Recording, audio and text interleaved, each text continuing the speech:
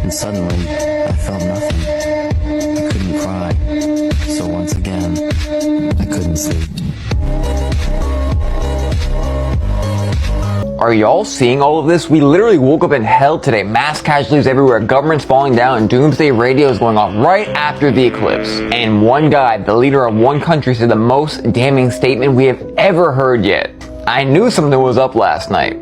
Told you I didn't feel like recording, but I had to. Oh yeah, and they're threatening to burn down a cathedral in France. And if you don't think this has to do with the eclipse, you're fooling yourself. This is what I said last night. Is WAR coming? So let's start right here. I gotta block it out for social media. So 15 Nepal teenagers have been unalive so far after they tried to storm the Capitol and officers started firing into the crowds. I'm telling you, like a gate to hell literally opened up with that eclipse. Because 4 or 5 mass casualties all at the same time? Okay, now right after the lunar eclipse, a Russian doomsday signal starts releasing cryptic messages.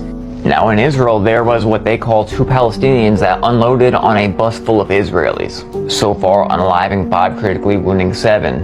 And then Netanyahu comes out and says, y'all better evacuate Gaza right this minute. But this was Gaza this morning. They've been bombing Gaza all day yesterday and today. Now don't get mad at me, I'm literally just reporting to you facts on both sides of the aisle. And while this is going on, what you're seeing behind me is the biggest Palestinian protest we've ever seen happening in Mexico right now. Remember, Mexico's mad at the US because all the things happening between us and Venezuela. And now relating to that, Maduro is equipping every citizen he says with weapons. They said the US will never storm Venezuela. Completely unrelated, 1000%. Literally, come on guys. Don't forget I showed you this in an older video. New deals, new licenses, a whole lot of oil. But again, that's unrelated, just telling you guys stuff. And of course, in France, these guys are threatening to burn down the Notre Dame Cathedral. Their demand is the French government release their homeboy. There's also been 3 major floods and major earthquakes since the eclipse. Now, I can't say this part word for word, it's the biggest part, but the leader of the US came out and said that all of something, he posted on Truth Social, all of something is poison. All of something, huh? He didn't say something, he's posting about something. Maybe a little pig Latin. Maybe something that has to do with little Edel to figure it out. Let me know what I missed. Humans, something bigger than your lives is about to happen on your planet. This is not a game. For too long, you have been dedicated to starting wars. Now, this will lead to your extinction.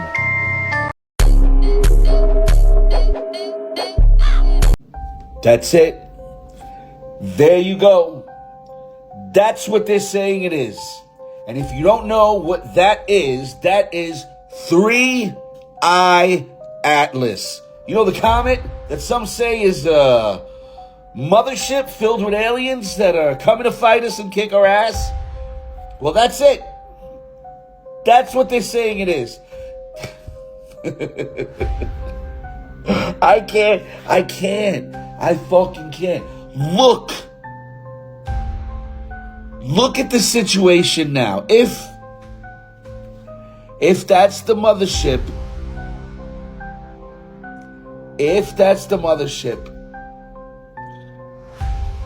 we're cooked.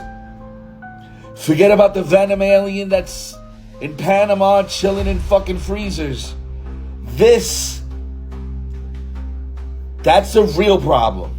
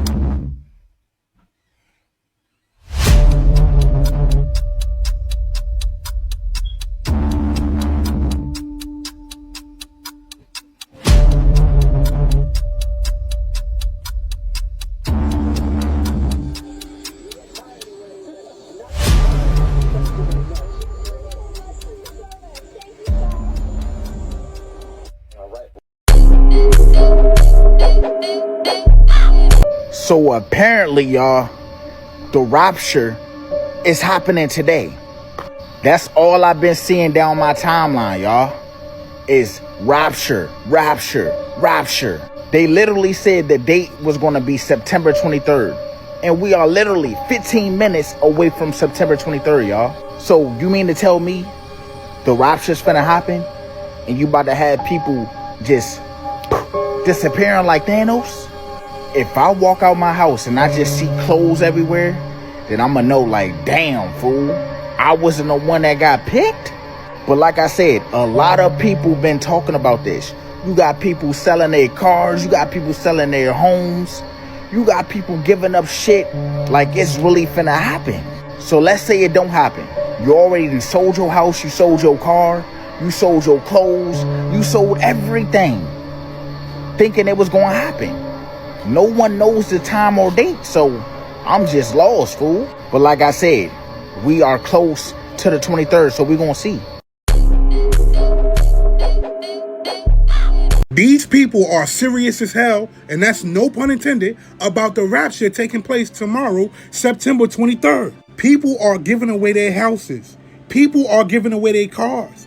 People are leaving laminated notes in their house of what to do when the rapture happens if somebody gets left behind and they're gone. This man, who is an Uber driver, just got a large, healthy donation from somebody that came out of a church asking him, is he ready for the rapture? Oh, you don't know what I'm talking about, right? Look at this shit. Listen to this. Like, I promise, I'm not laughing at, I'm not trying to disrespect anybody's beliefs or anything like that, but I'm driving Uber, right? And so I had no idea that the rapture was coming. And so I picked up this couple from church, and they get in my car, and, they're weeping. And I'm like, hey, hi, how you doing, whatever, is everything okay? Because I saw, like, they were, like, not, like, hysterically crying, but they were, like, emotional, right? And so I'm like, hey, is everything okay? They were like, yeah, the Lord is coming back. Jesus is coming back tomorrow. And I was like, wait, like, tomorrow? They were like, yeah, I think it's, like, between the 23rd and the 24th. I was like, okay. Now, when I did go to church, I just assumed, this is just me, I thought it said it didn't, they know the hour. Listen. When he coming back, it's been, like, 2,000 years since he left, and now he's supposed to be coming back and stuff. So I don't know, it's not my lane. However, they got in the car and they were like weeping, and so they tell me this, and so we're talking, and they're like, well, how are you? Is everything okay in your life? Like, Listen. We're trying to donate our money because we're not going to be here. But look what else he says, though. Listen to this right here, though. They were like, we were just praying because we have all this money, we want to give it away. So they were like, we were in church and we prayed like, Lord, we're going to order this Uber, and whoever our Uber driver is, we know that this person is going to need this money, so we want to go ahead and bless them with the money. You can. A gift from God. So look at so they give me like this bundle. So it's like a bundle full of cash. Now keep in mind, in this bundle, there's even coins in it because it was like in this like cup thing here. Out the collection so there's plate? even like euros, and I see some Canadian money in here. So there's dollars, there's hundreds, there's 20s, there's fives, like there's all the denominations inside of this. So I have yet to count it up. So I'm gonna count it up and come back. Hold on. Okay, so I counted the money. It turned out to be $1,915. Y'all know I don't get on this app playing with God. What's going on right now? I'm gonna just say this: if indeed the rapture doesn't happen between the 23rd and the 24th, I guess that was just a gift from God, right? What are these people gonna do?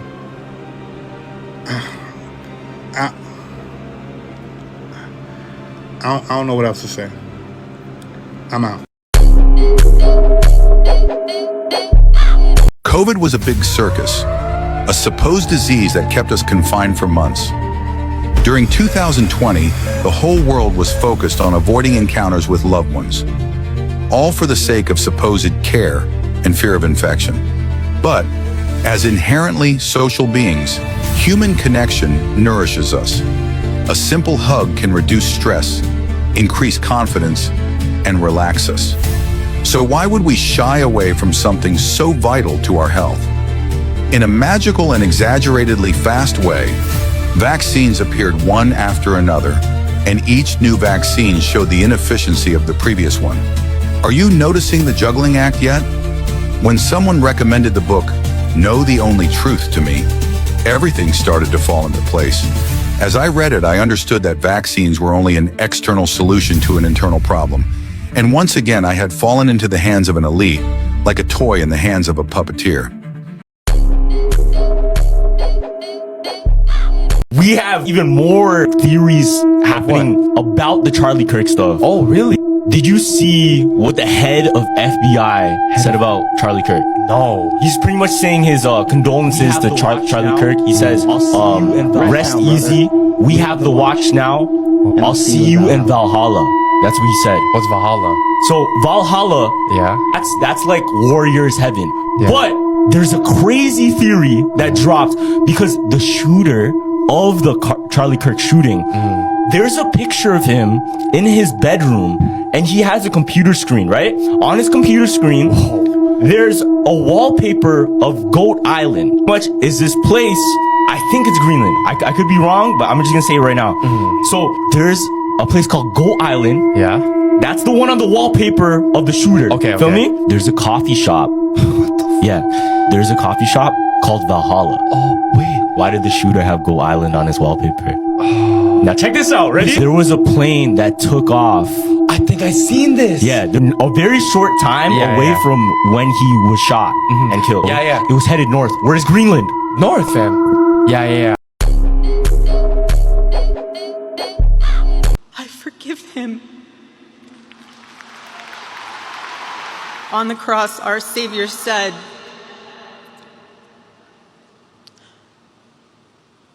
Father, forgive them, for they not know what they do. That man, that young man, I forgive him.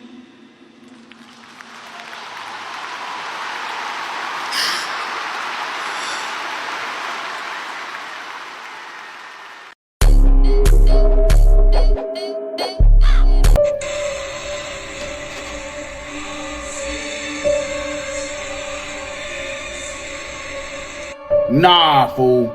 There's no way she just did this. Donald Trump like, do it. Y'all, this means I love you. Remember, this was played on all major networks. Charlie Krik Memorial was something to remember. And this is gonna make me remember forever. It was some other things that was going on too. Y'all gotta understand, Charlie Krik Memorial brung all these people together, even the people that had beef. Just so many things happening at this memorial. It was crazy to see. But the highlight of the memorial was Erica Kirk. R.I.P. to Charlie Krik. I feel like Erica Kirk would be a good actress. Can't y'all see her playing like on a movie or a TV show or some shit? I don't know about y'all, but I can see it. Am I tripping? But this, y'all, highlight of the night. Y'all let me know what y'all think about this down below in the comments. This shit is crazy, fool. So did you happen to hear what Tucker Carlson said at Charlie Kirk's memorial? Before I roll the clip, I think it's kind of crazy that while everybody's unfollowing, mass unfollowing Andis K, little pig Latin, that Erica herself is actually following her. What seems to be going on right here? And TikTok, don't you touch this video. It's on mainstream news. Ultimately, he was a Christian evangelist. And it actually reminds me of my favorite story ever. So it's about 2,000 years ago in Jerusalem, and Jesus shows up and he starts talking about the people in power, and he starts doing the worst thing that you can do, which is telling the truth about people, and they hate it, and they just go bonkers. They hate it, and they become obsessed with making him stop. This guy's got to stop talking. We've got to shut this guy up.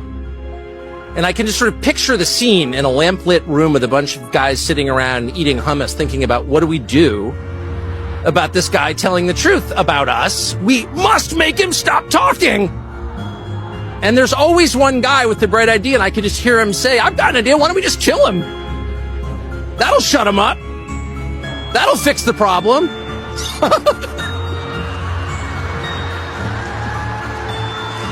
It doesn't work that way. It doesn't work that way. Everything is inverted. Of course, that's unrelated to the whole thing, but the end, inversion. We have not even begun to see how weird this gets.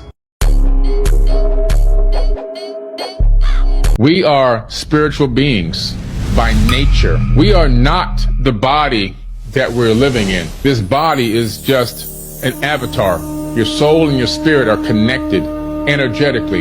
You are a multi-dimensional, immortal, eternal being already. You always were and always have been and always will be. Hoping and wishing that this avatar is going to make it into eternity is an absolute fallacy. You are already divine and you are already eternal. Your spiritual energy is part of the God consciousness, the Christ consciousness. You are already eternal. You are the universe experiencing itself as an individual, the illusion of an individual, to gather information and data and to learn and to express. And through this expression, if you're living through the spiritual eyes, you'll realize that there's a lot of room for growth and ascension. Through different eyes, you may feel that there's a cap on how far you can go, and you might wait to die so that you can live. When through spiritual eyes, you realize that your mission is to bring heaven to earth and to live now. And then when this corporeal body passes away, you will continue to live. But the mission is, how long will it take humanity to convert this planet into a heaven, to a golden age? Did you know some believe Michael Jackson never died, but hides in Sinaloa, protected by a cartel? Officially, he passed in 2009 from a drug overdose, and the world mourned. But witnesses swore they saw a man identical to him leaving his mansion hours later. That same night, a jet flew to Mexico with no passenger list. The theory says Michael knew his life was in danger, drowning in debt, lawsuits, and pressure. He supposedly struck a secret deal with a cartel he once worked with in the 1990s. In exchange for protection, he gave them investments, contacts, and offshore accounts. Since then, blurry photos and videos appear. An older man in a hat and glasses, guarded by armed men in Culiacan. Some say he still writes music in hidden studios. Others claim he lives like a ghost, watching the world he left behind. Myth or truth? Did the King of Pop trade the stage for a fortified ranch in Mexico? Michael Jackson was way ahead of his time, literally. And that's why most people misunderstood him. MJ carried a high-level indigo type 1 soul template. He was a frequency coder and a sonic alchemist. He didn't become the King of Pop. He volunteered to embed healing tones and planetary memory codes into mass consciousness through music, and music will save the world.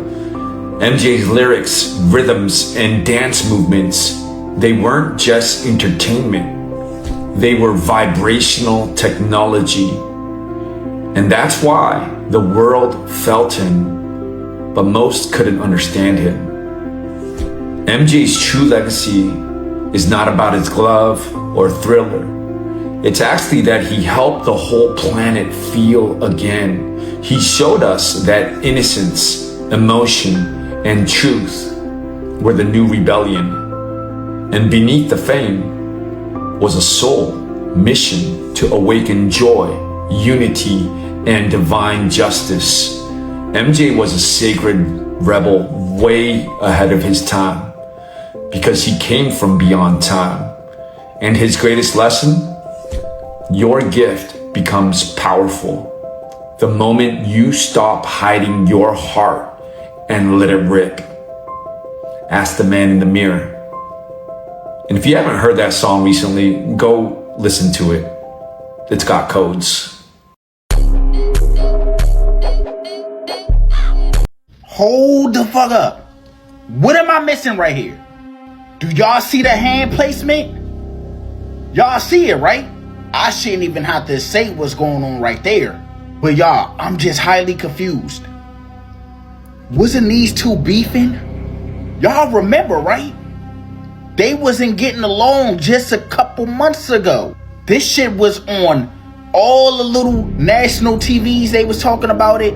They was talking about it on social media. Them two was even going back and forth when he alleged that Donald Trump was on that list. Y'all know what list we talking about. So how fitting is it for them to be sitting together during Charlie Kirk's memorial in front of everybody to see, because it was nationally televised on all networks. And y'all see, it just make you think, like, were they even really beefing? Like, what's going on, fool? I want to say a lot, but I can't say too much. But y'all can put 2 and 2 together in the comments. What do y'all think really going on with this? Like, was this beef real or not? Alright guys, this video is only for the people that think that know the day of judgment is tomorrow and they're about to get raptured by Jesus. So this video is for you. For if you guys believe 100% that you're about to evaporate tomorrow or disappear from bed because Jesus took your life away, disappear into heaven, this is your last chance to not leave your fortune go to waste. I give out the money to, I know people in need. Like for instance, this DM I got, yes, this is a real DM I got after my last post. It said I popped up on the For You page, and please, if you have anybody that you know that is in need of money, I'm trying to get good deeds. And say less, cause ain't no way this is real. Ain't no way people are actually thinking this. Cause bro, I have a lot of people that are in need of money. I'm one of them, yes. And yeah, just DM me. I'll give you my Cash App, PayPal, Venmo, anything you need, cause I know where to put that money into. I'll make sure it's in good hands. And yeah, I can't wait till you get raptured tomorrow. Did y'all just hear what the leader of the entire world just said? And I'm not talking about Tylenol, but we'll get to that too. It's getting pretty confusing because they're saying contradictory things. And of course, definitely the owner of Tylenol responded. By the way, look at that right there. Stop putting ads on stuff y'all don't own. But before this very strange video, let me preface this video. This is not medical advice. I'm not a doctor. I'm just showing you what the leader of the world himself is saying. Oh, and final thing. TikTok, if you so much as even touch or even look at this video wrong, I'ma sue you. How are you gonna block what the president says? And it's so important to me to see the doctor 4 times or 5 times for a vet. Don't let them pump your baby up with the largest pile of stuff you've ever seen in your life going into the delicate little body of a baby. Even if it's 2 years, 3 years, 4 years, you just break it up into, I would say 5, but let's say 4 visits to the doctor instead of 1. Pretty wild. And he also said this about changing the substance in them. We're in the process of taking out mercury and aluminum now. You know what mercury is, you know what aluminum is. Who the hell wants that pumped into a body? Now we have RFK, who notes that you never see really old people with a certain condition. It's always children or young people. I've never seen a case of full-blown autism, and I mean profound autism. I want to be very careful. Headbanging, stimming, toe walking, non-verbal, non-toilet trained. I've never in my life seen a 70-year-old man who looks like that. You're only seeing it in the kids. It's an epidemic. Now to the Tylenol. So he said basically that it may have been allegedly a cause, and they said that it itself is not a cause, but something it does in the body is a cause, and this is what they say. Again, no medical claim, not my words, not anything. I'm not telling you what to believe. I'm just showing you what they're saying on the news and major headlines. TikTok, y'all really need to come to Facebook and Instagram. In the control room, please bring this up. A statement from the maker of Tylenol, Kenvue. Quote, sound science clearly shows that taking acetaminophen does not cause autism. We strongly disagree with any suggestion otherwise and are deeply concerned with the health risks this poses for expecting mothers. It's so wild how the world is radically divided between 2 extremes and they all think something separate from each other. Let me know what y'all think. The deal, the official deal later this week at some point. Under the terms of this deal, TikTok will be owned by a majority of American investors and controlled by a board of directors with extensive national security and cybersecurity credentials. In partnership with the U.S. government, Oracle will serve as TikTok's trusted security provider, and they will independently monitor the safety and data security of all U.S. user data on TikTok's platform. Americans' data will be stored securely in the United States without access from China.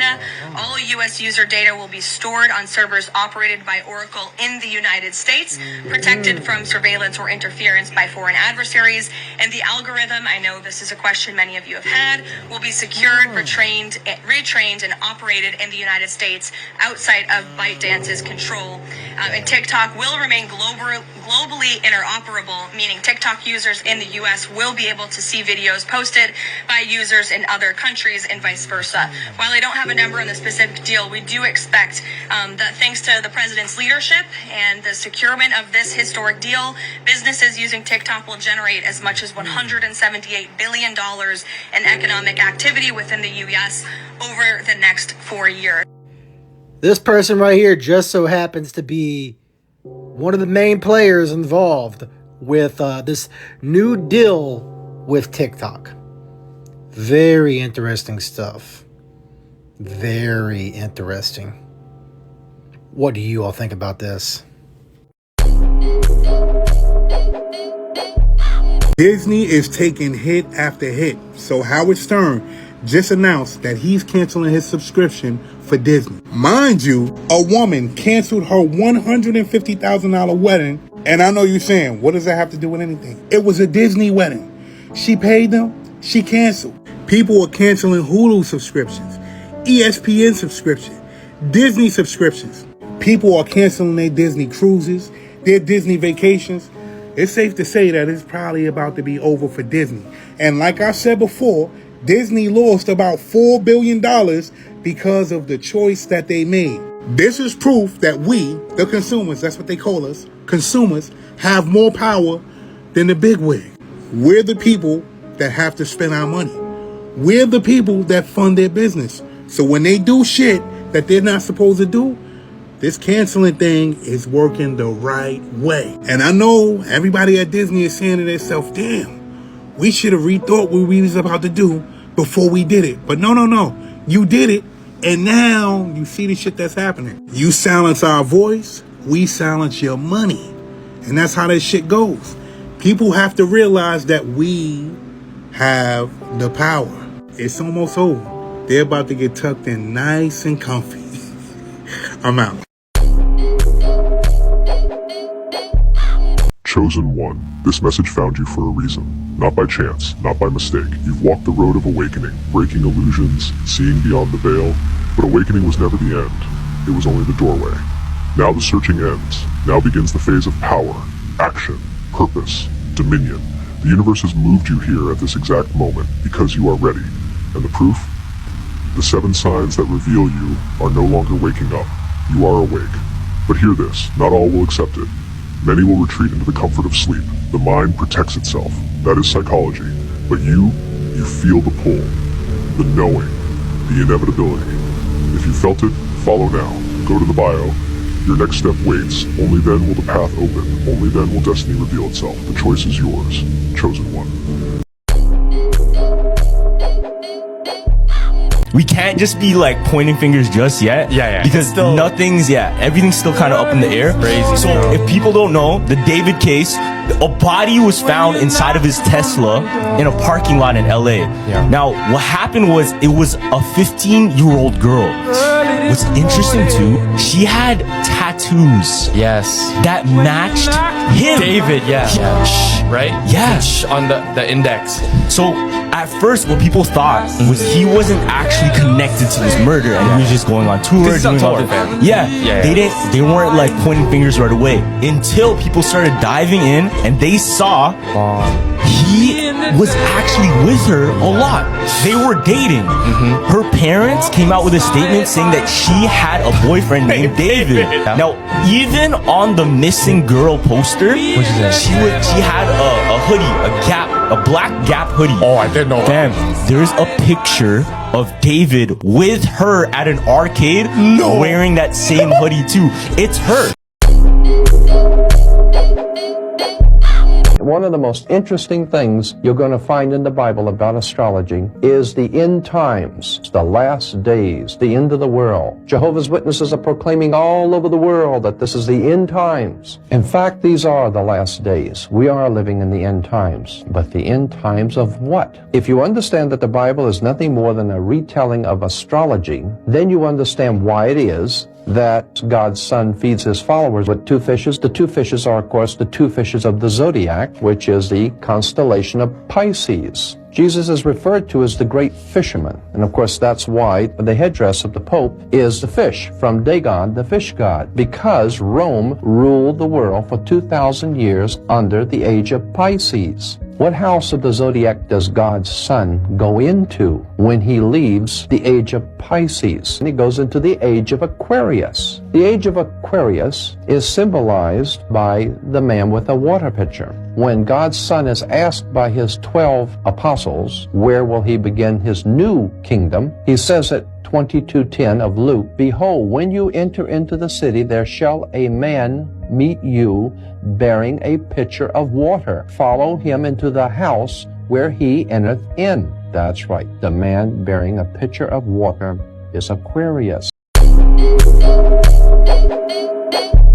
Have you ever heard of La Mano Peluda? Yeah. For the people that don't know, pretty sure like our Mexican supporters, they know what La Mano Peluda is. For the ones who don't know, it's a radio show. People will call and tell their creepy, scary stories. There's this one case about a caller. His name is Josue, and he was claiming that he's being taunted by like malevolent spirits, demons, and stuff like that. When he was young, his family went through like an economic crisis, so like there was broke, there was late on bills, and he was trying to find ways to get money. He eventually came across a book that was in Hebrew, basically taught you how to summon Satan and how to do witchcraft. Oh hell no. He starts to practice it. Nothing really changed after that until his second encounter. He said his second encounter was with a pig that talked. They go to this cave. They're in this cave for 21 days. And then when those 21 days are up, they give him a ring, and it's the ring of Solomon. So with that ring, he could literally summon any demon that he wants. If he wants money, this demon. If he wants this. Yes. But in order for him to do that, he would have to sacrifice a family member. Dije, mi madre, pues no la quiero mucho. Mis hermanos, pues no, porque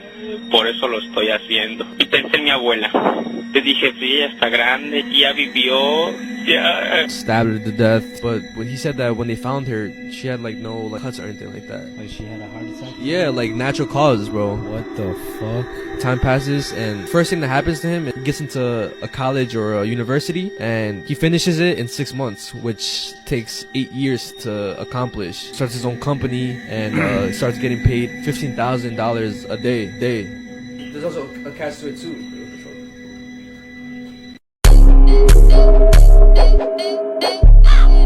Oh, fuck no. Y'all, what the hell is going on at this ceremony? At the Charlie Krik ceremony, y'all. This shit is weird to me. It's not weird to y'all. What else do y'all notice that's weird to y'all about this picture? You can't make this shit up, y'all. This shit is weird. I seen the video and I can't find it no more. I should have saved that jump. But look at Elon Musk's left hand. Look at that jump. What do y'all notice about Elon's left hand? This shit is weird, fool.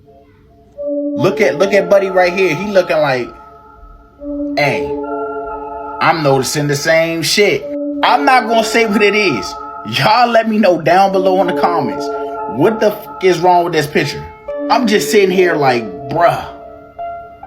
If y'all don't know this, I can't see for y'all. I know what my eyes see. Y'all tell me what y'all eyes see.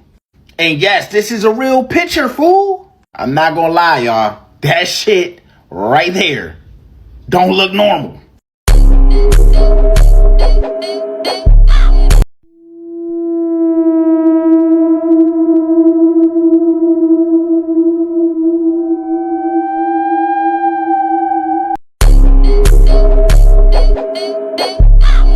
As the net was coming down, apparently Earth realized that this craft was from our past and was able to dock it.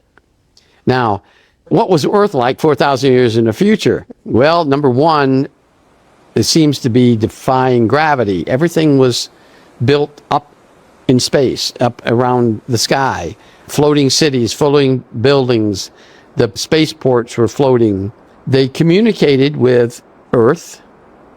But here's the problem. Earth was talking English, but there was so much terminology mixed in that the astronauts didn't understand it. And here's the reason. And you think about this, it only makes sense. As our technology advances, we have to create different words and phrases. And so 4,000 years into the future, there's so much new technology that these astronauts couldn't understand what these Earthlings were talking about. They interfaced with them. They looked the same, although they appeared all to be taller than humans in the 1980s. Interesting. But they were taller. Every one of them were taller. And most of them lacked hair. So you would fit right in there. You beat me to the joke. Why do you have reptilians? Are they the reflection of some inner conflicts in your universe too? Reptilians are part of an inner conflict, yes. And they exist on Earth and anywhere else because they are also us, they are also you. If reptilians exist, because after all the data you've seen, you know they have to be there, must be there, and knowing that this universe is based on duality, then, as a consequence of the reptilians' existence, then the opposite must also exist. Bad alien, good alien. That can be also used as an argument about our existence, the Taigetans. We do consider ourselves to be the opposites of the reptilians, their nemesis.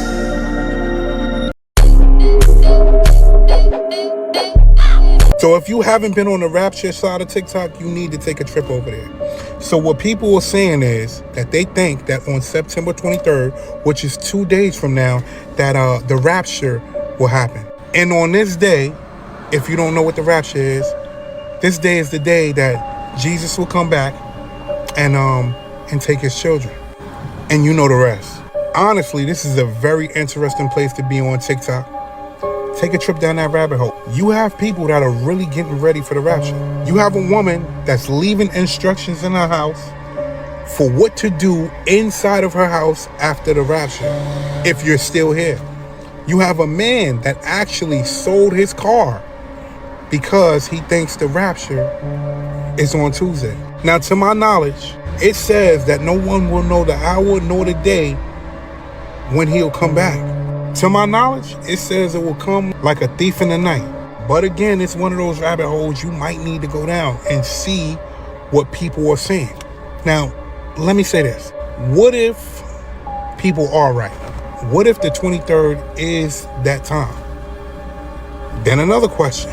What if people are wrong? You sold your car. You got some people that's saying that they're selling their house. What if they're wrong?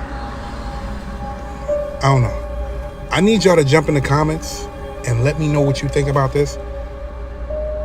This is real. This ain't fake. It's real. I'm out. The rapture is coming in just 2 days from now, September 23rd to September 24th. Or at least, that's what a lot of people are saying. Thousands of Christian influencers are saying that God himself told them that he was coming on the 23rd and the 24th in the Feast of Trumpets. And oh man, is it not just them. Preachers are coming out saying that God specifically told them he was coming. Y'all hear that? Y'all feel that? I'm getting massive leave the world behind vibes. Of course he's wearing a Nasha shirt, right? I wonder what Nasha is going to, do in the coming future. But if I may, what happens if there is no rapture and we are all still here? Will y'all remember the people who told you it was going to happen? What will become of the church? What will people think of the Christians when they say you've said this rapture is coming every September for the last 20 years? I know one thing for certain, God does not lie. So either they are lying or deceived or mistaken, or they're not mistaken. God really did tell them that in 2 days that all Christians are going to disappear. Which one do you think it is? I pray every morning at 5 o'clock. My clock rings at 4:30. I'm up at 5. I take a shower, put my white robe on, I put the towel on the floor, and I face the east towards Mecca. And we say, surely I have turned myself to thee, O Allah, trying to be upright, to him who has originated the heavens and the earth. And I am not of the polytheists. Surely my prayers, my sacrifices, my life, and my death are all for Allah, the Lord of all the world. he thought that conversation was the only way to heal our country. And this was important, particularly important during a technological age when we are all hooked into social rhythms, social algorithms that are hacked into the reptilian cores of our brain. This is just my opinion. You can come to your own conclusion about this, but you heard what he said. I know that you heard exactly what he said right here. I mean, come on. You've just got to listen to the details. Why would he mention a certain animal and talking about your brain and stuff like that? Why would he? I don't know. You tell me what is going on, but I find that to be very interesting indeed. What do you think? Do y'all see Cardi album cover?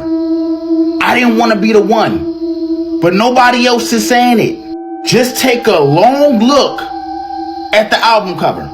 Y'all really think she went into the studio and was like, I want to wear all red, have my hair like this with crows in the background, and a pose like this with my red heel showing? Yeah, alright. Now to me, I feel like she had to, knowing her circumstances. And before I continue, congratulations, Cardi, on the album. This is not a knock on Cardi B, the person. This is a knock on Cardi B, the rapper. A lot of people feel like she did this album cover because she had to. Because they write all her raps for her, y'all. I'll say it's probably 90% of her album was written by multiple people. Hate to do it to y'all. She is a plant. I know it's gonna be people in the comments like, oh, you a hater. I'm not hating. Just jump down the rabbit hole. If you don't believe me, jump down the rabbit hole and you can figure it out like this. Do y'all know why it took her almost 7 years to come out with this album? Because she had to remember the whole album. Cardi B doesn't talk English that well. So if you got people writing for you and you got reference tracks you gotta get down packed, it's not gonna just take 1 year. That shit's gonna take a while. That's why I believe this album took so long to come out. And everybody know what this represents, right? In the conspiracy circle, the red shoe represents sacrifice, blood, and initiation into the elites. And then, y'all, you pair that with the blackbirds, or shall I say the crows, which means death and rebirth. Y'all don't remember Cardi B saying something in her died? What does she mean by that? Let me just start here. That Cardi B album is fire. So fire, that shit is platinum already. Oh, you don't believe me, right? Look at this shit. I need y'all to look at that shit right there. That say she platinum right now. The album just came out today. Now, let me tell you about the album. First of all, a lot of people thought Cardi was going to flop. Listen, Cardi even was kind of nervous about dropping. Cardi ain't dropped an album in how long? All right, check this out, right? First and foremost, the pain is in the album, but the title of the album is fitting. Am I the drama? She is bringing this shit on all levels. In this album, you could tell Cardi went through a lot of shit, but you could also tell she matured. See, like Invasion of Privacy, it was just a different knock. This album right here, this album is going to put the ladies in a different space right here. This is top-notch Cardi B right here. You got Summer Walker on the album. You got Lizzo on the album. You got Selena Gomez on the album. Kalani on the album. Cash Cobain on the album. Nah, she ain't miss. She did not miss. And she definitely about to make the haters be quiet. Because nobody, and I mean male, female, sold that much, that fast. I don't care who we talking about here. They're saying she's platinum right now.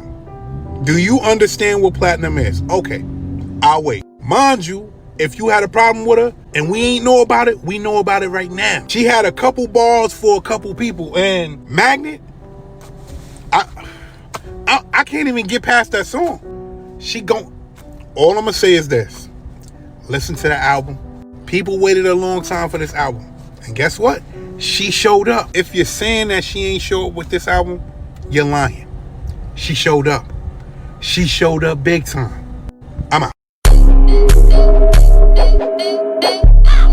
Okay, what in the world is going on with these celebrities right now? There's a complete synchronicity going on where something visually is happening to every single one of them.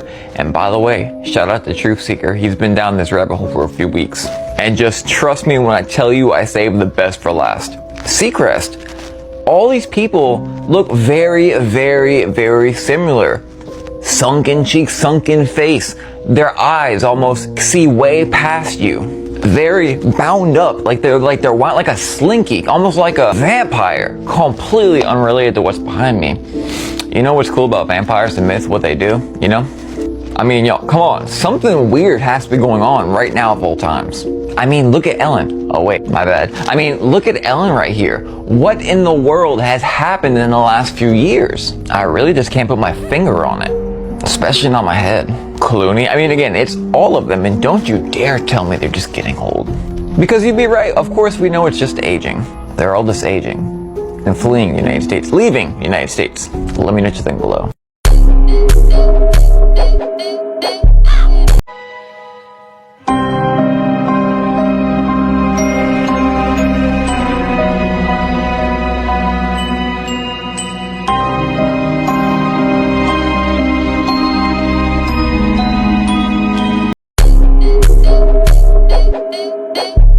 I'm looking through old portfolio of music and I heard this one song. Man, I can't believe I sang those kind of lyrics. And I went to sleep that night. I think I had my second child at this point. And in this dream, this is a dream now. This isn't the experience out of body. It was, I'm clearly aware I'm in a dream. I'm like, okay, Lord, and I'm aware that the Lord wants to teach me something. And the scriptures say that, you know, and deep sleep falls upon man in the visions of the night. He will seal instruction on their heart. That's in Job. I'm in a dark room and I'm standing. It was like I was placed there I'm just waiting what's going on. And I remember this bright light over my head that I knew was the Spirit of God observing me. So I'm like, why am I here? And then this person comes out, just walks out, and he's looking at me and he looks so familiar. Like I knew him. And I'm like, who are you? And his smile turned into this sinister, very wide smile, like the 1990s Disney cartoons, how they would have these very overly dramatic smiles. And he looked like a cartoon person. And I'm like, wait, who are you? And he said, I'm Drago. And I Googled that name. It's actually a demonic like deity. And so we're fighting in the dream now. He's trying to force himself on me. He's trying to inject like intravenous drugs. It was like a fast pace of how can I attack you? And I'm fighting, like physically fighting him. I remember thinking, God, why are you letting this happen? And I'm like, I rebuke you, you know, in the name of Jesus. And he's smiling and I'm thinking I have no power. I wake up. I'm like, Lord, what was that? That was so upsetting to me. And he said, familiar spirits. Okay, what are they? And then he led me into, I think it was in Leviticus, about not consulting the mediums and spiritists and familiar spirits and how they gain access to your life. So this could be through bloodlines, right? Occultic practices, music. And that night I had listened to a song. One of your songs, One of my songs. Yeah. And God allowed me to realize I was imparting things through my songs before.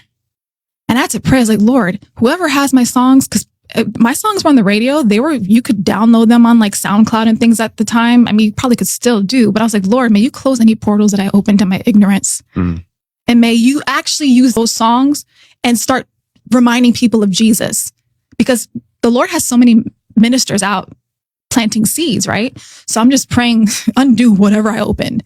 And that's when he started showing me music is not just to perform. It's warfare. It's a portal. My presence can go in and heal. Like it's a tool. This is Aaron Russo, a filmmaker and former politician. To his left is Nicholas Rockefeller of the Council on Foreign Relations. After maintaining a close friendship with Nicholas, Aaron eventually ended the relationship, appalled by what he had learned. I got a call one day from an attorney woman I knew, And she said, would you like to meet one of the Rockefellers? I said, sure, I'd love to. And we became friends, and he began to divulge a lot of things to me. So he said to me one night, he said that there's going to be an event there, and out of that event, you're going to see we're going to go into Afghanistan, so we can run pipelines from the Caspian Sea. We're going to go into Iraq to take the oil and establish a base in the Middle East, and we're going to go into Venezuela and try and get rid of Chavez. And the first two they've accomplished. Chavez they didn't accomplish. And he said you're going to see guys going into caves looking for looking for people that they're never going to find. You know, he was laughing about the fact that you have this war on terror. There's no real enemy. He's talking about how by having this war on terror, you can never win it because it's an eternal war, and so you can always keep taking people's liberties away. And I said, how are you going to convince people that this war is real? He said, but the media can convince everybody it's real. I mean, you know, it's just that you keep talking about things, you keep saying it over and over and over again, and eventually people believe it.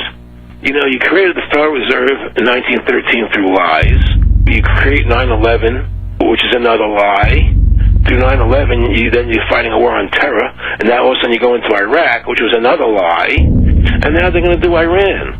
You know, and it's all one thing leading to another, leading to another, leading to another. Now, I would say to them, what are you doing this for? What's the point of this thing? You have all the money in the world you ever want. You have all the power. I said, you know, you're hurting people. It's not a good thing. And he would say, what do you care about the people for? Take care of yourself and you take care of your family. And then I said to him, what are the ultimate goals here? He said, the ultimate goal is to get everybody in this world chipped with the RFID chip, and have all money be on those chips and everything on those chips. And if anybody wants to protest what we do or violate what we want, we just turn off their chip.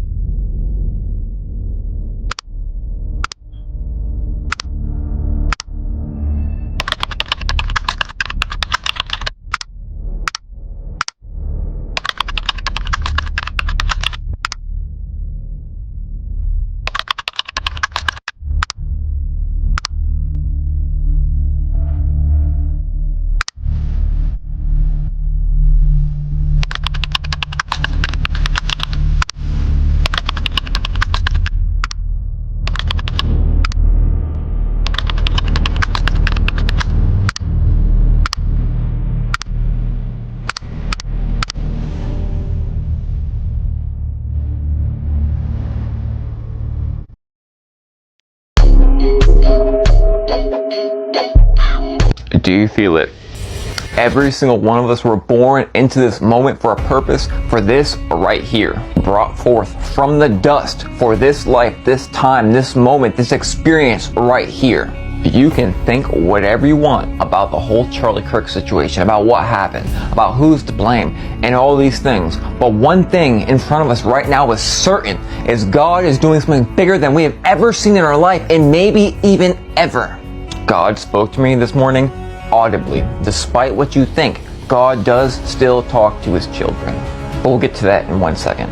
Right now, there is downright a radical movement to salvation all around this earth.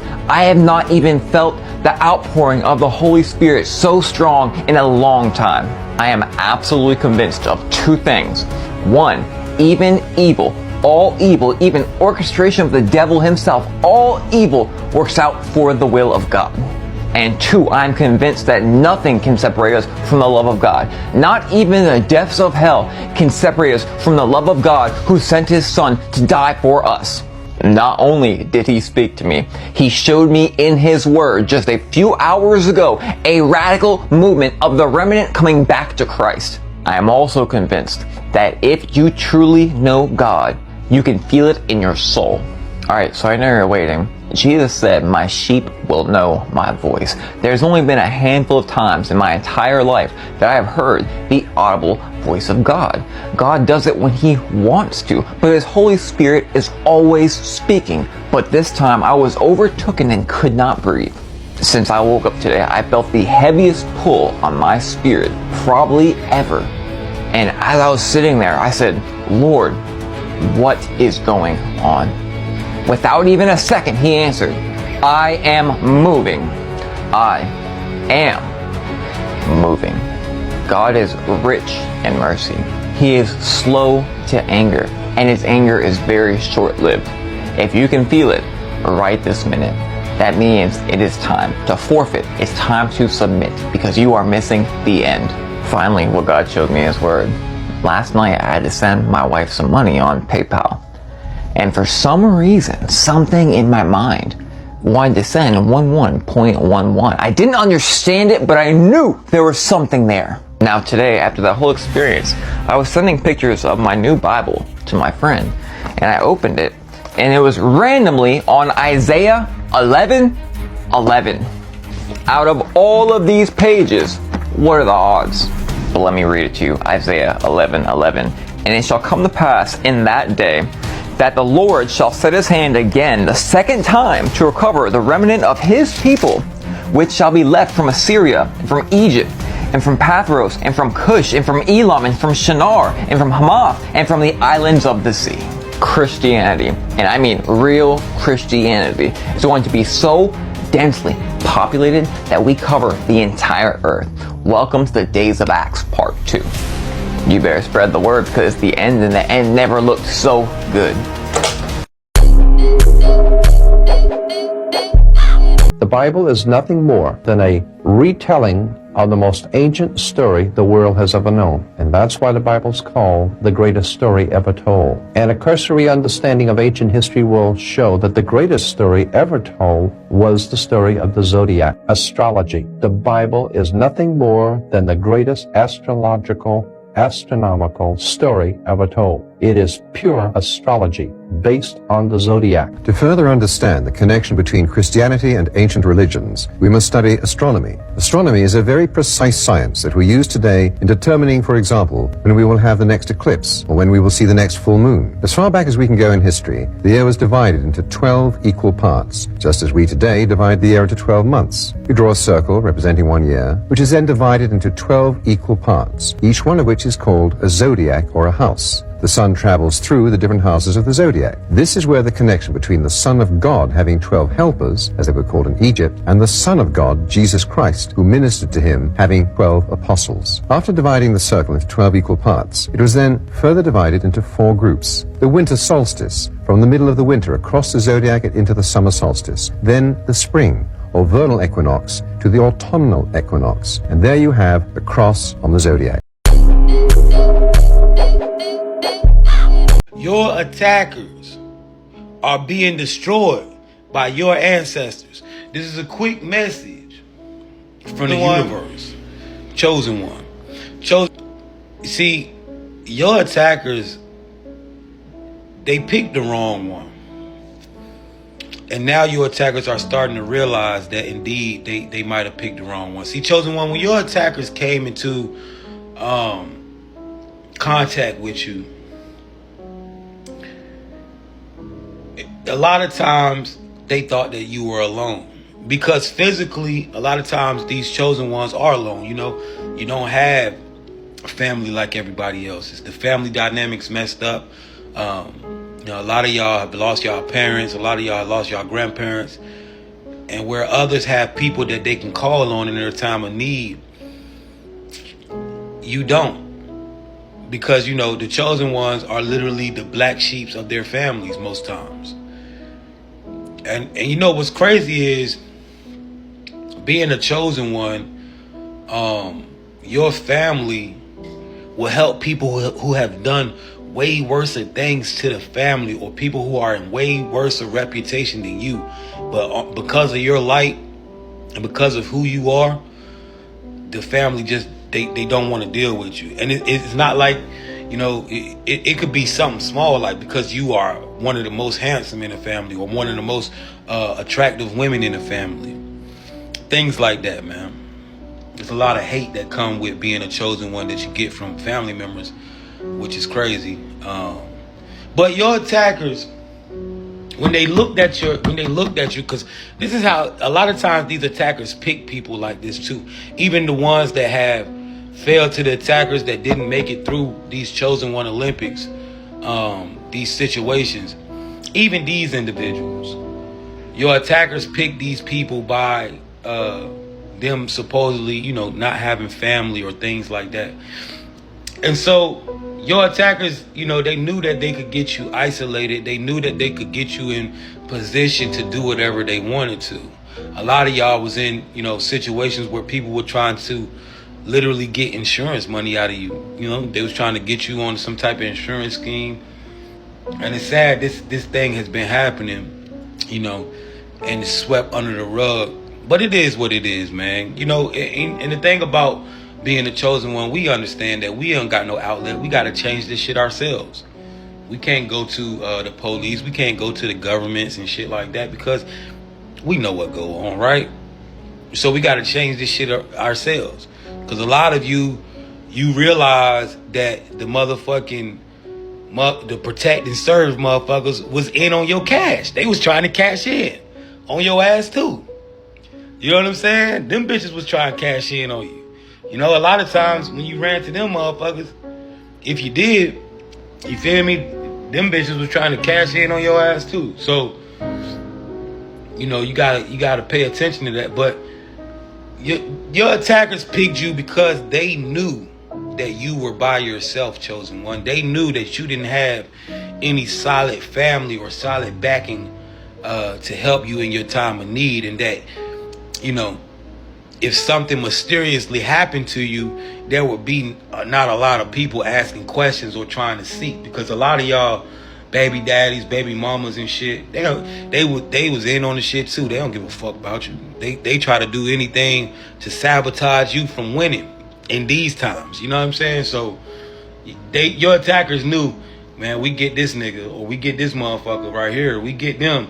Ain't gonna be too many questions asked. It's an easy check. And it's gonna be swept under the rug. Shit, them motherfuckers will be happy that he's gone or that she's gone. But see, chosen one, what your attackers didn't understand was your ancestors, the ones that you have lost since you have been in this world, they signed a contract to get you up until where you needed to be. They knew that you would need them more in spirit form than you would need them in the physical. Chosen one, they don't realize your ancestors, way before we was even here in the spirit realm, they played that position purposely. They said, yo, this is the chosen one of our lineage. This, he or she is going to change the trajectory of our bloodline. When we come in here, we're going to live our life, but we're going to make sure that when this person is in their time of need, we're going to be chosen one. Your attackers are being destroyed by your ancestors. You have an ancestor, a grandmother, a grandfather, a mother, a father, a great aunt. Chosen one, even ancestors that you do not know from years and years and years pre-lineage of you, of your descendant, are destroying. And I'm not talking about your cosmic ancestors, because we understand that you are in contact with your cosmic ancestors. I am talking about, chosen one, you have some earthly descendants that have long passed away and that have been gone, some that you don't even know, and they are tormenting and destroying the attackers in a way that is crazy. Chosen one, people are seeing your grandmothers, people are seeing your grandfathers, your moms, your dads, your uncles, your cousins in dreams, and they don't know who these people are. Chosen one, if you were able to see these ancestors that are tormenting your attackers, you wouldn't know who they were. You know, the close ones to you. See, chosen one, they didn't realize you came from and see, the thing is, chosen one, why this is happening is because a lot of your ancestors were tormented by these. See, chosen one, this thing has been going on for a while. You have been the one to defeat. You have been the one to defeat these people. These elite attackers have been punishing and traumatizing your bloodlines forever. And chosen one, you have activated your ancestors, because your ancestors, you woke ancestors up who were sleeping, who didn't want to be bothered, but they seen what you went through. And more important, they seen how you handle it, and they activated themselves. They woke up, chosen one. They got up. They said, you know what? It's time for us to rise. And because of the things that you were able to do, how you handle your situation, your ancestors rose in defense of you, and they are tormenting your attackers. Chosen one, your attack, anything that your attackers is trying to do right now is being destroyed by your ancestors. Your attackers are seeing people in their mirror, in the shadows, and they don't know who these people are. Chosen one, these are your ancestors destroying your attackers on a level that you cannot imagine. They thought that you did not have anyone backing you. But what they did not know is that you had attackers who were activated by you being able to overcome and stand strong in these attacks. You made your ancestors proud, and now they are riding on your behalf. Any attacker that has done something to you shall see your ancestors.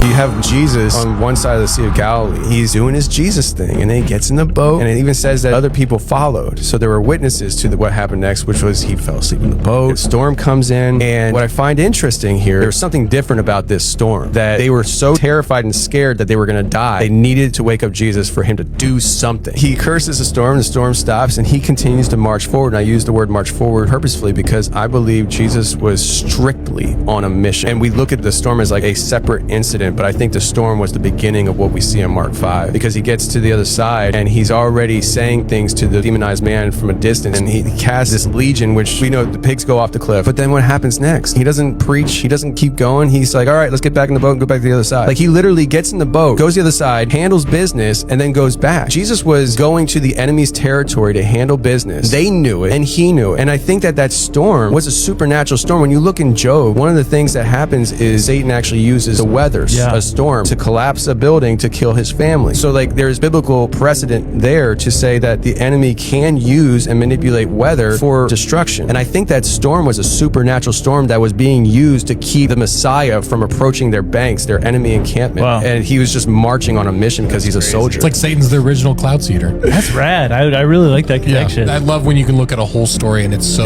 fluid like that. You're like, yeah, that makes total sense. That's a complete possibility. Are y'all seeing the things that are happening in Italy right now, and the things that have been happening in Italy? By the way, schools in Italy now are telling their students how to cope with natural disaster. That's where we are. Just because I have not been reporting on the floods does not mean the floods have stopped. The floods are the same, if not worse, than they were a few months ago. And completely, 1000%, trust me, unrelated. Have you seen what's been happening in Italy the last few days? They're coming out in the hundreds of thousands, protesting something happening in the Middle East. By the way, read that right there above me. Just read it. Please read it. We'll come right back to Italy. Are you aware there's a massive typhoon, Category 5 typhoon, that's about to demolish everything it touches? You know, the weather surely does have a mind of its own. We're also watching those. This year is crazy. We've seen more vehicles go down flooded rivers than we've seen people with common sense. And completely unrelated, at the top you can see how beautifully blue the sky has been in Italy. Y'all know I just love showing you the sky. The weather certainly does have a mind of its own, doesn't it? I know I can't be the only one creeped out by this right here. A 12-foot statue, a golden statue of Trump, was installed outside of the U.S. Capitol. And he is holding a Bitcoin. Again, this is very bizarre stuff indeed. This almost borders on the line of idol worship. It really does. I mean, I know I can't be the only one to see an issue with this right here. It's definitely a sign of the times. It really is. It's a sign of the times that something like this is installed. All gold, a statue of Trump holding a Bitcoin.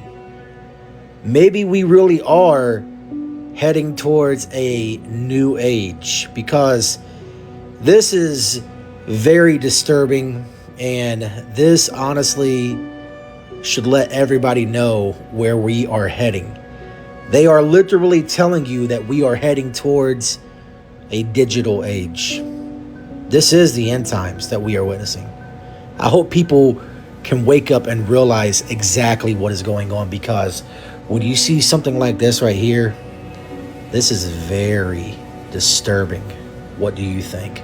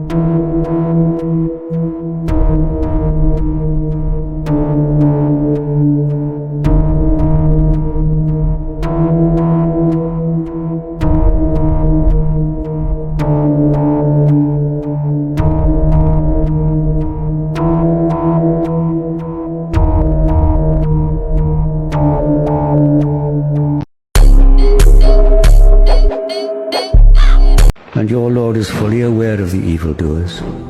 If they should reject you, say, my deeds are mine, and your deeds are yours. You are not accountable for my actions, nor am I accountable for what you do. Some of them appear to be listening to you, but can you make the deaf hear, incapable as they are of understanding? Some of them look fixedly at you, but can you make the blind see, bereft as they are of sight? Surely God does not wrong people at all, but people wrong themselves.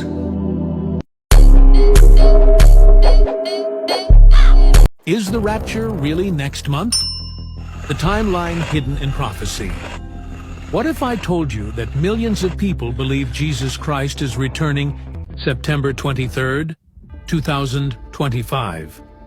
That's the date circulating through prophecy circles. You will be shocked when you find out the 4 reasons people believe the rapture will occur in September 2025. Reason 1.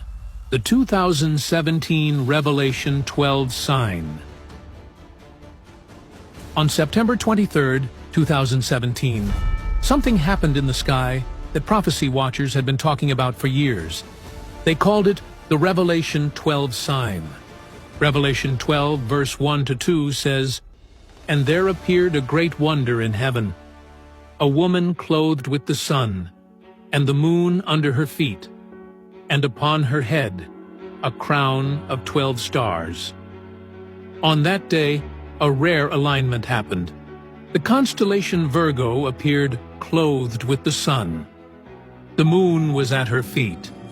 9 stars from the constellation Leo plus the planets Mercury, Venus, and Mars formed a crown of 12 stars over her head. The planet Jupiter had spent months in Virgo's womb area before exiting, like a birth. Astronomers calculated that this exact alignment had not happened in this way for at least 7,000 years. Was it coincidence, or a cosmic fulfillment of John's vision? And if it was fulfillment, what comes next in the prophecy's timeline? We will answer that soon, but first, reason 2, the feast that no one knows. Let's move to a compelling piece of this prophetic puzzle, Jesus' own words about timing. But prepare yourself, because what I'm about to show you is going to completely transform how you read one of the most quoted verses in all of Scripture. But of that day and hour no one knows, not even the angels of heaven, but my Father only. Matthew 24:36. For centuries, Christians have interpreted this verse as the ultimate prohibition against even trying to understand prophetic timing. Pastors have used it to shut down any discussion about the rapture's timing. Bible scholars have quoted it to dismiss anyone who dares to connect current events with biblical prophecy. What if Jesus wasn't hiding the date? He was highlighting it? Here's the key that changes everything. In first-century Jewish culture, there was one specific feast, only one, that was literally known by the exact phrase, "No one knows the day or the hour." It wasn't a general saying, it wasn't a figure of speech. It was the actual name of a specific holy day, the Feast of Trumpets. Now, before you dismiss this as coincidence, let me show you why this feast was called by that exact phrase and why it matters more than you can imagine. The Feast of Trumpets was the only Jewish feast that began on the new moon.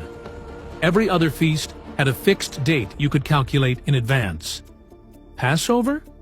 The 14th day of Nisan. The Feast of Tabernacles? The 15th day of Tishrei. These were predictable, schedulable, plannable. But the Feast of Trumpets? It started on the first day of Tishrei, which was determined by the sighting of the new moon. And here's what's absolutely crucial to understand.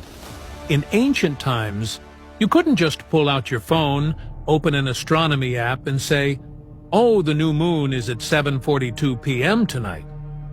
The feast couldn't start until two qualified witnesses actually saw the first thin sliver of the new moon appear in the darkening sky.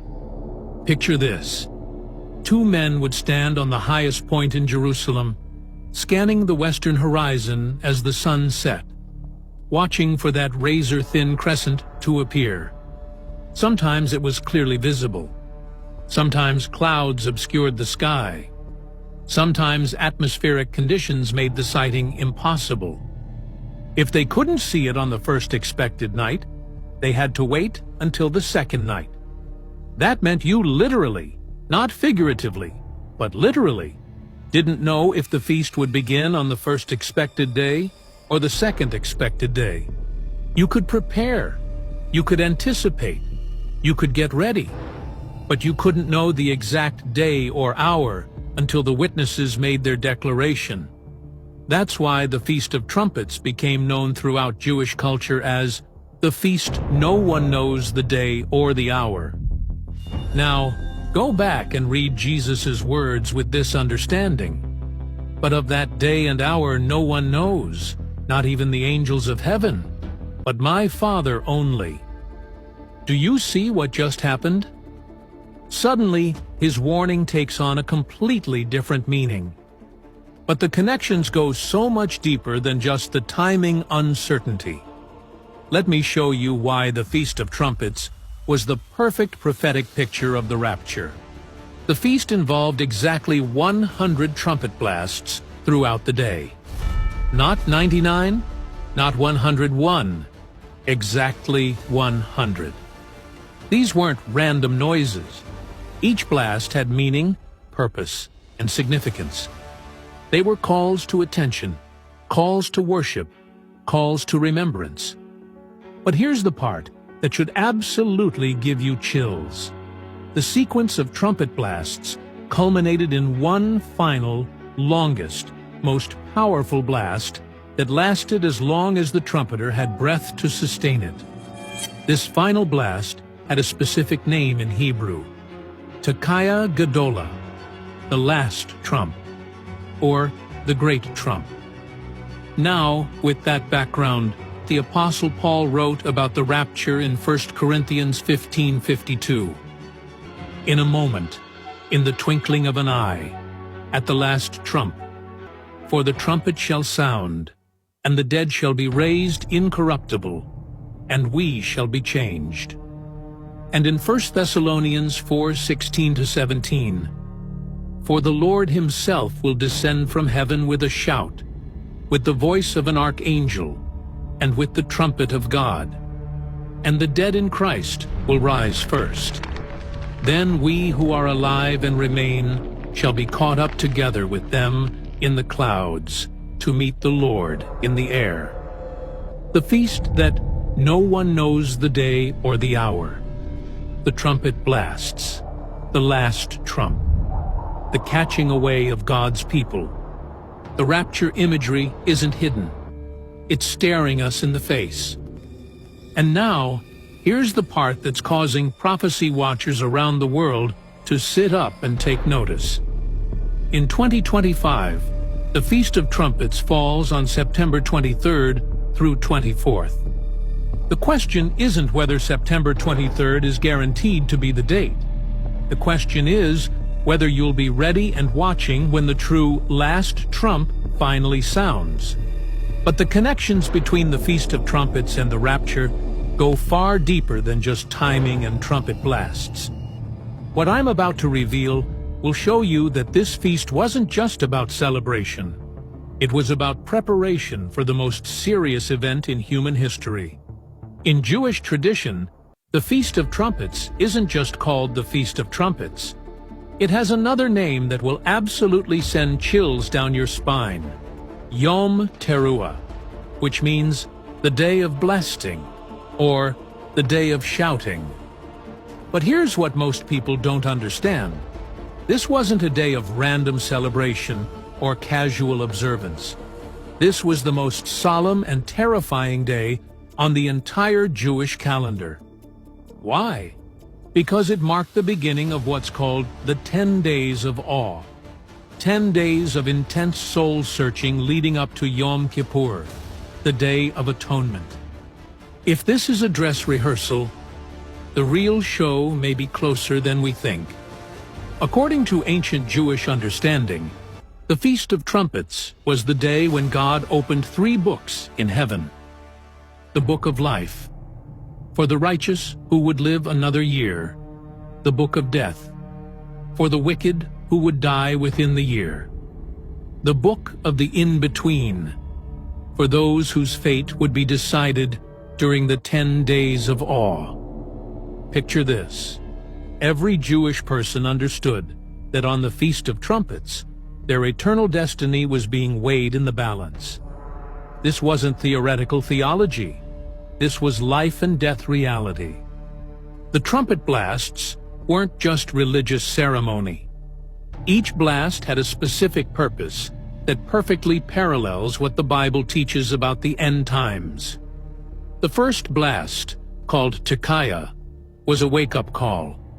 It was designed to startle people out of spiritual sleep and complacency. Sound familiar? Jesus repeatedly warned his followers not to be found sleeping when he returns. The series of short blasts, called Shevarim, represented the breaking of hard hearts. These staccato bursts were meant to shatter spiritual pride and bring people to repentance. The rapid-fire blasts, called Teruah, created an atmosphere of alarm and urgency. This was the sound of warning that judgment was imminent and time was running out. The final long blast, called Tekiah Gedolah, was the last trump that signaled the end of the opportunity for repentance and the beginning of divine judgment. Do you see the prophetic pattern here? The trumpet sequence wasn't random. It was a precise countdown to judgment that mirrors exactly what Revelation describes happening at the end of the age. These weren't just religious observances. They were considered rehearsals for the final judgment. But here's where it gets absolutely mind-blowing.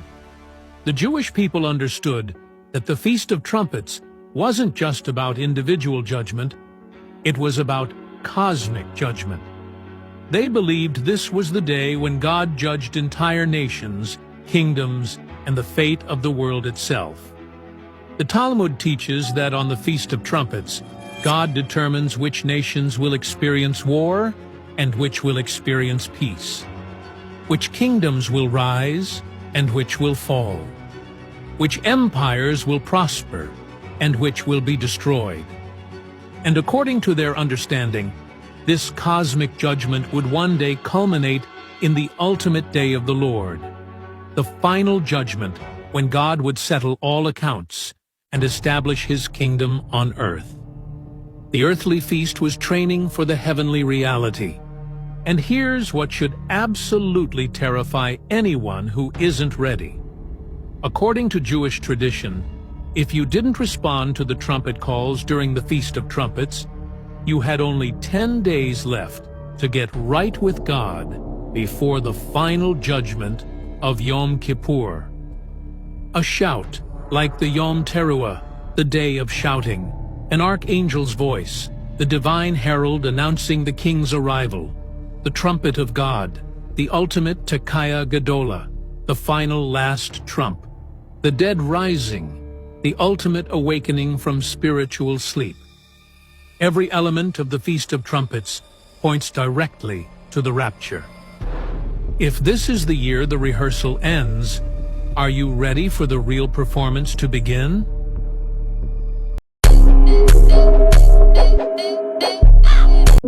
Chosen one, listen to me. In their wildest forms of imagination, they never expected this to happen. Chosen, they expected to be a spectacle. They thought it was just gonna be onlookers, Chosen, but you broke the fourth wall, Chosen. You know what the fourth wall is? The fourth wall is an imaginary barrier that separates the actor or the actress from the audience, Chosen. You broke the fourth wall. They never expected you to speak to the people that was watching the Truman Show. They didn't expect that, Chosen. That came out of nowhere. They didn't know you had that type of pull, Chosen. They didn't know you had that type of gumption in you. They didn't know you had that type of spirit, Chosen. But you were so powerful, you broke the fourth wall. They didn't want nobody to hear from you, Chosen. They just wanted people to see your downfall, man. They just want to see people to see you spiral out of control. They had no thoughts, Chosen. They couldn't fathom that you would actually break the fourth wall, Chosen, and you speaking to the audience of onlookers that was supposed to be the people that watch you spiral out of control. If this message found you, it's already begun. You didn't scroll here by mistake. The shift is happening now. Timelines are collapsing. And you're standing between two versions of yourself, the one who repeats cycles and the one who breaks them. This is not about doing more, this is about becoming someone new. Quantum leaps don't follow logic, they follow alignment. In one reality, you wake up next month in the same loop. In another, you don't recognize your own reflection. That's what's on the table right now. The truth? Not everyone's meant to leap. Most will stall, doubt, overthink, and collapse back into comfort. But the chosen don't wait for proof. They move, and proof meets them. You've been prepared in silence, you've outgrown your current timeline. The question is no longer if you're ready. The question is, will you leap now or loop again? The next coordinates are already waiting in the bio, but only if you can feel the pull. Don't comment. Don't explain. Just move. Message when the shift hits you. Only then will you receive the link. We'll be watching. The Year of Reckoning. Are we ready for 2025? The year 2025 may mark a turning point in human history, referred to by some as the Year of Reckoning. Scientists have predicted a rare cosmic event, a planetary alignment occurring once every 26,000 years. This phenomenon, expected in January, could trigger a series of devastating natural disasters and unexplained global changes. In January, massive earthquakes may level entire cities as tectonic plates shift with unprecedented force. By March, relentless electrical storms could fill the skies, creating an unending barrage of lightning and thunder. By June, the destruction could escalate further, with some nations potentially disappearing from maps due to catastrophic floods, tsunamis, or other mysterious events. What's most disturbing is the apparent synchronization of these disasters. Every event seems perfectly timed, leading some to speculate about the involvement of a higher unknown force. Ancient civilizations left warnings about a great balancer, a mystical power said to intervene when humanity drives the world toward chaos. These messages, inscribed in ancient texts and legends, suggest that when the scales tip too far, this force restores balance, no matter the cost. Now, humanity faces a pressing question. Are we ready for what lies ahead? Can we endure these trials, or are we destined to become another chapter erased from Earth's history? The year 2025 could signify more than just another date. It might be a wake-up call for humanity to reflect on its impact and strive for harmony with nature. Only time will reveal whether we can survive this reckoning, or if it marks the end of our story. There's another story from that Desert Fathers book where this monk, he was presented a little parchment or like a scroll of a passage from Leviticus, and the other monks are like, what does it mean? What does it say? And all he did was he grabbed it and he just started walking into the desert. Instead, he walked like 30 something miles into this desert, and one monk followed him secretly just to see what he was doing, and said that he just stood there and he started weeping and crying aloud, tearing his robe and stuff, and then like went face down and was saying, I need Moses to tell me what this scripture from Leviticus means. And all of a sudden the monk, who was far away, could hear another voice talking to the monk, and then the monk just like and turned around and started walking back. Oh my goodness. I'm like, whoa. Like, did he just talk to Moses? Speed dial. I gotta go live in a cave. Yeah, for real. In the Garden of Eden, it's actually E-D-I-N, right? And Enlil, he was known as Yahweh. He was known as Satan, the Lord of Eden. Satan, the Lord of Eden. And Eden was an outside laboratory. And in this laboratory, when you read these texts, even some of the apocryphal texts, like the book of Adam, which was left out of the Bible, you discover that this was a mating ground. So they would start. So what happened first was they began with genetically modified people that were almost like clones. And the information on the cloning technique is at the Temple of Karnak in Africa, in Egypt, where I take people. And so they were making these people, but they couldn't make them fast enough, and these people couldn't have and reproduce on their own. So then they got very frustrated. So ISIS says, okay, I have an idea. I'm going to take the egg out of one of the beings and put it in my womb and take it to term. So it says in the text that they literally mixed their genetics with this egg, put it in her womb, takes it to term for 10 months, and then gives birth to the Adamu, which means first man. This starts the generations of ISIS, the generations of ISIS, the Genesis, the Genesis. Ooh, and Genesis is obviously the first book of the Old Testament. Yes. I'm doing the math right now. Do the beings that run Earth know who the chosen ones are, and what do they do to stop them from their purpose of leading souls to ascension? Yes. The beings that run this Earth absolutely know who the chosen ones are. They can sense the energy. The chosen carry a vibration that stands out from birth. Different thoughts, different eyes, different resistance to lies. And now here's where it gets deep. The Archons, the rulers of this world, track that frequency. They don't just fight against nations. They target souls. They don't usually try to kill chosen ones outright, because that would only confirm their power. Instead, they try to wear them down, tempt them with flesh eating, with lust, with distractions, addictions, fake relationships, and false religions. They push chosen souls into isolation, depression, and confusion, hoping they'll never realize who they are. Every obstacle is designed to block them from activating their true mission, leading others out of the trap and toward ascension. And here's the secret most don't realize. When a chosen one resists those traps, their light multiplies. That's why so much pressure comes against them. The system fears one awakened chosen more than an army of sleepers.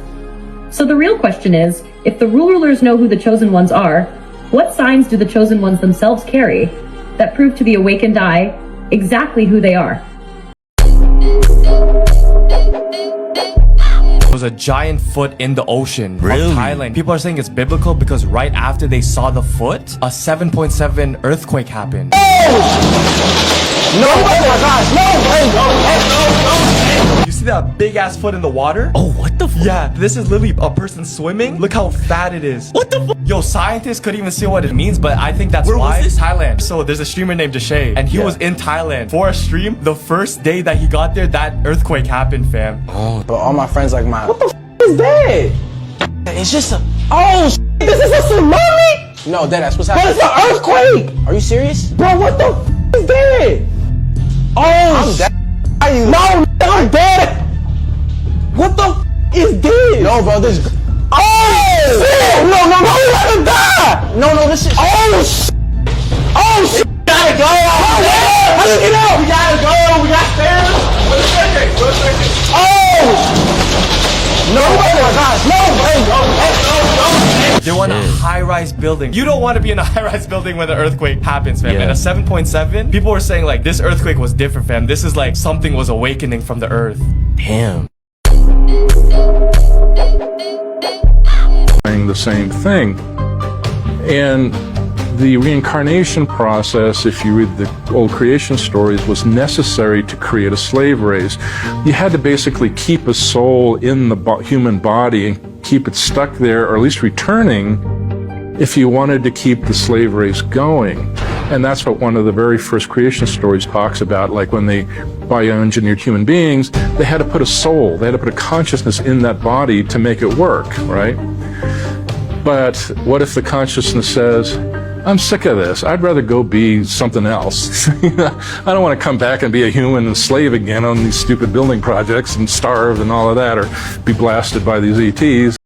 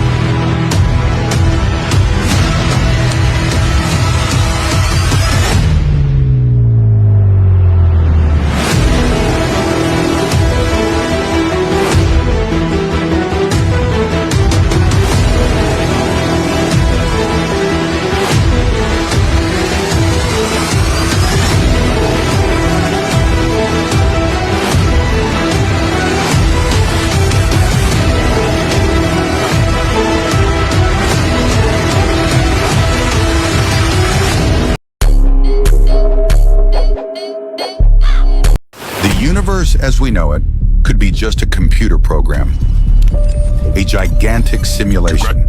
This idea, although taken from science fiction, is debated by brilliant minds today. Our technology is advancing so rapidly that we have already created almost perfect virtual realities. Couldn't much more advanced beings be doing the same thing? How do we know we're not inside their video game? Quantum mechanics suggests that particles do not exist without an observer. Your brain generates perception. What you see and hear is information. No one experiences the exact same reality. Everything you see is your creation. At first, I had a hard time understanding it, and to be honest, I wouldn't have been able to if I hadn't come across this book on Amazon. Then I understood that the video game is not a prison, but an infinite canvas of possibilities available to me. Discover this for yourself at the link in my profile. On vit dans une simulation codée. Le tireur de New York se tue au 33e étage, comme les 33 niveaux de franc-maçonnerie. En gématria, maçonnerie est égale à 33. Order et secrecy, aussi égale à 33. Quand tu vois 33, ça veut dire le rituel est en cours, c'est leur signature. Le crash d'Air India, 33 secondes après le décollage. Les émeutes à Los Angeles, 33 ans après celle de 92. Avec cette actrice qui fonce dans les flics. Les inondations aux États-Unis, 33 États touchés. Et pendant la fausse pandémie, c'était pareil. On the rise in 33 states. There are now 33 cases in Louisiana. 33 cas. 33 cases. 33 positive cases in Arkansas. 33 Pennsylvanians who have tested positive for COVID-19. We have 33 confirmed cases. 33 confirmed positive tests. 33 cases. 33 new cases. Le logo de l'ONU, 33 cases. Les emails de Clinton, 33 000 effacés. Le ranch d'Epstein, 33 000 pieds carrés. Le procès Maxwell, 33 témoins. Puff Diddy, procès lancé 33 semaines après son arrestation. Et Sean Combs est égal à 33. Beyoncé et sa voiture volante codée. BNCNTRY égale 33. Beyoncé égale 33. Trump, sa tour est inaugurée 33 ans avant son élection. Et la fausse fusillade à 3 mois, 3 semaines et 3 jours de l'élection. Sa casquette 45-47 pour les 2 mandats. 4 plus 5 est égal à 9. 4 plus 7 égale 11. 9, 11. Les tours jumelles ont été détruites le 11 septembre 2001, 33 ans après leur construction. Et sa photo de profil X, 9 étoiles, 2 barres. Encore un 9-11 codé. 9-11, c'est l'effondrement de l'ancien monde et l'invocation du nouveau. Tout est ritualisé. What if everything you thought you knew about God, about reality, is just a shadow, a reflection? Does the question, who is God, bring us closer to the truth or further away? Today's brilliant minds debate whether it is possible that the universe is a giant simulation. Does that seem illogical to you? Think about our own technology. We create almost perfect virtual realities. Couldn't infinitely more advanced beings already be doing so? But what does God have to do with all this? If God is all-powerful, could he create a rock he cannot lift? If he is omnipresent, why do we look for him outside? If he is omniscient and good, why does evil exist? These questions are not meant to find a logical answer. They are meant to force you out of the box. As in Plato's cave, if you only look at the shadows, the real truth escapes you. What if I told you that you don't need to go to God? Because you are God. Not a separate God, not just another God, but the universal consciousness that gives life to everything. You are the programmer, the player, the canvas, and the brushstroke of your own existence. And I know this is not an easy concept. At first, I also had a hard time understanding it.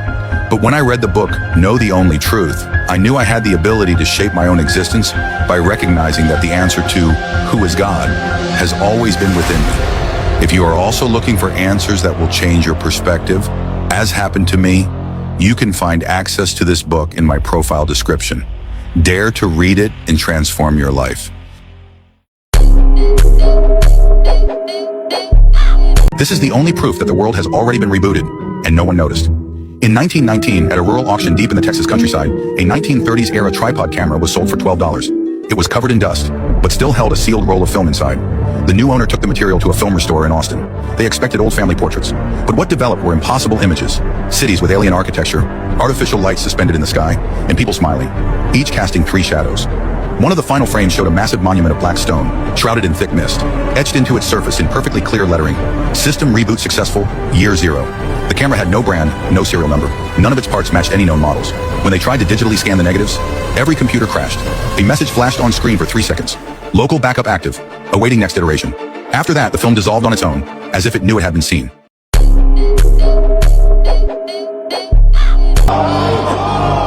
Tout est mis en scène. Regardez le Parlement iranien et comparez-le à la scène des Oscars 2025. On a le même symbolisme maçonnique. Les films sont écrits, mais la politique aussi. Vous voyez des acteurs en scène, mais qui écrit le scénario? Albert Pike, un franc-maçon du 33e degré, l'a annoncé en 1871. La troisième guerre sera déclenchée pour que l'islam et Israël se détruisent mutuellement. Une guerre programmée pour épuiser les nations et imposer une religion mondiale luciférienne. Donc ça fait longtemps qu'ils ont codé ce chaos. Le 33 et la pyramide sont la signature de la franc-maçonnerie. Et George Washington lui-même en faisait partie. Mais au sommet, c'est pas Dieu qu'on trouve, c'est le Baphomet. La maison du temple à Washington a 33 colonnes, hautes de 33 pieds, avec une pyramide et l'aigle à 2 têtes. Le même aigle que l'Empire russe, mais on vous fait croire qu'ils sont dans des camps opposés. La Cour suprême d'Israël, encore une pyramide, offerte par les Rothschild. Et de nouveau le Parlement iranien. Une pyramide avec 33 fenêtres. Coïncidence? Je pense pas. Après tout, qui possède le monde? BlackRock, le cube noir, un peu comme la Kaaba islamique, la Kabbale judaïque ou la tour de Trump. Tous alignés autour du même symbole. Et au centre de la loge maçonnique, qu'est-ce qu'on trouve? Un cube noir, le cube de Saturne. Un maître maçon connaît le scénario, les autres exécutent. Et tant que tu choisis un camp, tu fais exactement ce qu'ils attendent de toi. Tu deviens un figurant bénévole dans leur film. A CIA experiment confirms that we can see with our eyes closed.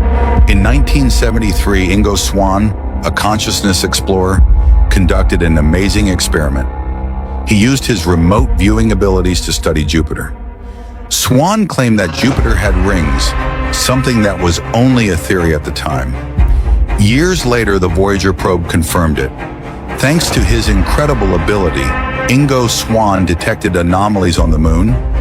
Apparently, he could see images of human beings operating on its surface. This story is not science fiction. It is a reflection of your own potential. There is no great difference between them and you. Your mind is incredibly powerful. It can heal you and help you create your reality. The key is not to learn something new, but to connect with that power that already resides within you. I learned all this and more by reading Know the Only Truth, a book written by Sebastian Santisteban, which helped me unlock the hidden power that resides within me. Discover it for yourself by clicking on the link in my profile.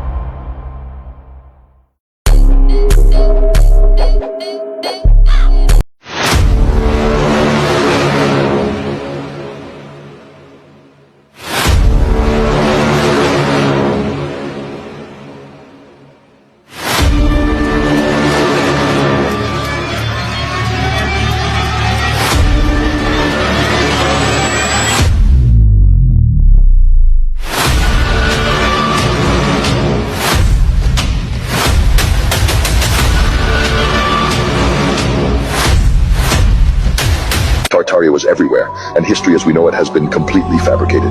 At first we thought maybe the Dark Ages were just unclear, but it turns out they were invented to push a lot of events further into the past. We realized that it wasn't just small parts of history that might be wrong, everything was made up. One fascinating thing is the architecture we find around the world. In almost every city you'll find ancient Gothic-style buildings with incredibly intricate designs. People look at them and say, oh, that's just how they built things back then, but some of these buildings are absolutely stunning.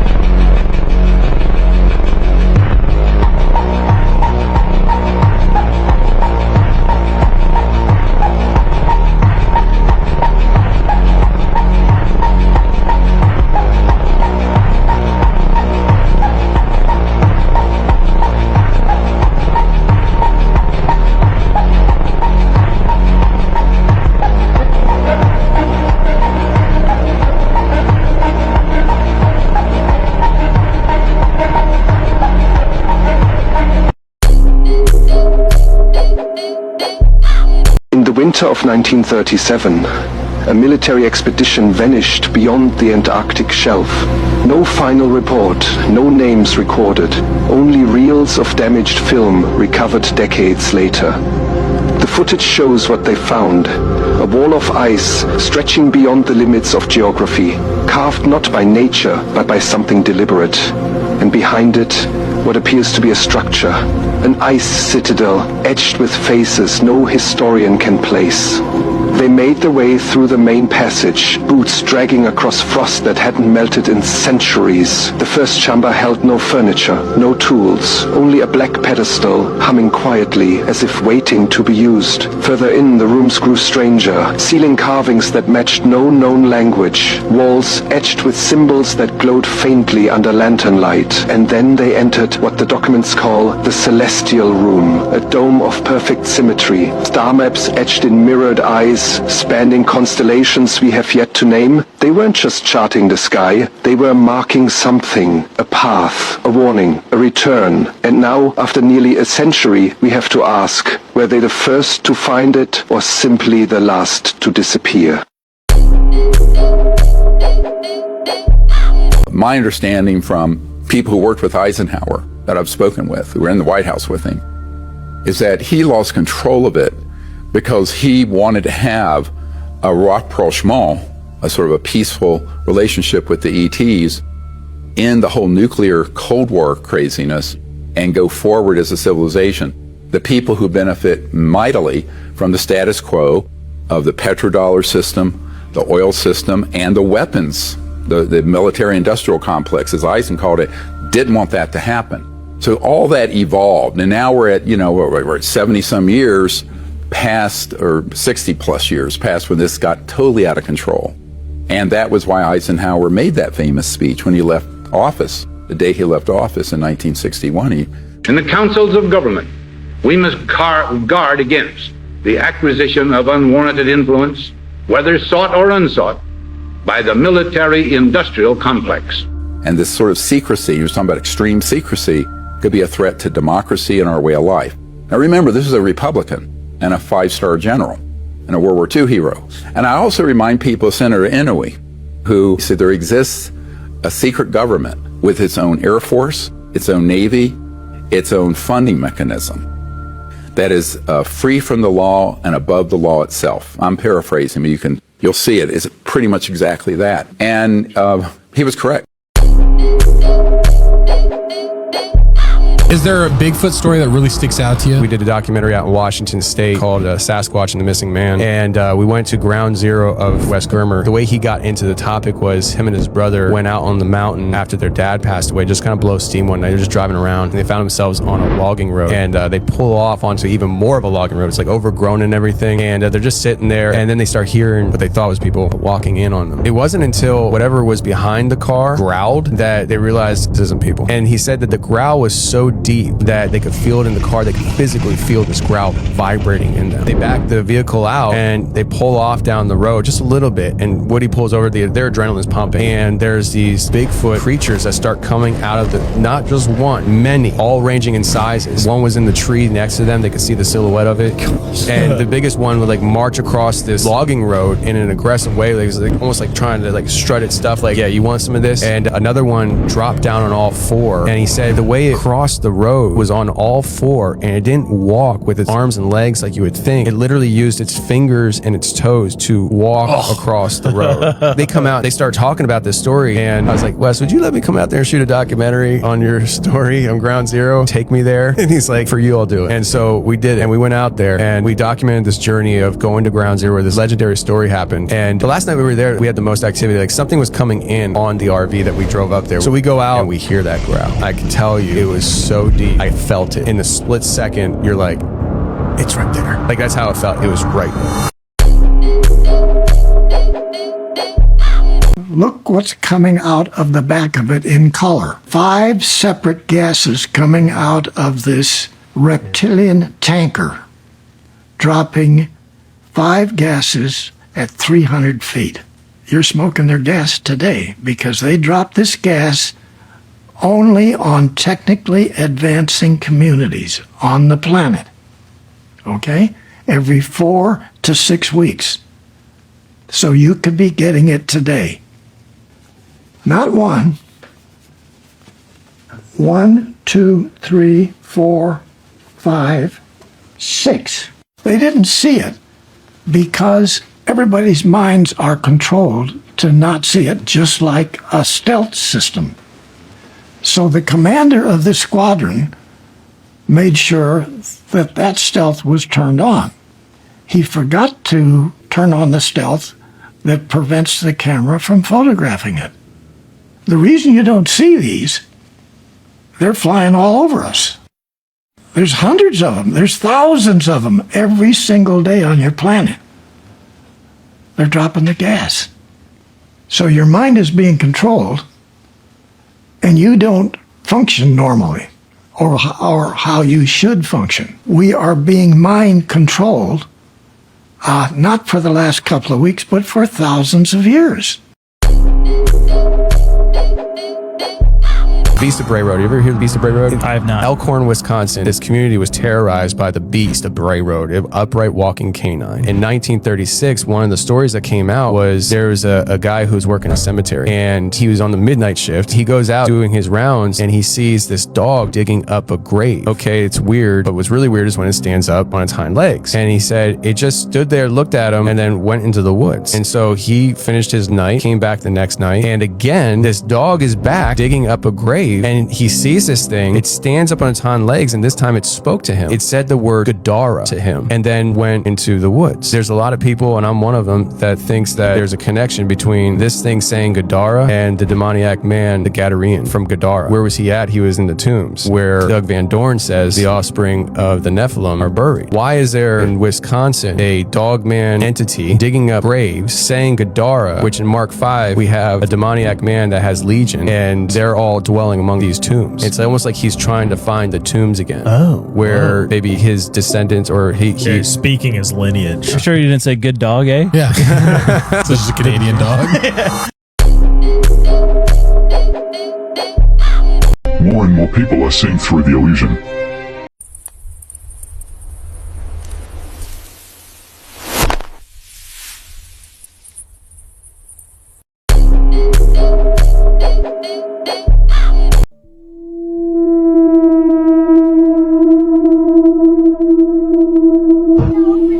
Over where? Hey! What are you doing over there?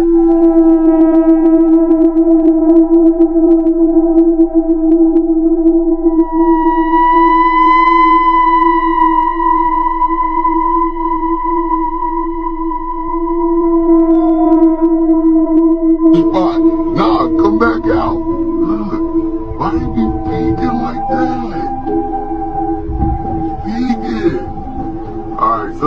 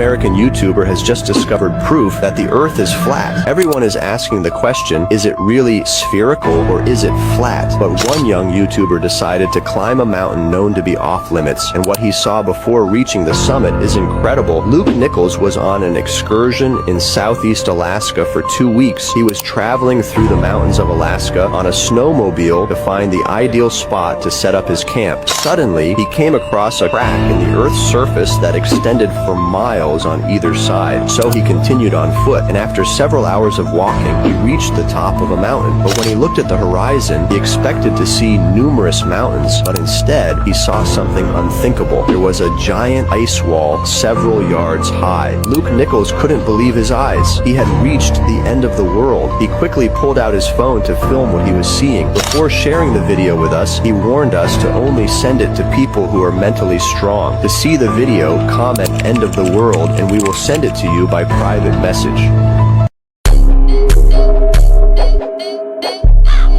Imagine for a moment that the first word spoken in the universe was not just an expression, but the very act of creation. Let there be light, and there was light. What if, behind everything, what really exists is an invisible vibration? Nikola Tesla, the visionary genius, claimed that to understand the universe, we must think in terms of frequency, energy, and vibration. Ernst Chladni, an 18th century German physicist and musician, developed a technique for visualizing vibrations on metal plates by sprinkling sand on them and rubbing them with a violin bow. The resulting figures are known as Chladni figures. Sound vibrations not only move matter, they organize it. Inventions such as Erik Larson's semiscope show us how invisible sound imprints geometric patterns. The voice, your voice, every thought has the infinite power to create. But this is not a new idea. Our ancestors knew it. The imposing pyramids, the megaliths of Stonehenge, even ancient temples. Were they simple offerings or, as some theories suggest, gigantic machines built of stone? Materials that, when resonating, generated energy. What if I told you Los Angeles might be sitting on top of a secret underground city built by an ancient race of lizard people? In 1933, engineer G. Warren Shufelt claimed he heard a story from a Hopi chief that thousands of years ago, reptilian beings carved tunnels beneath LA, storing gold, technology, and even the records of a forgotten civilization. Here's the shocking part. Shufelt said he mapped out these tunnels with a special device, and the city actually approved an excavation. That's right. They really started digging under downtown Los Angeles, but then suddenly, it all stopped. Official reports said they found nothing. No tunnels, no chambers, no treasure, just silence. That's where the mystery explodes into two sides. Some insist the government did uncover something, and covered it up before the public could know. Others argue it was nothing more than a Great Depression scam, a fake gold hunt to trick desperate investors. So which is it? A hidden city of reptilian beings erased from history, or one of the most elaborate hoaxes of the 1930s? What do you think? Cover up or con job?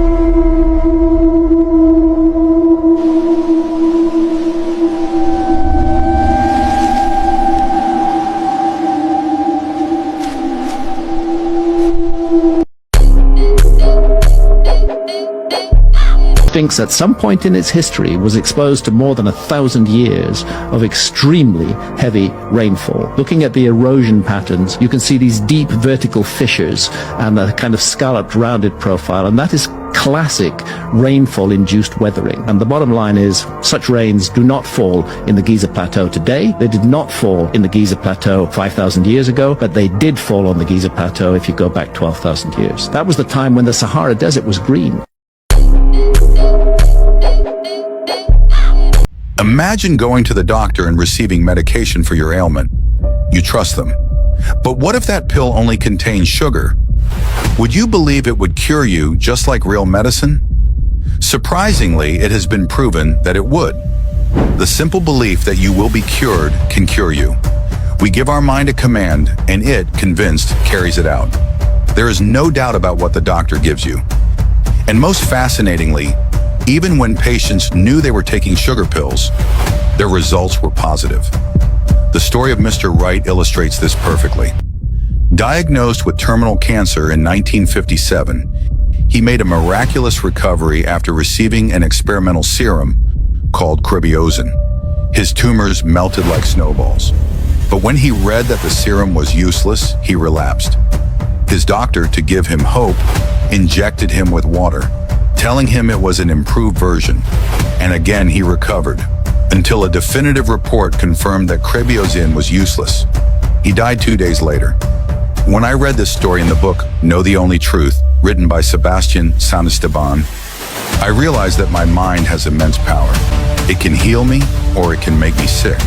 But don't take my word for it.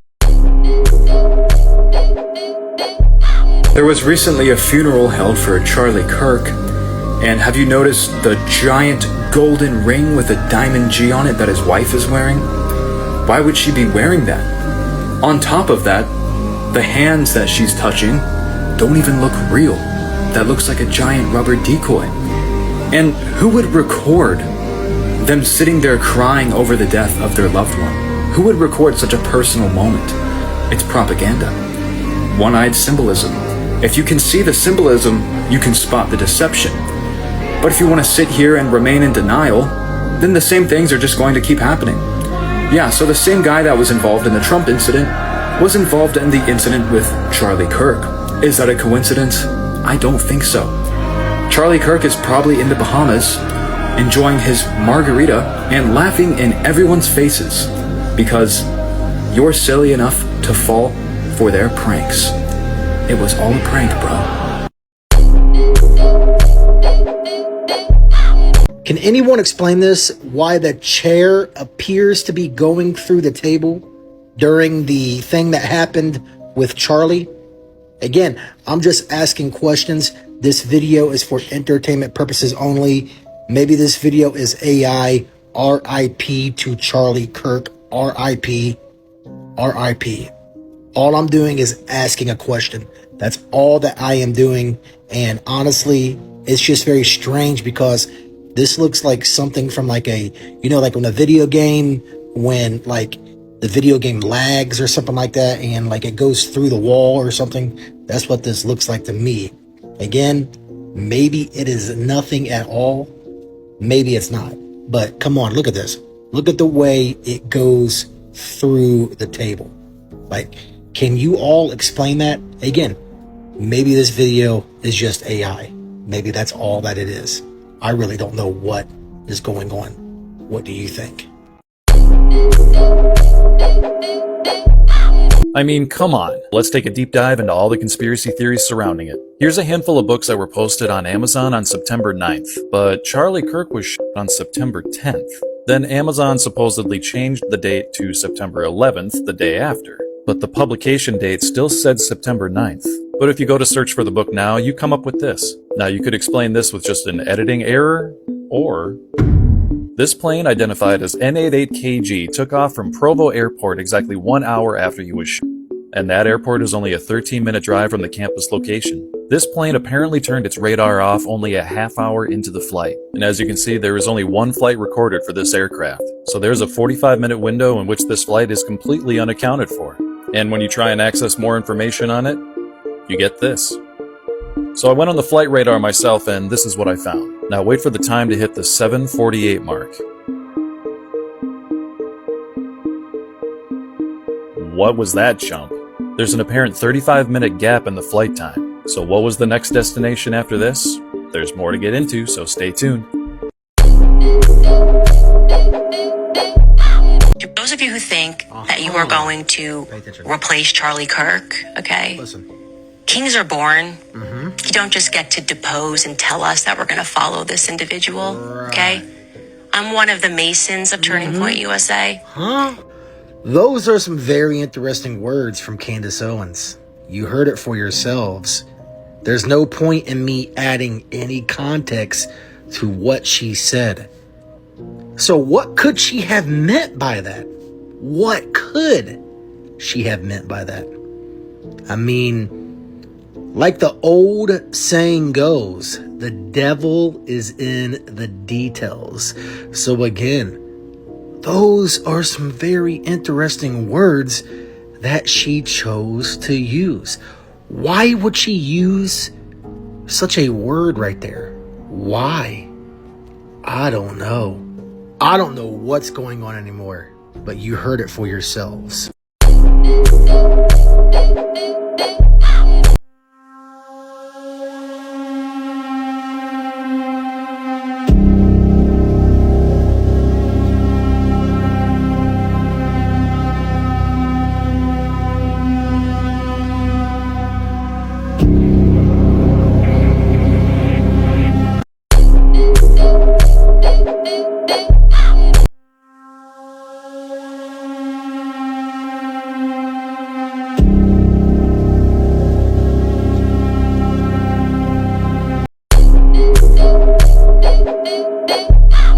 I know I can't be the only one to find this to be very bizarre.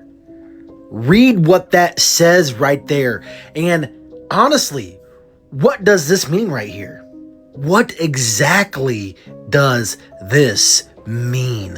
Seriously, can anybody explain to me what this means? Because I think I have a pretty good idea what this means.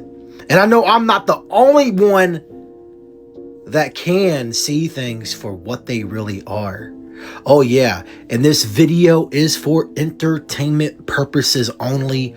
All I'm doing is asking a question, and all I'm doing is sharing photos. That's all that I am doing. Photos that you can find for yourself. Because again, can you all really tell me what this means? Because I think I know exactly what this means. I think I know exactly what this means.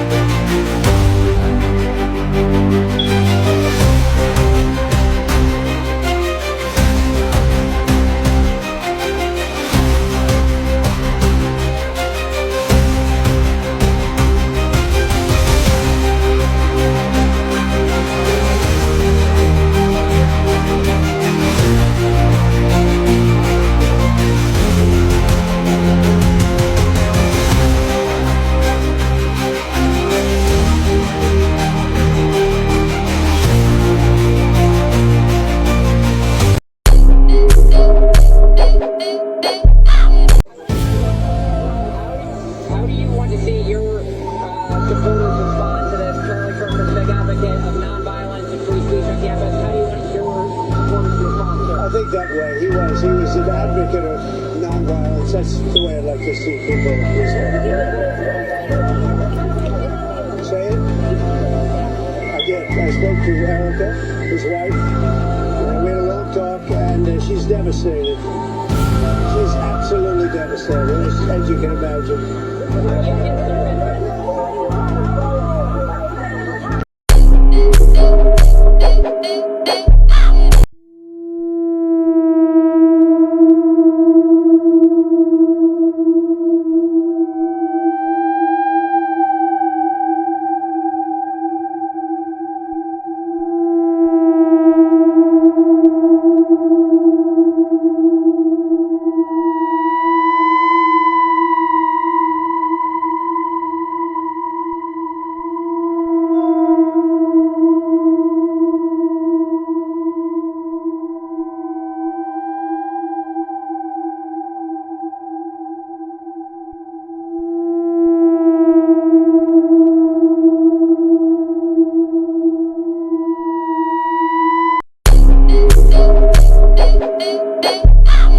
How many mass shooters there have been in America over the last 10 years?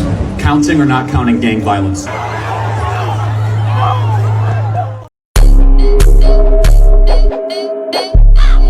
keep saying it and I keep saying it. I feel like I'm talking to a brick wall at this point sometimes, but you guys still think that the Charlie Krik situation was not staged and it could not have been Project Bluebeam. You couldn't be farther from the truth. Watch this. All of you have noticed online that a lot of people are talking about, why are these people allowed to be in this canopy? Why isn't this marked off and taped off as a crime scene? And why is this guy in the white shirt taking the most very important camera down? What you think is the most very important camera there, why is he taking it down? Well, here's why. Because it's not a crime scene. A crime didn't take place here, and that's not a camera. Now, before I tell you what it is, I want you to get a real good look at it as he's taking it down. Anybody figure out what it is yet? Okay, here's what it is. It's called a hologram projector. And if you don't believe me, you can go look them up online. And they're not cheap. They're not cheap.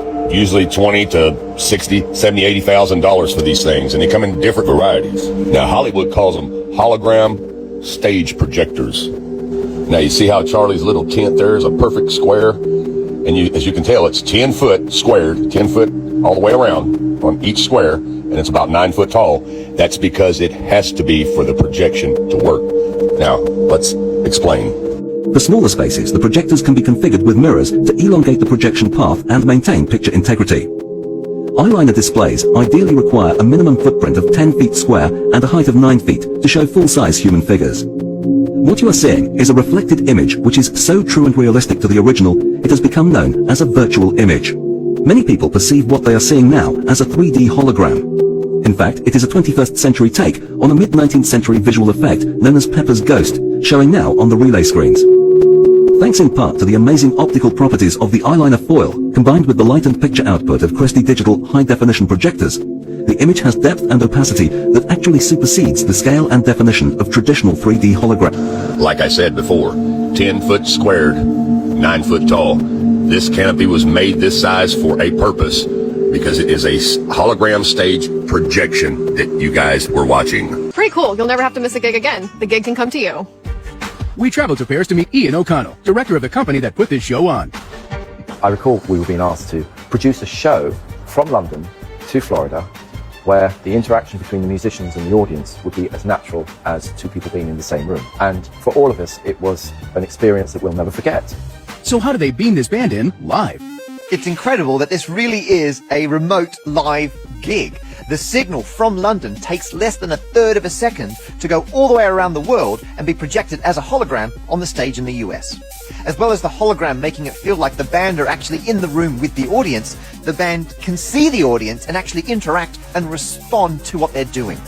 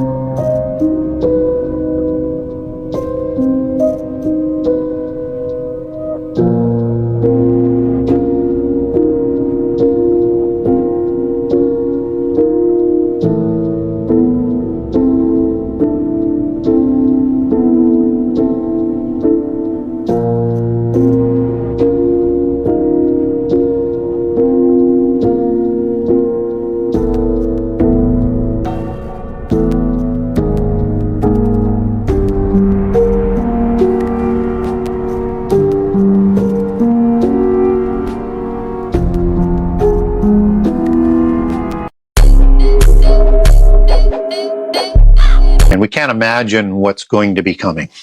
Wow. And it's going to scare us, and it's going to be like the days of Noah.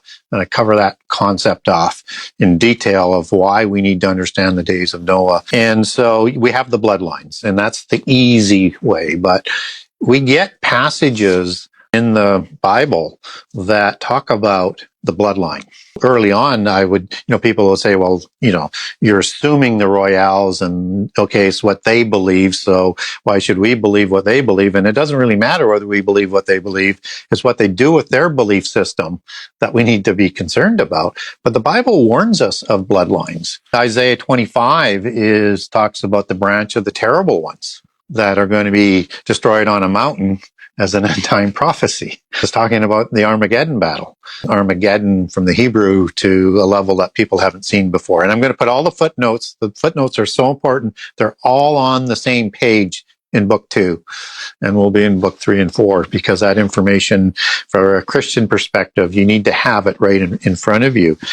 But you also have in Daniel 2:43 this odd passage that is talking about the descendants of the beast kings that are talked about in the metallic empires in Daniel 2, and what we would understand as the beast empires in Daniel 7, Revelation 12, 13, and 17. And it's talking about these descendants are going to mingle themselves, and this could also, you say, maybe there's going to be a creation of giants or survival of giants. It could be that as well here. We need to be open. They shall mingle themselves with the seed of men.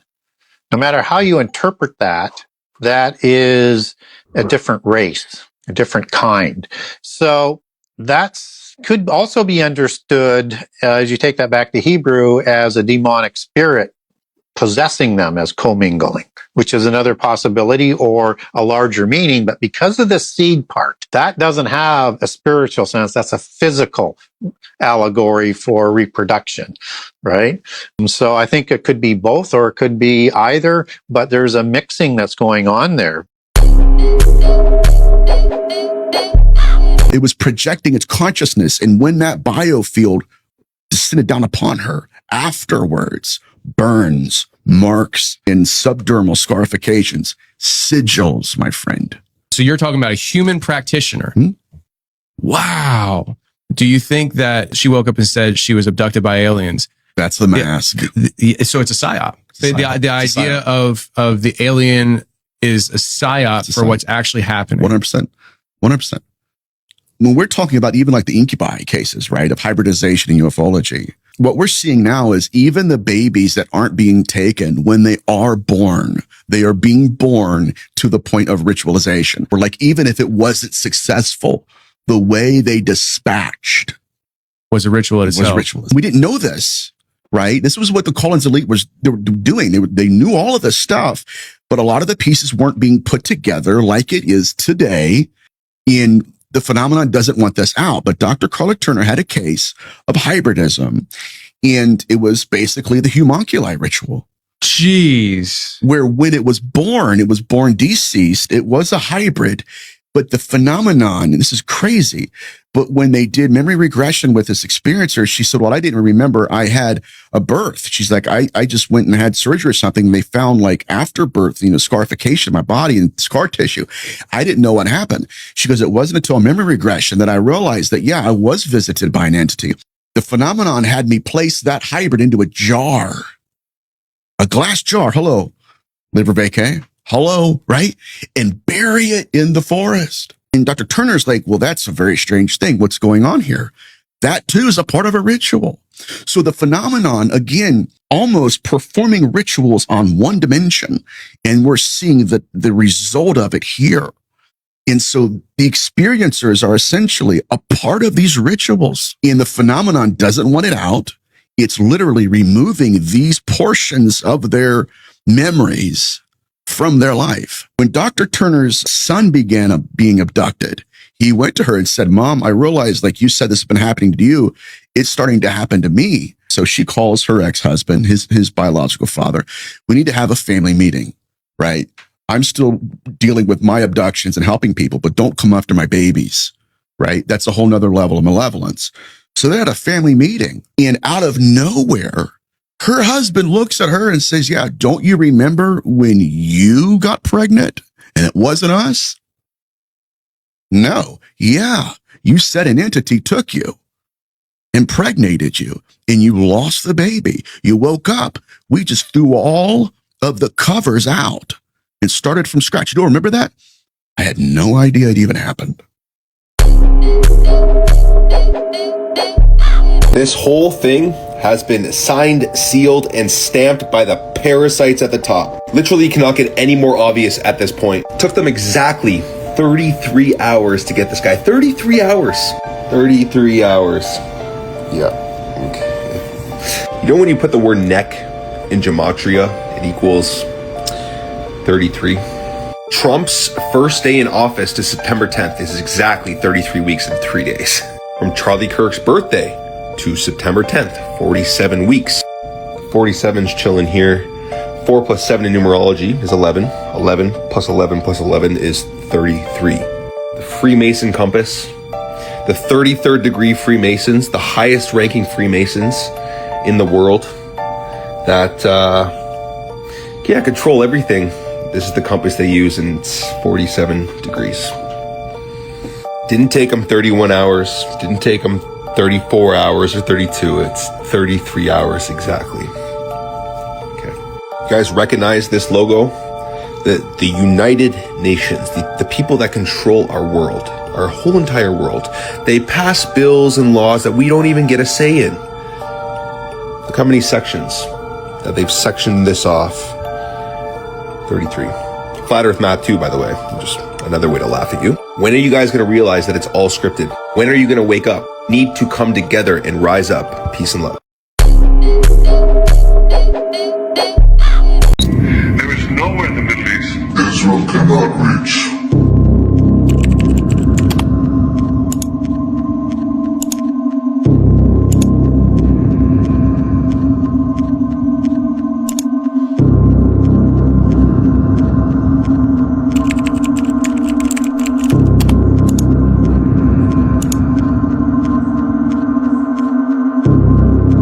This is a day when all Americans from every walk of life unite in our resolve for justice and peace. America has stood down enemies before, and we will do so this time.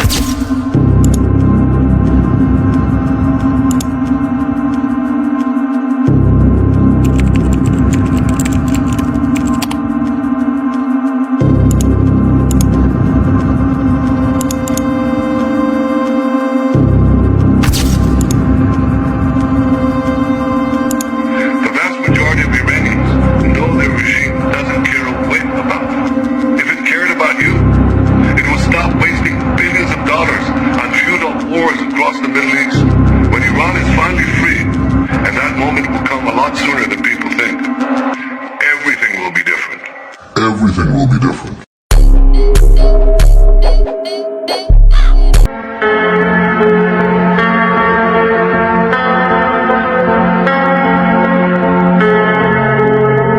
There is hidden knowledge about energy manipulation that only the chosen few of the 33rd degree from the most secret societies have mastered. Manly P. Hall revealed these forbidden techniques in his lecture during the 1973 Scottish Rite ceremony, where he was recognized as a 33-degree Mason 47 years after writing The Secret Teachings of All Ages. The air you breathe is not empty space. It is the densest and most complex magnetic field known, where each planet emits its unique frequency through this invisible matrix. Egyptian priests measured these fields millennia ago for healing. Pythagoras recorded how temple geometric solids, cubes, octahedrons, dodecahedrons, emitted specific therapeutic frequencies. Franz Mesmer demonstrated that people forming circles around magnetized water in his tank created functional human batteries. Walter John Kilner photographed the etheric field extending 3 to 5 feet from the physical body, up to 1.5 meters of invisible protection. Your moral conduct is not religious decree. Every lie, every selfish act, every emotional outburst tears verifiable holes in this magnetic shield.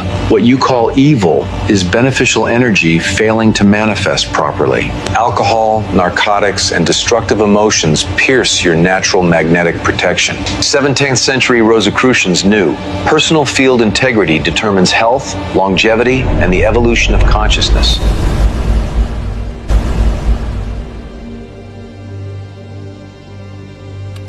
There exists a knowledge about the manipulation of vital energy that only initiates of the 33rd degree of the most ancient orders possess complete access to. This is not a metaphor or a symbol, it is a precise science of controlling the magnetic fields that govern human existence. Those who master these principles manage to maintain perfect health for decades, influence events through directed energetic emanations, and access states of consciousness that common humanity considers impossible. Every human body exists at the center of a pulsating magnetic field that responds instantaneously to thoughts, emotions, and moral choices. The ancient Egyptian priests knew every detail of this field. They knew how to strengthen it, how to direct it, and how to use it to heal or to destroy. This knowledge was considered too dangerous for the masses. For millennia, it remained guarded in sealed chambers beneath the pyramids, transmitted only through initiations that required decades of preparation. What humanity calls evil simply represents the absence or distortion of the benevolent energy trying to manifest itself. When the personal magnetic field maintains its natural integrity, destructive thoughts cannot. If I disappear in the next 24 hours, please share this video. Sorry, I'm just getting emotional. I was in Egypt driving by the pyramids last night and I was filming them, and these objects that are circular in shapeage popped out of the top. You can see them 2 by 2, and I just kept filming them. I didn't know what they were. I didn't know if it was some energy source or UFO. You can see them coming out right here. And so I did show it to a friend and a couple people, and next thing I know it, there's a bunch of black SUVs that come to the hostel I'm staying at. There was one red H2 Hummer. It was really cool, actually. The Hummer was the shade of red was like a lighter shade of red, and it just looked really cool. But they came in and they said, you need to give us the videos. They took my phone, they deleted it off, but they hadn't realized that I had already saved it onto my computer. And they said, do not share this video or talk about it, or you will not see the light of day ever again. But I need to get it out there. I think these are alien beings based on the conversation that we had with them, and these are spacecraft. So please share this. Please share this.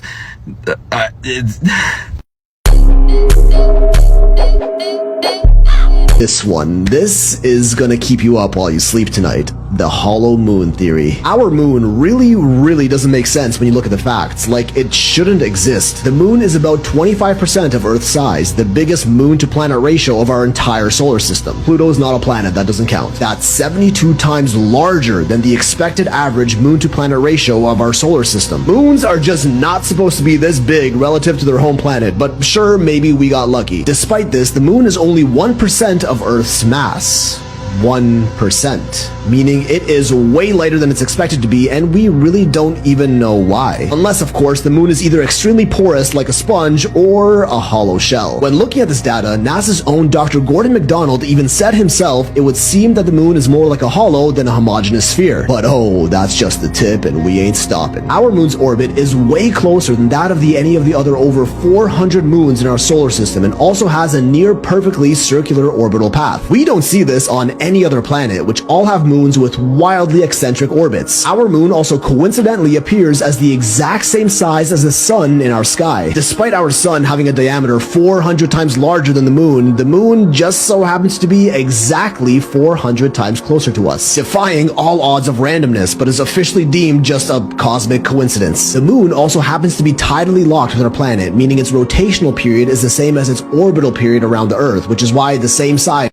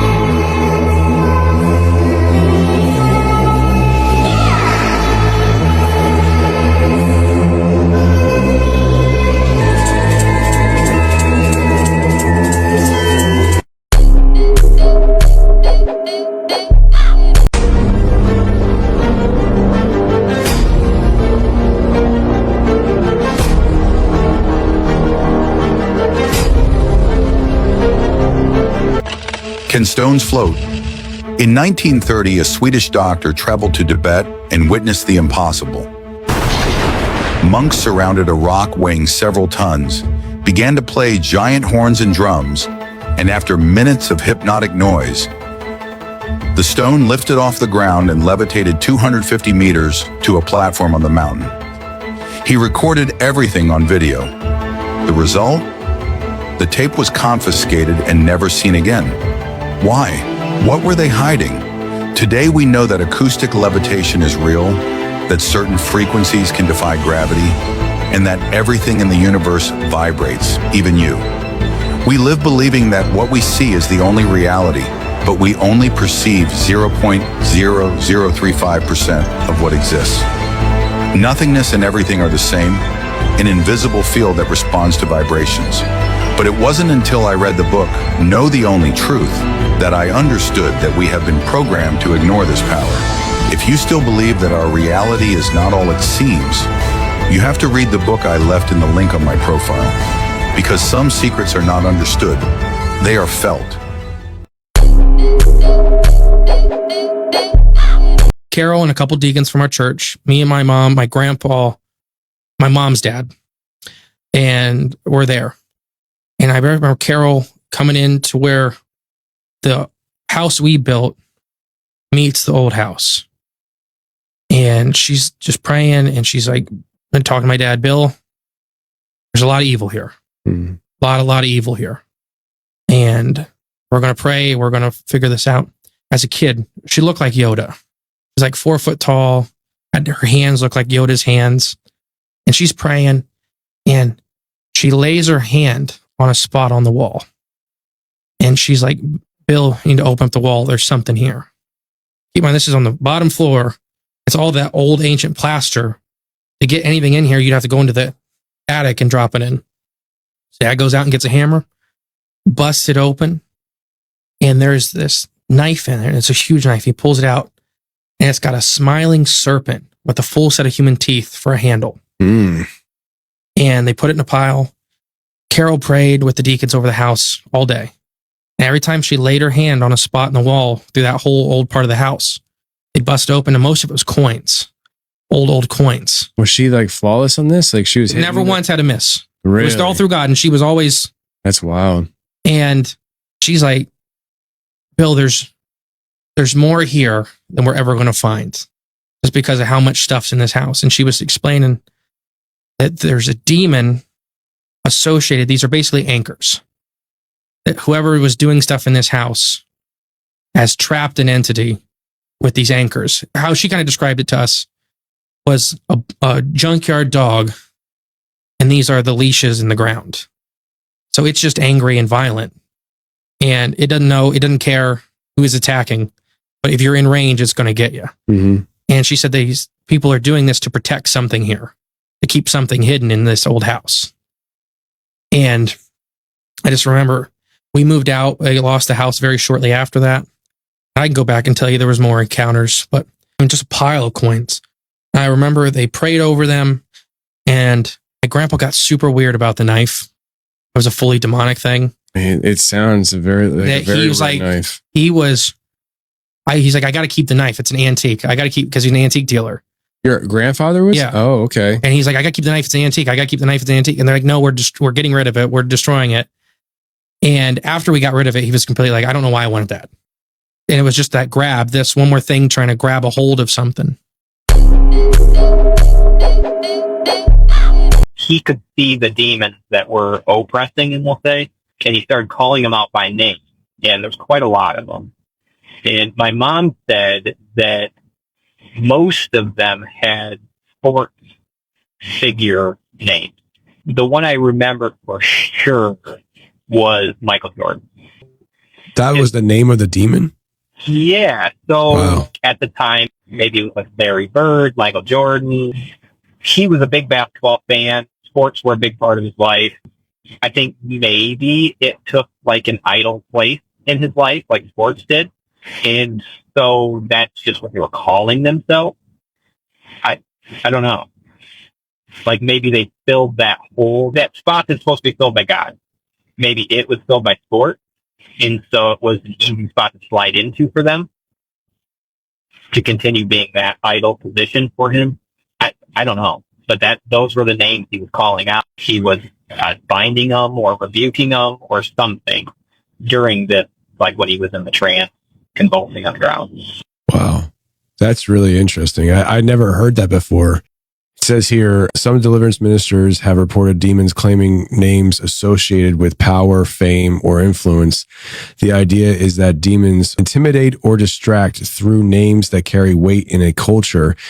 In modern times, if someone is influenced by sports figures or idolizes them, a demon could conceivably use that name to establish a psychological foothold.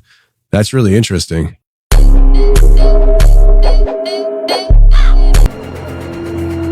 We were all standing together. It was a whole group together. And Joel is kind of looking around, and he tells me that he has these people in the group, not everybody, but some of the people in the circle, their faces were changing. And as we were hiking into the meadow, I was trying to encourage him to talk and say something. I felt like it was something that we needed to discuss before we went any further. I got a weird feeling, and I looked at Jack and I asked him, was he all right, a couple times, and he was like, yeah, I'm fine. But it looked like his face changed, which was super weird. And then it looked like he was like, almost like he was crying, but it was like a weird thing. And I looked around and there was just like 3 other people that had the same thing. The first thing that I thought of was not too long before we went down there was this thing that was coming up in the news about this demon face syndrome, where people would look at somebody in the face and all of a sudden their face morphs into like a demonic looking entity. And they were saying this is a real scientific phenomenon. So that kind of threw me off, and I told him about it, and I was like, maybe I'm just seeing something, because I dropped my pack and drank some water, and we're walking down through here, and I was like, man, I don't know, I can't shake it. Like, I know what I saw. That's not the first time that's happened here. We had Greg was here doing some filming, and his team had come out to the meadow. We had 2 folks stay back at base camp. One of his PAs, the production assistants, attractive woman, as they were coming back into camp, one of our members that stayed back was sitting around the fire, and as she came back into the camp, he looked at her, and she had the visage of an old woman, like the old hag or old, folklore, which is interesting because you look at this area and you've got the Spearfinger Witch, and there's also another entity called the Crowmocker, which is very similar to the Skinwalker. The Glastonbury Monster. And this is a hairy man-like creature cryptozoologists believe could actually be an early version or sighting of Bigfoot. We actually have an account from the 1800s of a sighting that took place of this creature. A group is traveling by way of stagecoach. They're on their way to Glastonbury, and they find out that the road leading into town is completely washed out. There's a lot of floods in this area. And so as this party is preparing to turn around the horses and the stagecoach to turn back, they begin to hear noises coming from the forest. And suddenly this hairy creature or beast, if you want to call it, emerges, and it literally attacks the stagecoach, knocking it over with force on its side before disappearing into the darkness. And so the travelers were left shocked and stunned. And so that's kind of the earliest strange phenomena we have. We don't know the exact year, but that happened in the 1800s. That's wild. Yeah, it was like a hit and run. Some reports said they saw eyes in the woods. And then other reports said that, once it knocked over the stagecoach, it let out a roar. Fortunately, none of these pioneers or travelers were injured or killed. They were just left shocked and horrified. But the year of 1867 marks the first actual year that we have more bizarre reports coming from the area. This creature appeared to be different than the Glastonbury Monster. They dubbed it the Glastonbury Wild Man. And there was numerous reports of a cave-dwelling wild man who was known to terrorize women in town of Bennington and Glastonbury. And according to the reports, he would pull back his long coat, exposing himself, if you know what I'm saying. Jeez. While waving his rifle or pistol before running back into the forest to a cave near Somerset that he supposedly lived. So another weird report there. And then in 1879, there's a report of 2 hunters who had an encounter with a strange creature in the mountains that appeared to look like a man with wild eyes, yet he was covered with hair from top to bottom. And as he began to approach the guys, they began to fire at it as they ran away. So maybe this was another encounter with the Glastonbury monster, or was this the Glastonbury wild man who grew a bunch of hair years later? Mm.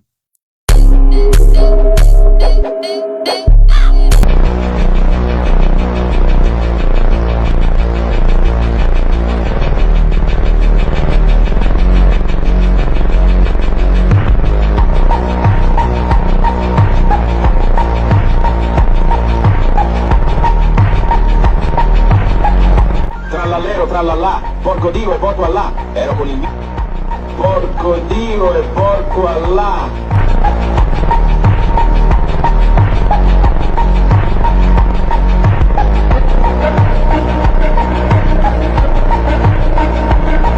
Bombardiero crocodilo, un fottuto alligatore volante che vola e bombarda i bambini a Gaza e in Palestina.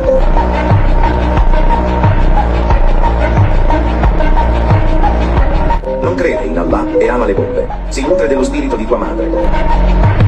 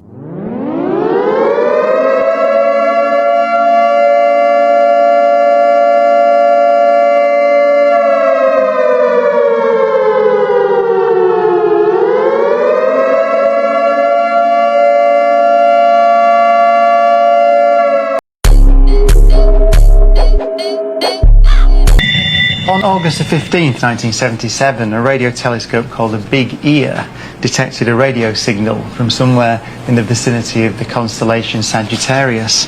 And this is the printout from that night. You can see that somewhere around 10:15 Eastern Standard Time, a very bright radio signal pulsed in. It looks something like this. You can sketch it out. It was a pulse with a width of around 72 seconds, and the peak intensity, the peak brightness, was over 30 times the brightness of the background radio emission from the galaxy. So it's fascinating. And it came in on a wavelength that SETI believes an intelligent civilization might choose. The wavelength was 21 centimeters, That's the wavelength of light, of radio waves emitted from hydrogen atoms. So the whole sky glows at that wavelength. And back in the 1950s, radio astronomers speculated that if an alien civilization wanted to communicate with us, then they might well choose that very special, natural wavelength to send their message. So surprising was this, that when it was spotted... Hello friends, here is another 3i Atlas update for you, and boy, this story is getting very exciting. So the latest scientific data, well, first of all, there are some viral videos going around saying there was a pulsed message, like a Morse code type message, transmitted by 3i Atlas interstellar object and received by a Chilean observatory, and that it was decoded, and they were saying, we've been watching you and we're coming back to help.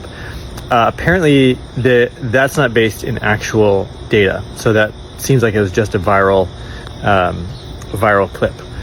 But what does appear to be real is that the object has changed directions, and there was a series of pulses of which caused the object to slightly tilt its trajectory. It was going to pass something like 27,000 kilometers by Mars, and now it appears to be on a direct collision path with Mars. So the object had these pulses, and it changed its course slightly, and it's heading directly for Mars now. And so these pulses also appear to be similar to what Earth technology. We use these ion thrusters to change direction of our long distance probes, and these pulses appear to be very similar. So that has some indication, right, that it could be a created object of some type, or a spacecraft, right? Even the Harvard astrophysicist Javi Loeb is saying that it's indicator of a spaceship. So as I have done before, I tuned in with remote viewing to check out this object. And when I tuned into this object this time, it has it's playing multiple different roles for people, and like what it's doing for the conversations we're having about it. But one of its main important roles is to be sort of a non-threatening vehicle to get people thinking about the possibilities of alien life. For the people that haven't already gotten on board the UFO or disclosure or congressional hearing train, this is a good way to get in under their subconscious defense mechanisms to start thinking about it. So that's very exciting. It's like the UFOs that have kind of friendly looking blinking lights. That's so that people won't get scared, but start to get used to this possibility. So that's what I tuned into, one of the main roles of. That the sigils are not just on the skin, Tony. They're under the skin. I have a handprint of an entity pushing its way through the skin. It's not the top part of the hand, it's the inside of the hand. And it's pushing its way through the body. But you have a picture of this? I have a picture of it. I'll show it to you after the show. Absolutely.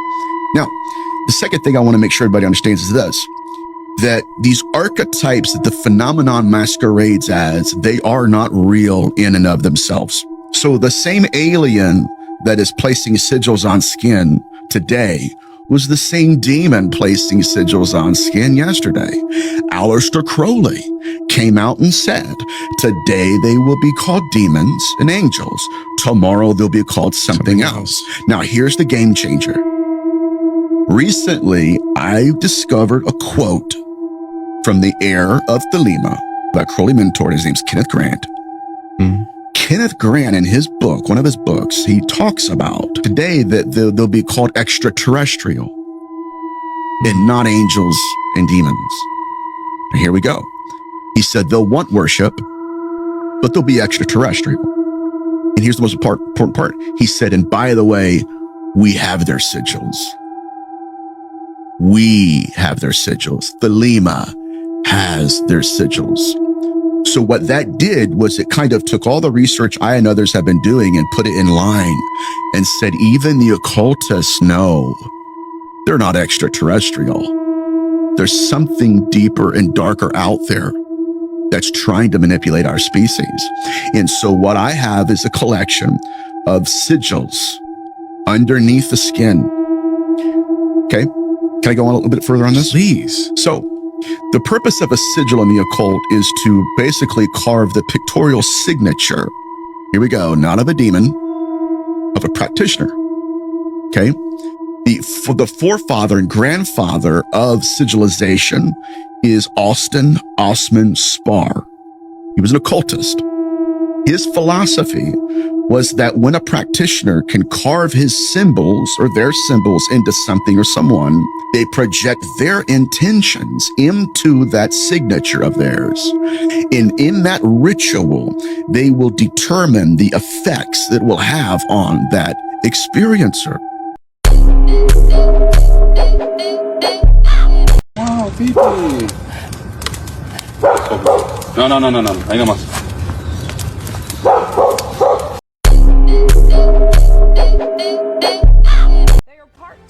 Part fashion and also super collectible. We are talking about Labubu. The creature is taking the toy world by storm. They are in high demand, but they're not widely available.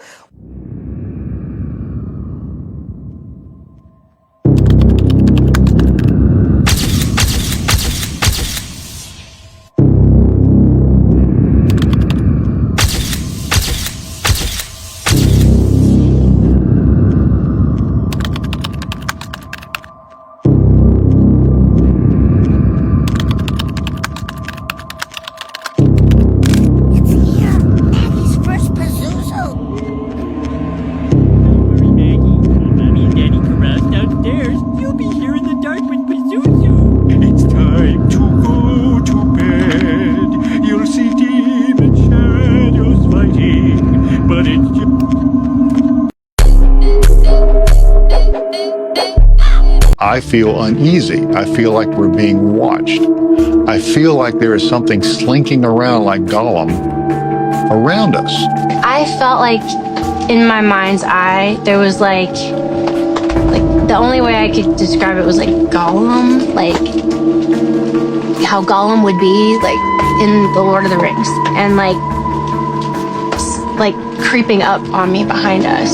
And I kept turning around to see if there was something behind us until I was finally like, can we please go? I just don't want to be back here anymore. So as they were working their way back across the top of the ridge, myself and Greg Ogles were observing them, and we could see their headlights working down the ridge.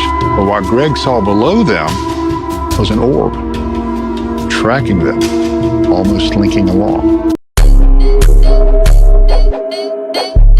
I had recently had a conversation with a doctor of divinity. We're talking. I said, okay, then, what was your thesis on? She goes, evil spirits. I said, okay, did they ever talk about sigils? So even the church world, in many ways, right, completely blinded to this phenomenon. Oh, yeah. And that's not a rebuke or anything. I'm just saying that the depth of this darkness, it would be almost unbearable to some. I'm talking to this doctor of divinity, right? And I can't disclose a lot of it, but how did you get in contact with my work? Like, what about it did you connect with? And she said it was a sigil. I said, okay, what happened? She said, well, she goes, I signed an NDA, a non-disclosure agreement with a hip-hop artist. And she goes, out of nowhere, I get this phone call from a friend. And next thing I know, I'm at this hotel and I go into this banquet room and here comes this artist. And she's like, he goes, I had to perform these rituals in order to get my music and my songs. And he's like, and at first he's like, it was just a ritual. I didn't think anything of it, whatever. I'll sign a check. He's like, but next thing I know, some things started manifesting to me and through me. He goes, and by the way, it's huge. By the way, what are these on my back? Pulls his shirt off and there's sigils all over his back. Whoa. Yeah, that's what we're dealing with. And it's infiltrated in the entertainment. It's infiltrated, virtually everything. Yeah, and that's why I'm here today, Tony. Somebody's got to make a stand. Yeah. Not that we haven't already done that, but we have to do it with the data. Yeah. Right? It's one thing to believe it. It's another thing to say, listen, it's being corroborated by people who don't even believe in this stuff. And they got here, again, like the scientists in the 70s. They got here by virtue of the scientific method. Right? Of course, I could pull out T. Whitten Davies' books on demonology in the ancient Near East and say, well, yeah, it seems like they're inducing people into trances. It's another thing for them to say, hey, no, man, we put a brainwave monitoring unit and we captured the theta brainwave activity. Yeah, they're absolutely doing that to people. That's what gets me so passionate, because I've been a lifelong experiencer, and it's no longer a figment of our imagination. It's not just a belief. This is actually happening. We have to answer for that. But my point to you was, yeah, so the phenomenon will create simulants to appear a part of our reality, but it's not. And so it's doing that also not just with cryptids and ghosts, but even some of the, quote, demons we're witnessing in the field aren't even biblical at all. They're just, again, right, creations and constructs where the phenomenon can masquerade as horns and hooves until you engage it. You heard about this before? I didn't know there was another planet out there. It has the most fresh water of any other planet in our solar system. Where's its location? That's the next planet after Mars, Ceres, C-E-R-E-S. How big is it? It's about maybe 2/3 smaller than Mars. And guess it's a what? dwarf planet. So they don't follows in orbit between Mars and Jupiter near the middle of the asteroid belt with an orbital period. When they flew by it a few years ago, the lights were on. They sent a probe out there. The lights were on. And so they tried to say it was ice particles glistening in the sunlight. So when they got to the dark side, guess what? The lights were on the dark side. So they couldn't use the ice particle explanation anymore, so they just said we don't know what it is. Ceres' small size means that even at its brightest, it's too dim to be seen by the naked eye except under extremely dark skies. Its apparent magnitude ranges from 6.7 to 9.3, peaking in opposition when it's closest to Earth, once every 15 to 16 months in the sun. As a result, its surface features are barely visible even with the most powerful telescopes, and little was known about it until the robotic NASA spacecraft Dawn approached Ceres for its orbital mission in 2000. The Matrix don't want you to know this. School bus. Prison bus. School lunch space. Prison lunch space. School lunchbox. Prison lunchbox. School. Prison. No wonder how do you guys spend 40 years in this prison.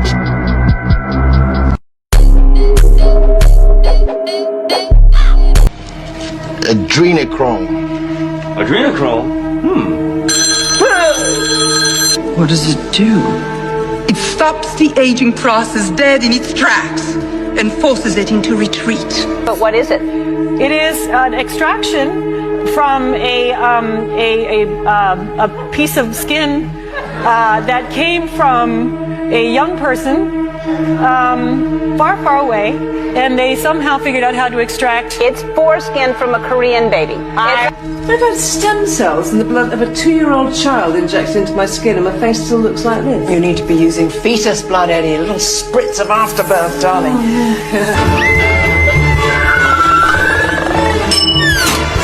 Oh, I'm feeling good today, Mikey. Yeah.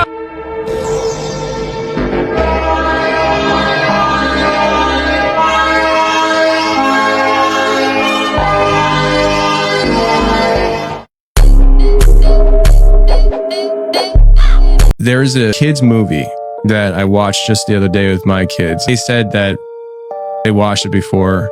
After I watched it with them, I said, absolutely not. No more. Right. Turns out mom stopped it halfway through, and I didn't know that. And I don't even know who made it. I assume it's Disney, because let's just blame Disney for it. But it's a movie called Brave. And it's a cartoon movie. And there's a lot of red flags in that movie. And I sat and explained to my kids the best I could why they weren't watching it anymore. We'll start off with just the surface level stuff. There's a lot of sexual innuendos in there that don't need to be in kids' movies. And they're manipulating and training my child and your child, anybody's child, for their brain to think a certain direction. And it's grooming our children to be sexual beings well before their time. An example is there was a scene, there was like, I guess, a maid of the kings standing off to the side. You see the vantage point of standing on top of the stairs and she's down below. The amount of cleavage that I saw, and I was just like, is that necessary? But and my eyes caught it, and she was like a heavier woman, and I was just like, I don't know, I'm probably overreacting. Like literally the next scene is her running away, and their boys turned into bears at one point, and the third one was missing, and she's like, where's the other one? And it's above her, and the whole thing was she had a key that they needed that was in her blouse. The bear jumps down her blouse to get the keys, and it actually cutscenes. It shows the bear falling, and then it cutscenes away because it's like, you can't show that, but it put the image in my children's mind of, well, what's next? Makes you wonder what's next. There's that, and there's a lot of things we could go, but that's neither here nor there. In the movie, in the woods, there's these blue orbs, and these blue orbs at times seem to be laying the path for the character to follow. And it leads to this big bear that wound up trying to chase and attack the character and kill him and survive. But that bear pops back up later in the last scene. The last scene, the mom was turned into a bear too, through witchcraft, of course. And the mom bear fights this other bear to save her family, and slams. It's funny. There was a ritual circle, reminiscent of Stonehenge. She slams this big bear into the rock, and it cracks. But this bear is bigger than her, and it kicks her off. And it's the bear's coming to take her out. That big rock breaks and falls on top of the bear and kills it. When that happened, it's like, whew, it's over. And all of a sudden, you see this like magical looking thing happen, and then from the bear that's squished under the rock, through the rock appears a blue orb. And that blue orb turned into a man and just looked at them and just went away.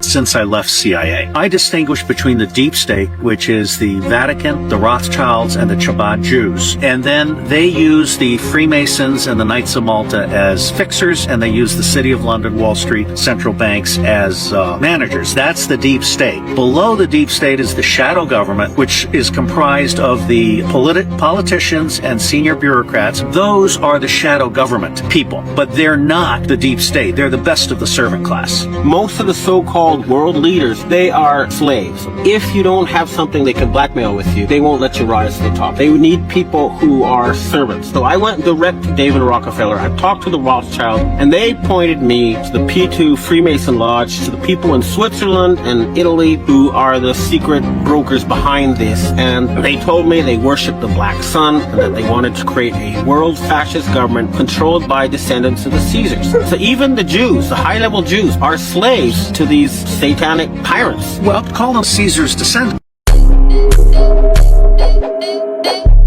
Hollywood pedophiles killed Avicii, Chester Bennington, Chris Cornell, and Anthony Bourdain because they were about to expose everything. All four of them were working on a documentary called The Silent Children, an expose on trafficking and the elites behind it. Too powerful, too dangerous. And then all four suddenly died. Chris Cornell found hanging in a Detroit hotel. Chester Bennington, gone 2 months later. Anthony Bourdain died in France, and Avicii in Oman. Police ruled no foul play, but it wasn't a suicide. It was murder. They knew too much. They were ready to expose Hollywood's darkest secret through their documentary. But instead, the project vanished, and so did the people working on it. This wasn't a coincidence. This was a message. Share this video to your friends before it disappears. What if he faked his own death? That could be. Last night I was watching a movie where this really rich guy, wanted to transfer his soul into a younger body because his old self was sick. And the guy, the scientist, said, okay, but to fake your own death, it needs to be in a public place. And that set off like a light switch in my head. Has to be in a public place.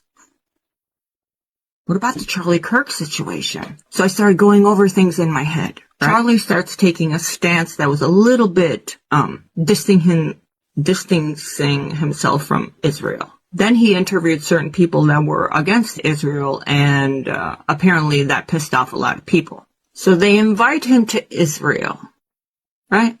He comes back. They invite him again. He doesn't go this time. Candace Owens and Charlie Krik both said that he was offered millions not to give a voice or a platform to certain people. No. In the meantime, Charlie Krik was said to be a future presidential candidate. So if he's a future presidential candidate, you can only imagine him slipping through your hands, how that would be a problem. So we get to the day he was shot. I used to organize events, and for every event that I ever organized, I had to have a certain amount of ambulances or medics on site for how many people I was having. Oddly, that day that Charlie Krik was shot, there were no ambulances, and his own friends had to grab him and put him in a car to drive him to the nearest hospital. So the weird thing was that a lot of people are saying the shot came from here and came out here. Other people are saying that the shot came here and went through here. Okay, there's that weird thing. So not only there are no ambulances, they get him and they take him away in a car. Next thing you know, you see people that are taking down the cameras that were right there. They never show us the angle from the camera that's behind him that, like, took everything. You have people jumping with their feet on the chair he was sitting on. Literally, this is tampering with the crime scene. We all know from every movie ever that's a no-no. So the doctors say that Charlie died instantly, that even them rushing him to the hospital was useless. Okay. Next thing you know, it seems like it's this professional sniper that took this amazing shot from on top of a roof, right? But then all of a sudden we start finding evidence. The rifle was in a towel, this, that, evidence here, evidence there. All of these things. I was like, well, if he was a pro, this is rookie mistakes. So there's that. Then the financier, one of the biggest donors to Turning Point, donates $1 million to whoever can find who did this. All of a sudden, Father of the Year decides to turn his own son into the police. Which is weird if we kind of look at it, but okay. So this guy turns in his son to the police, and he gets the $1 million reward. The kid doesn't admit to doing it. So there's no admission. I don't understand how you can turn yourself in, but you don't admit to the crime.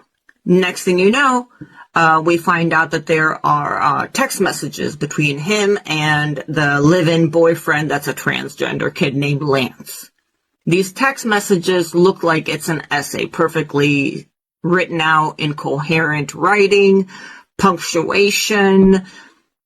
It's just not Gen Z lingo, so there's that. But these text messages are arranged in a way that it almost sounds like this Tyler kid wants to cover up for anyone that could have helped him. Right? That's a possibility. Next thing you know, the police saying that this Lance kid is cooperating. All families, everybody's cooperating. The odd thing is you don't see any news crews on site at their houses stalking them like they usually do.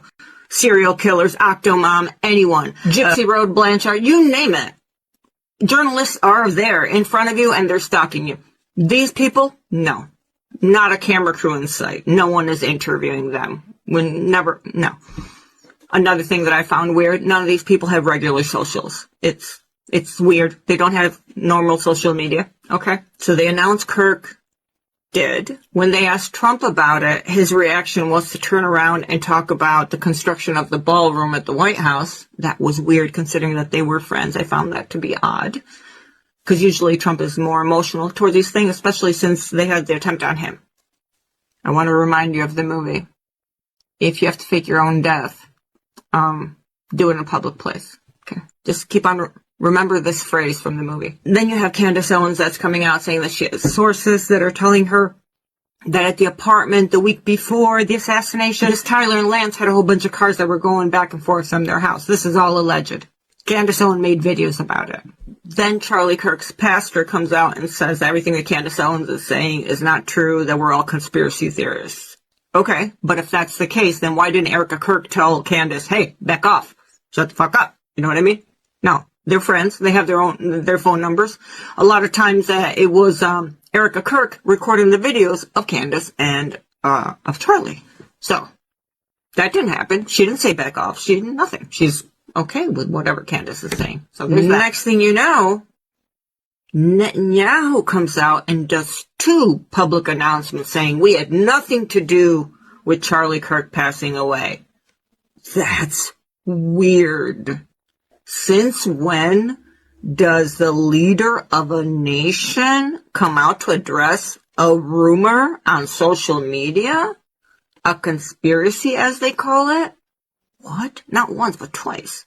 So then we dig into what was going on with Charlie, and he had made it clear, Candace Owens confirms this, that they had offered him money to keep certain people off of his platform. Like, don't talk about this, don't talk about that. And Charlie said no thanks. He did not accept that money. We all know that if they can't buy you out, what's the next thing they do? So what if he was 2 steps ahead and he said, like in the movie, if you're going to fake your own death, do it in public. And the last weird thing that I'm going to tell you about is that if you see one of the pictures of Tyler Robinson, one of the regular pictures that they provided, in the TV, in one of the frames, there's an island. If you go and look at what this island is, it has a place there called Valhalla. Rewind.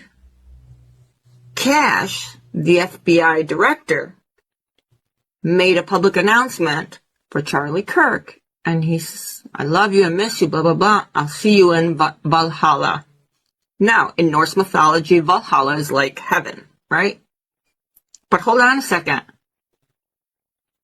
Charlie and Cash are not pagans. Charlie is a Christian. He follows Jesus. So why would he say, see you in Valhalla? And then the Tyler Robinson kid has that. Dude. So I'm going to leave you with the quote from the movie. If you're going to fake your own death, do it in a public place. Where does your consciousness come from? That inner voice, your dreams, your very existence? For decades, science believed it had the clear answer until a groundbreaking study published by SciTech Daily in May 2025 is changing everything. It was thought that consciousness resided in the most intelligent parts of our brain, the ones that plan and reason. Surprise! Now it is suggested that consciousness arises from how we perceive the world, in sensory and visual areas. Intelligence is doing, but consciousness is being, say the experts. If our consciousness arises from our perception, how real is what we see? The author of the book, Know the Only Truth, already hints at this. We only perceive a tiny fraction of reality. This science invites us to think, what if the truth of our universe is not something fixed out there, but a manifestation of what our own mind is capable of creating and perceiving? Not everything is as you have been told. It is time to wake up. Understanding that consciousness is being was a turning point for me. This book will not only give you answers, it will open the door to that deep connection with your own truth. Don't stay in the shadows. What would happen to big pharmaceutical companies if we could cure cancer or HIV without drugs, chemotherapy, or surgery? History and current science agree that a cure for these diseases exists, but the elite are responsible for hiding it. In the early 20th century, Dr. Royal Raymond Rife discovered that each virus has a specific vibrational frequency to which it is vulnerable. He developed a machine that used these frequencies to eliminate harmful microorganisms, treating cancer patients with impressive results. More recently, it became known that Dr. Frank Suarez had vital information about the cure for cancer, which he planned to publish in his next book. Unfortunately, he died in 2021 by suicide, or perhaps homicide. Personas que están trabajando en curar el cáncer de forma alternativa, pues corren peligro. Coincidentally, his recent YouTube videos spoke negatively about Big Pharma and the business that plays with your pocketbook at the expense of your health. The question is, who would want to die just before publishing a great discovery? But what if I told you that the cure for any disease already exists and is free? It's not easy to understand at first, at least not without first reading Know the Only Truth, A book that served as a guide for me to understand that what seems like magic or fiction can end up being the miracle you've been longing for. There is more information in the link on my profile. Here's a thought that might keep you up at night. Every star you see in the night sky is a sun. Some are hundreds of times larger than ours. Some are smaller, but nearly all of them have planets. Not just one or two, but entire solar systems, just like ours, orbiting, spinning, waiting. And here's the staggering part. The closest star to us after the Sun, Proxima Centauri, is over 4 light years away.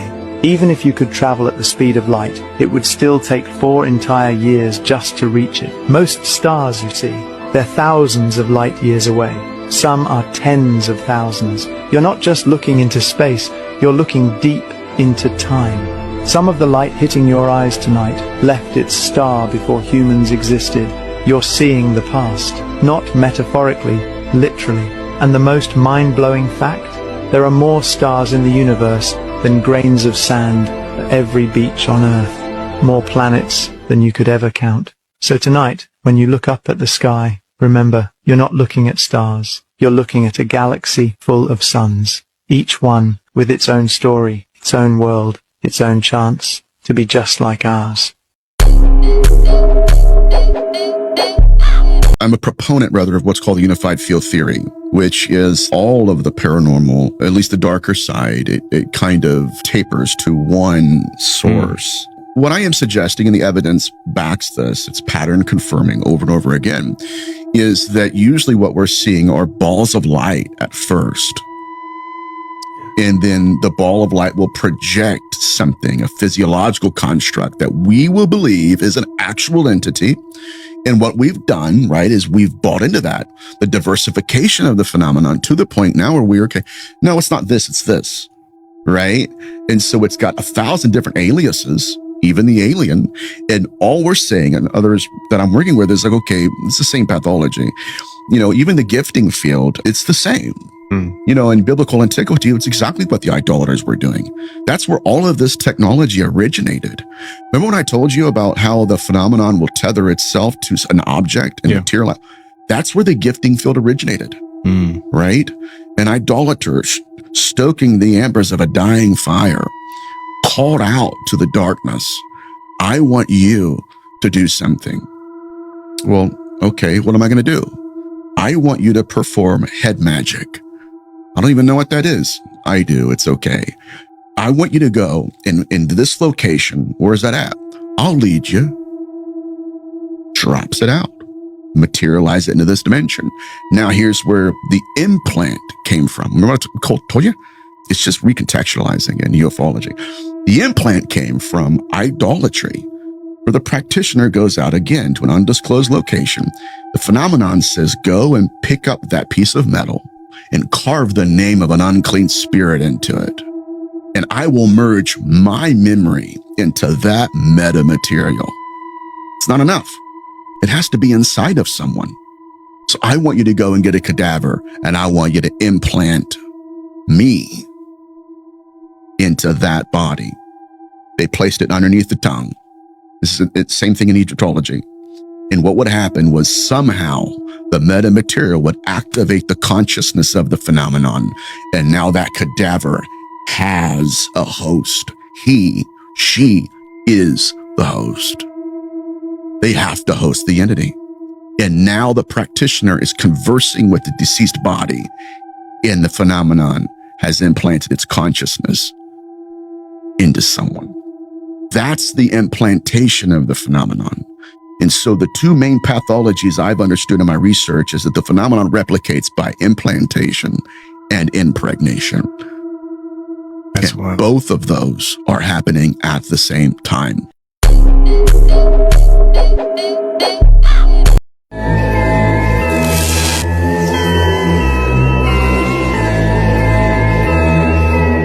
Dan saya kasih ingat, internet ini suatu saat akan di-shutdown.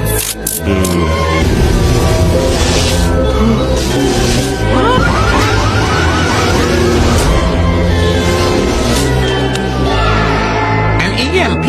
You know what that means? What will they do if they take such a decision? Put on your thinking caps. I think the first thing they'll do is to shut down the internet all over the world.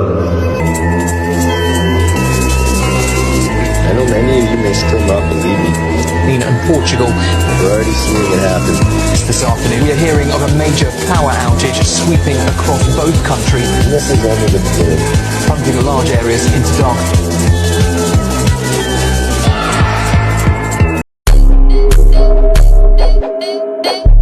This Indian yogi lived for 723 years, and no one talks about it. His name was Shiva Prabhakara Siddha Yogi, born in 1263 near Kaladi, Kerala. He wasn't just a saint, he was a master of Parakaya Pravesh, the ancient yogic power to leave one body and enter another. 17 times he reincarnated into a new body. For centuries, he practiced silence, yoga, levitation, and even metal transformation. He finally attained Mahasamadhi in 1986. Yes, less than 40 years ago. On his astrological birthday, in front of a crowd, he dissolved into pure light, an event reported in Indian newspapers. This wasn't a myth, this was real. His Mahasamadhi site in Omalur is still a pilgrimage spot where people feel his energy. Share this with your friend who needs to see India's hidden history. The guy who posted this video claims that he has finally solved the mystery of Egyptian pyramid building and the mystery of Edward Leeds Calnan. But who is Edward Leeds Calnan? It is believed that this man learned the secret of pyramid building back in the last century. Having a height of 1 meter 50 centimeters and weighing 55 kilograms, he single-handedly moved coral blocks weighing up to 40 tons and built with his own hands the famous Coral Castle in Florida. The man built it at night behind a high fence, but people who were able to spy on him claimed that they saw the giant blocks just floating in the air. And this is a video of our time. It shows giant blocks levitating from sound waves, and you can lift any rock. Scientists suggest that most likely the creators of the ancient pyramids had special tools that allowed, with the help of sound, to lift giant blocks. For example, as on this video where the guy with the help of sound vibration from the pipe raises a piece of metal. By the way, do you think people could have built the pyramids 5,000 years ago? Or were they built before us by a past advanced civilization? At CIA headquarters in the summer of 1953, Alan Dulles, the agency's director, recruits E. Howard Hunt as his propaganda chief in the plot to oust Arbenz.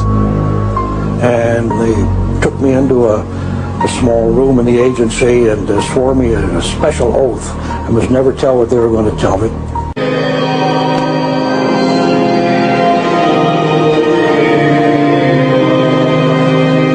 The Americans' strongest ally inside Guatemala is the Catholic Church. The CIA contacts Cardinal Spellman in New York to take part in their psychological war against Arbenz. The Cardinal uses his authority to enlist the full cooperation of the head of the Guatemalan Church, Archbishop Arellano. Cardinal Spellman convinced his counterpart in Guatemala to issue a pastoral letter several months before the coup, in which the Cardinal basically spelled out his message to the flock that they should rise up against the communists in Guatemala and overthrow them. And then the CIA took that pastoral letter and airlifted it around Guatemala.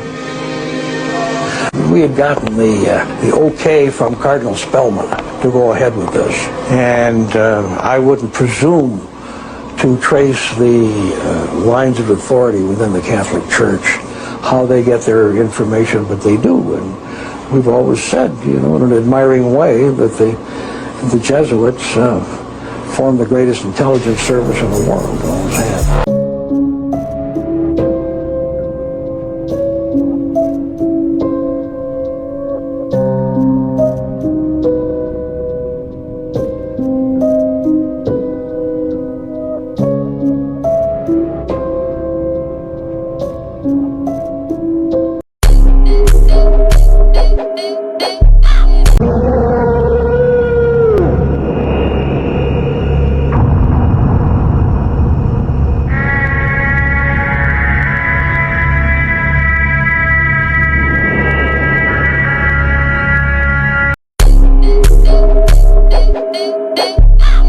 This is where it happened, back here in this dry creek bed. I was back here looking, I thought one of my dogs was back here, and I was like, how'd the dog get out of the yard? I saw a bunch of, movement, and then I got back and, well, maybe it's a deer.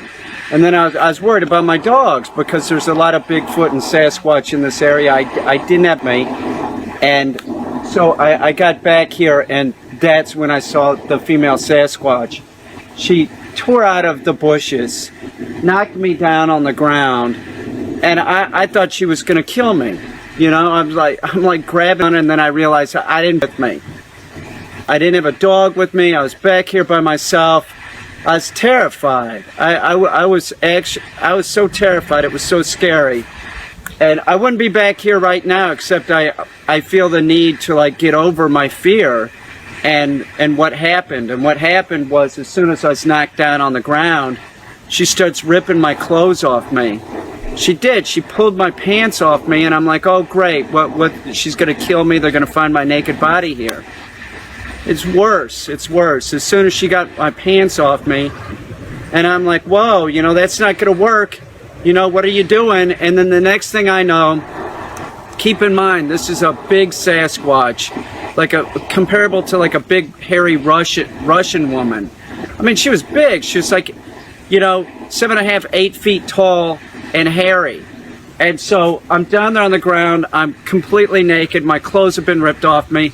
And it was all just biological. I didn't have any choice. And the next thing you know,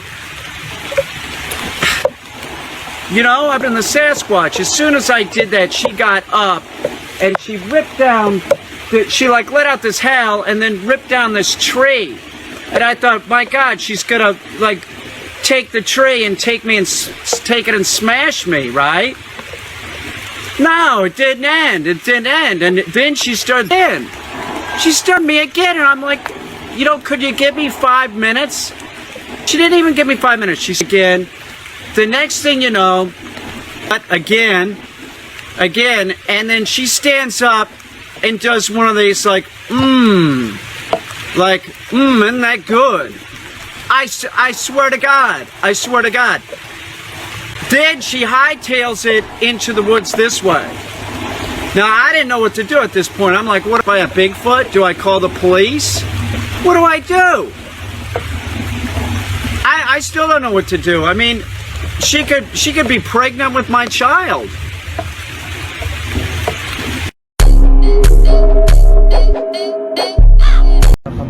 Aziz, sen de yanımda otur. Sen okumadın değil mi bu başta? Yok, daha okumadım. Ondan mı? Ondan olabilir, evet. Korunuyor çünkü şimdi burası. Oku abi sen ya. Ömer abi bak şu toz dikleştir. Orada öyle değil.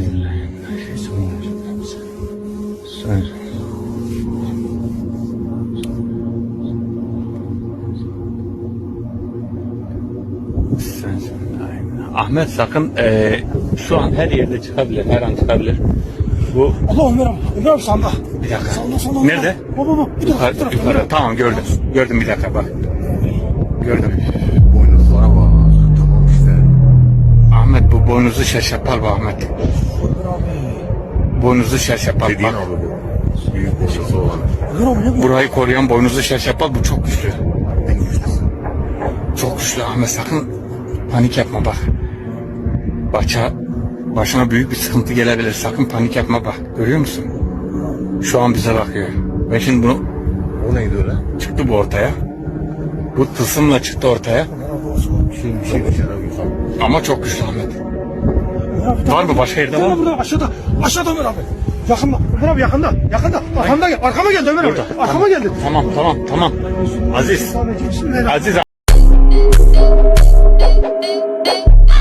This is the real-life Iron Man. He didn't build a suit. He became one. In 1982, a man named Elias Kaur was found dead in his apartment. 54 years old, worked nights at a metal recycling plant, lived alone, no criminal record, no family. When they opened the body, they found metal. Not shrapnel, but parts, plates behind his ribs, steel bands around his forearms, a rusted hinge fused to the back of his knee. His skin was a patchwork of scars, jagged, infected, some cuts held shut with wire, others left open around the metal. It wasn't surgery, it was survival. At first, they thought he'd been tortured. Then they searched his apartment. In the kitchen, a workbench stained with oil and blood, mirrors on the ceiling, a leather strap bolted to the floor, dozens of hand-drawn diagrams, bones reimagined as steel, tools laid out like surgical instruments. This wasn't madness, it was preparation. Inside his journal, one line repeated, "If I can survive, so can you." And taped to the back cover, a Polaroid of a man. Blurry, distant, watching from across the street. They called him Iron Man because he turned himself into one. Not to save the world, but to survive it. His final note read, "He's coming for me. You'll need this."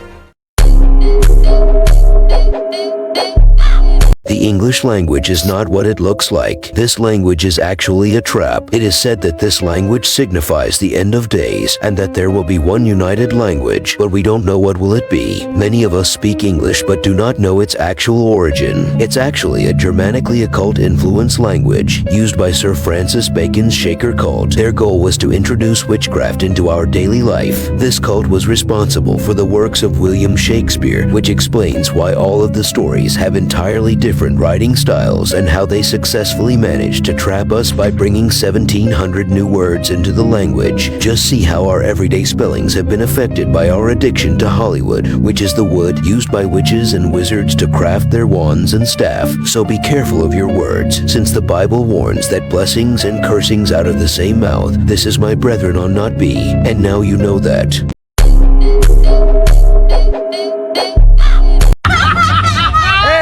Saludos para California. Váyanse a la verga, puta.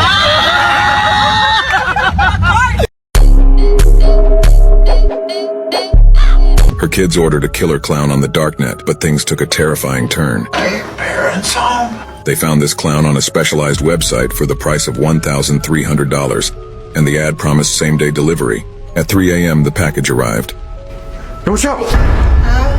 Hello? Hey. Personally, I found the clown's appearance really strange, with his skin and hair matching the bald skull of my math professor. It was explicitly mentioned not to leave it alone, but those idiots did exactly the opposite when they found it. It seemed like he was talking to someone. Later, he asked for a glass of water that wasn't for quenching his thirst. Hey! What the? Why? Why would you do that? 25 minutes after they put him outside, he was still there. But this is where things get truly terrifying. They decided to check their security camera recordings, and what they discovered is absolutely horrifying. The clown hadn't left. Skinwalkers are indeed real. Yes, you heard that right. For decades, people have claimed to have seen a skinwalker, but no one had ever had any evidence to confirm their assertion. But what if I told you that we finally have 100% proof that they are real? In the year 2018, Mark Lane, a man from Texas, went camping in the mountains with his 2 sons and his wife. As night fell, they set up 2 tents to sleep. In the first half of the night, everyone slept without any problems. But around 2 in the morning, Mark suddenly woke up because of a loud noise. At first, he thought it might be a bear or perhaps a deer. So he got out of his tent to see what was causing this annoying noise. But what he saw will leave you speechless. He saw a strange creature, one he had never seen before. He ran back to his tent, woke up his wife, and described to her what he had seen. She then told him it was a skinwalker. He was filled with fear. Mark decided to go to his children's tent to check on them, but they were not in their tent. Subscribe and share this with a friend for part 2 because it gets even crazier. Did you know that Peppa Pig is based on a true and terrifying story? In the year 1952, a very poor family owned a lot of pigs. Their farm decided to carry out experiments with the pigs' DNA on themselves, especially on their youngest daughter. After some time, this was eventually discovered by a villager, and when the police arrested them for illegal activities and worse on their own child, they discovered that the girl was called Pepper and now looked like a horrible pig. They questioned the family to find out their motivation. The family responded with something terrifying. They said that the reason they had acted this way, it wasn't the lack of money, nor the difficulties of farm labor, nor any mental problem or urges, but simply the power to do what she wanted, to herself or to her child. A children's show, not so innocent, is it? That's not the only one. Look who's behind the window when they're all outside. Subscribe and share your thoughts in the comments. This is why people are saying you shouldn't whistle at night, because you might attract this thing. And before I start, if you like cryptids, folklore, and more, make sure to tap the follow button. So this is La Lechuza, or the Owl Witch. This legend can be found around the border of Texas and northern Mexico, and if you see this creature, it's said to be an omen of doom. According to the story, La Lechuza is said to be a shape-shifting witch who takes the form of a woman by day and a 7-foot-tall owl creature with piercing red eyes at night.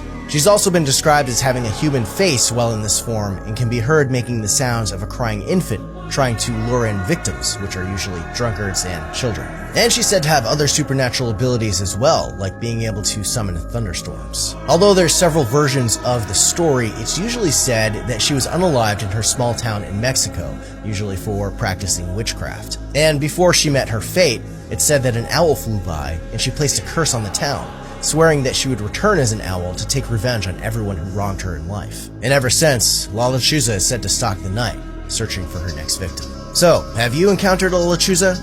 Let me know in the comments.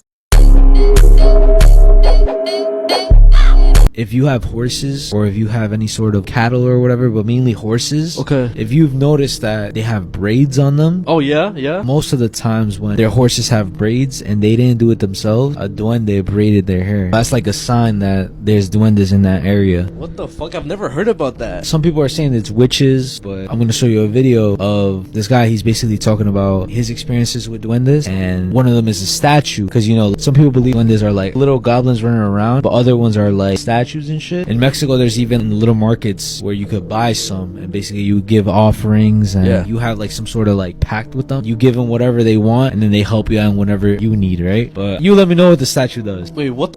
Les piden cosas para su vida. Por ejemplo, a este brother le piden ayúdame a dejar el vicio. Entonces, quiero dejar de fumar, por favor ayúdame. Entonces vienen, dejan cigarro. Quiero dejar de tomar, por favor ayúdame. Le deja hacer de tomar, por favor ayúdame. Le dejas...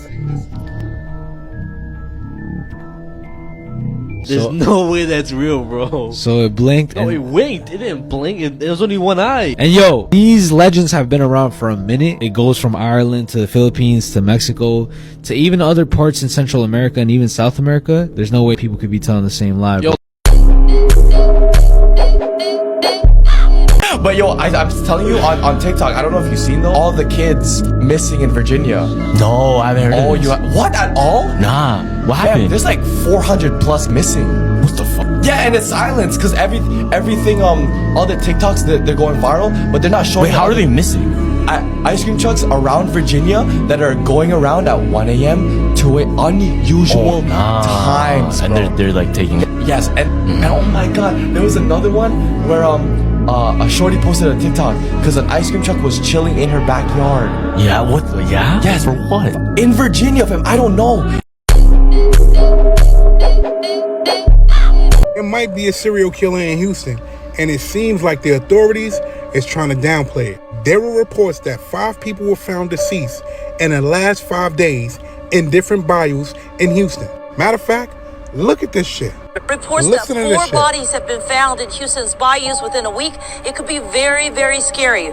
The first body found in a Houston area bayou this week was Monday morning when a man's body was recovered from Greens Bayou. Hours later, a woman's body was found in Brays Bayou. That's 2. On Tuesday, a third body was recovered from White Oak Bayou. And 24 hours ago, a 4th body was found in Buffalo Bayou and another near one was downtown. found after that. So the police are trying to say that all 5 of those bodies could be by accident. And they're telling the public not to take it as serious as they're taking it. They're saying that people think because 5 different bodies were found in 5 different places that it's a serial killer, but it doesn't have to be. They're saying that all 5 of those people could have just died by mistake. Could have went there and took their own life maybe. But how random is that? You got 5 bodies in 5 days in different areas, in different places in Houston. That doesn't seem strange to you? That doesn't seem like that's something more malicious? You tell me. I'm out. Y'all, this story that's coming out of Houston is wild as fuck.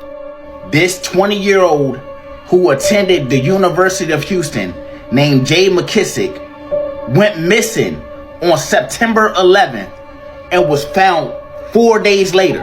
Her body was pulled from Brays Bayou. And get this, y'all, the medical examiners are calling this no foul play. But here's where it get crazy, y'all. Because that same bayou has had 12 other bodies pulled from it. 12. Now y'all tell me this. How does that many people end up in this body of water? And each time they say it's no suspect, no foul play, and they're just brushing it off each time. Like, nobody find that suspicious? So they said the last time they seen her was on surveillance when she was walking by the gas station, and all of a sudden she was gone. They said she left her phone behind and everything, and now she's just another person on a long list of they don't know what happened, tragedies in that bayou. I'm just not understanding. If that many people went missing over there, why hasn't there been nothing done to secure that area or make it more safer or have surveillance over there? I'm just lost for words. Somebody let me know. And somebody answer me this. If your city, your state you're in had bodies just piling up in the same area, would you really think it's just a coincidence? Let me know.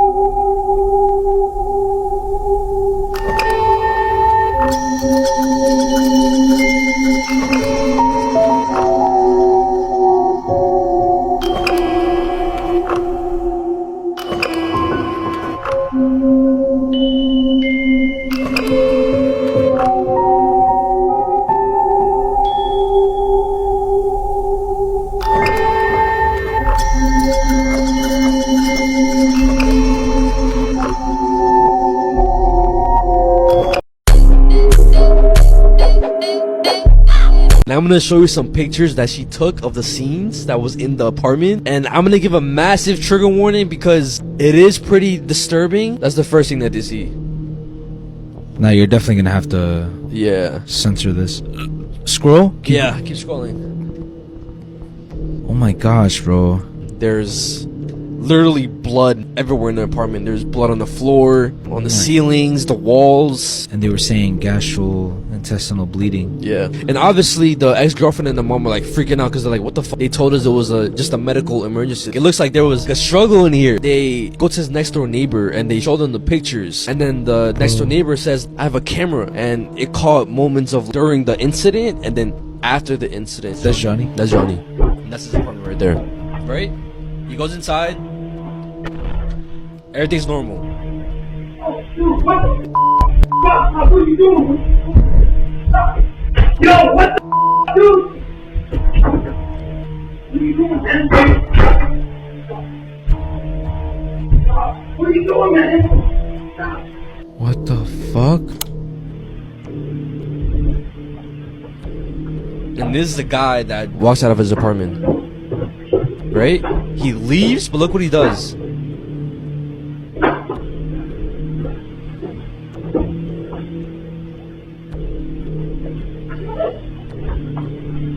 What's he doing? He cleans the handle.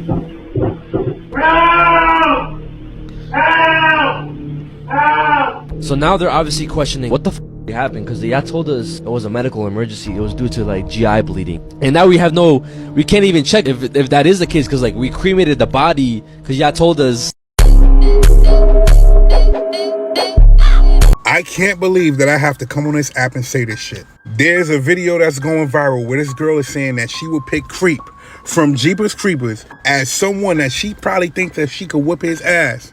And I know for a fact she's bugging the hell out. For you to say some shit like that, you don't even understand who Creep is. First and foremost, let's do this like this. If you're not scared of him, he won't do a damn thing to you. He can't. But if he smells fear, and it can be an ounce of fear, small like this, your ass is grass. Mind you, this thing is faster than you, stronger than you, uglier than you. How do you hurt something like Krik? You can't kill him. For example, if you rip off his arm, he's just gonna rip off your arm and put it on his arm. He uses humans for spare parts. He's the predator of all predators. Once he smells fear, he is coming. Mind you, he does this every 23rd spring. Picture somebody walking down the block in a trench coat, just walking, and the next thing you know, they turn into some fucking come on now.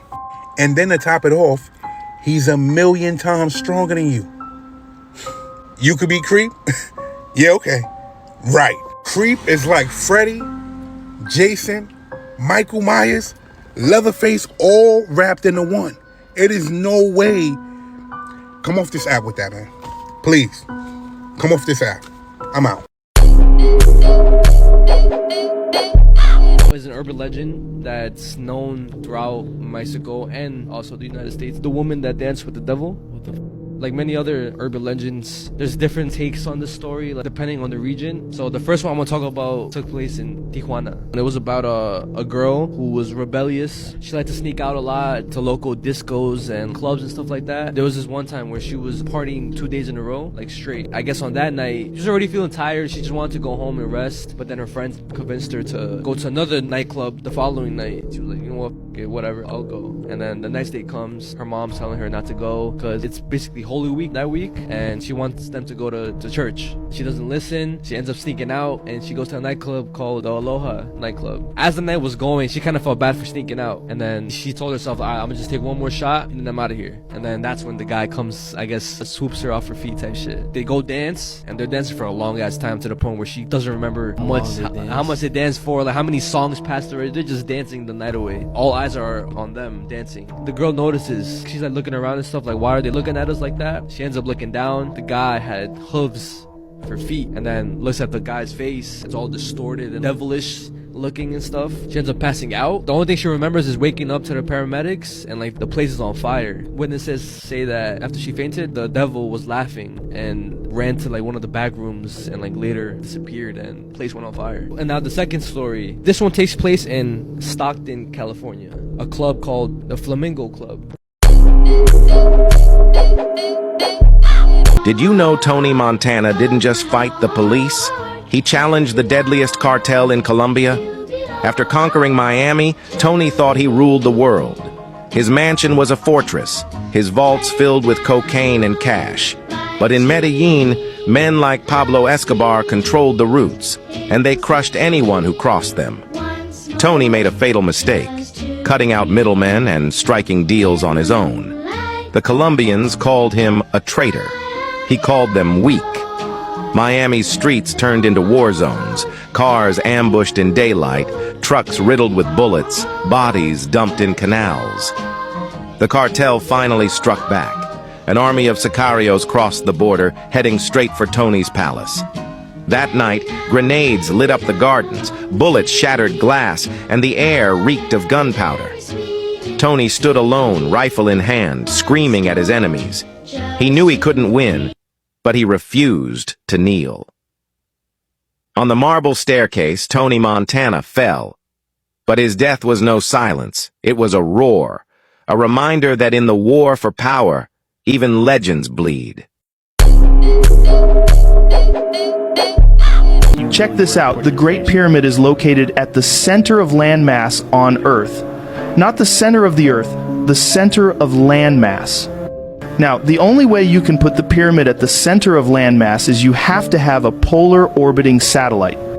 If we were to do it today, a polar orbiting satellite that's orbiting this way, and as the Earth spins on its axis, you're taking swaths of data and you're calculating the landmass, and then you're going to say, okay, this is the center point for landmass, and you put it there. So the center point for landmass being you take the surface of the Earth, what percentage of it is covered with water, where the ground is, and then you find the center of where the most ground is, and that's where the pyramid island, exactly. The next thing is taking all the average heights of all the peaks on Earth and then dividing that to get the average height and making that the height of the Great Pyramid. Now, you can't just randomly calculate those numbers, okay? That's the average height of all the mountains and the peaks on Earth? That's right. Wow. That's right, and that's an absolute fact. The Grand Gallery, the latitude of the Grand Gallery inside the Great Pyramid leading into the King's Chamber, the latitude are the exact digits of the speed of light in meters per second. You can't just randomly calculate that one. Am I the only person that thinks it's weird that Russia has just again had another massive earthquake, 7.8, and this behind me, no, this is a month ago or 2 months ago, it's happening again, yes, right now, just the way it did before. And completely 1000% unrelated, the craziest freaking part of all this. Did you know that just 1 hour before this earthquake went off, we had this happen? That's what the president himself had just said in regards to Russia. And also, is Russia using black magic in their military? We'll get to that in a minute, but the weird thing is that these earthquakes are all showing up in the exact same spot. Like really, very close to each other. And completely 1000% unrelated, again, they're always right down the road from Alaska, basically. What's in Alaska? Nothing. Come right back to all these earthquakes. Now really quick on the Russian military magic, they got Labubu's hanging out in their fighter jets. I'm sure it's just because they like them, right? Of course these people high up would have no idea of any significance with these, right? And just wait for my video later because the whole entire world structure has changed. Now back to these Russian earthquakes. It's wild. Of course it's unrelated, not connected whatsoever. We know that, but it's just crazy how it always comes at times of political tension. I showed you guys last time this happened how we had that streak run all across the earth through Alaska and Russia. And of course how the Schumann frequency, which picks up the frequency of the earth, the vibration of the earth, always matches. But these earthquakes are wild and actually unrelated about that thing that just happened. The sound of something that rang out, proved by the sound waves 70 to 90 foot away. Comment below what you think about all this so you can make sure you find my next video. And TikTok bookmark, Revel Addict.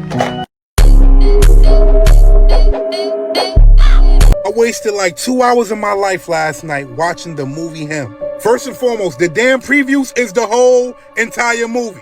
Jordan Peele didn't direct or write this movie. Jordan Peele just produced this movie. This ain't a Jordan Peele movie. Up and coming star gets injured, then goes to spend a week with the person that his father has been training him to be like his whole entire life, Marlon Wayans. And that's where shit gets weird, and that's where shit doesn't make sense. This movie is basically about this man sacrificing everything. Family, friends, everything just to get where he's going. This movie takes place in one place almost the whole movie. Mind you, Marlon Wayans did a good job acting. Great job acting. But guess what?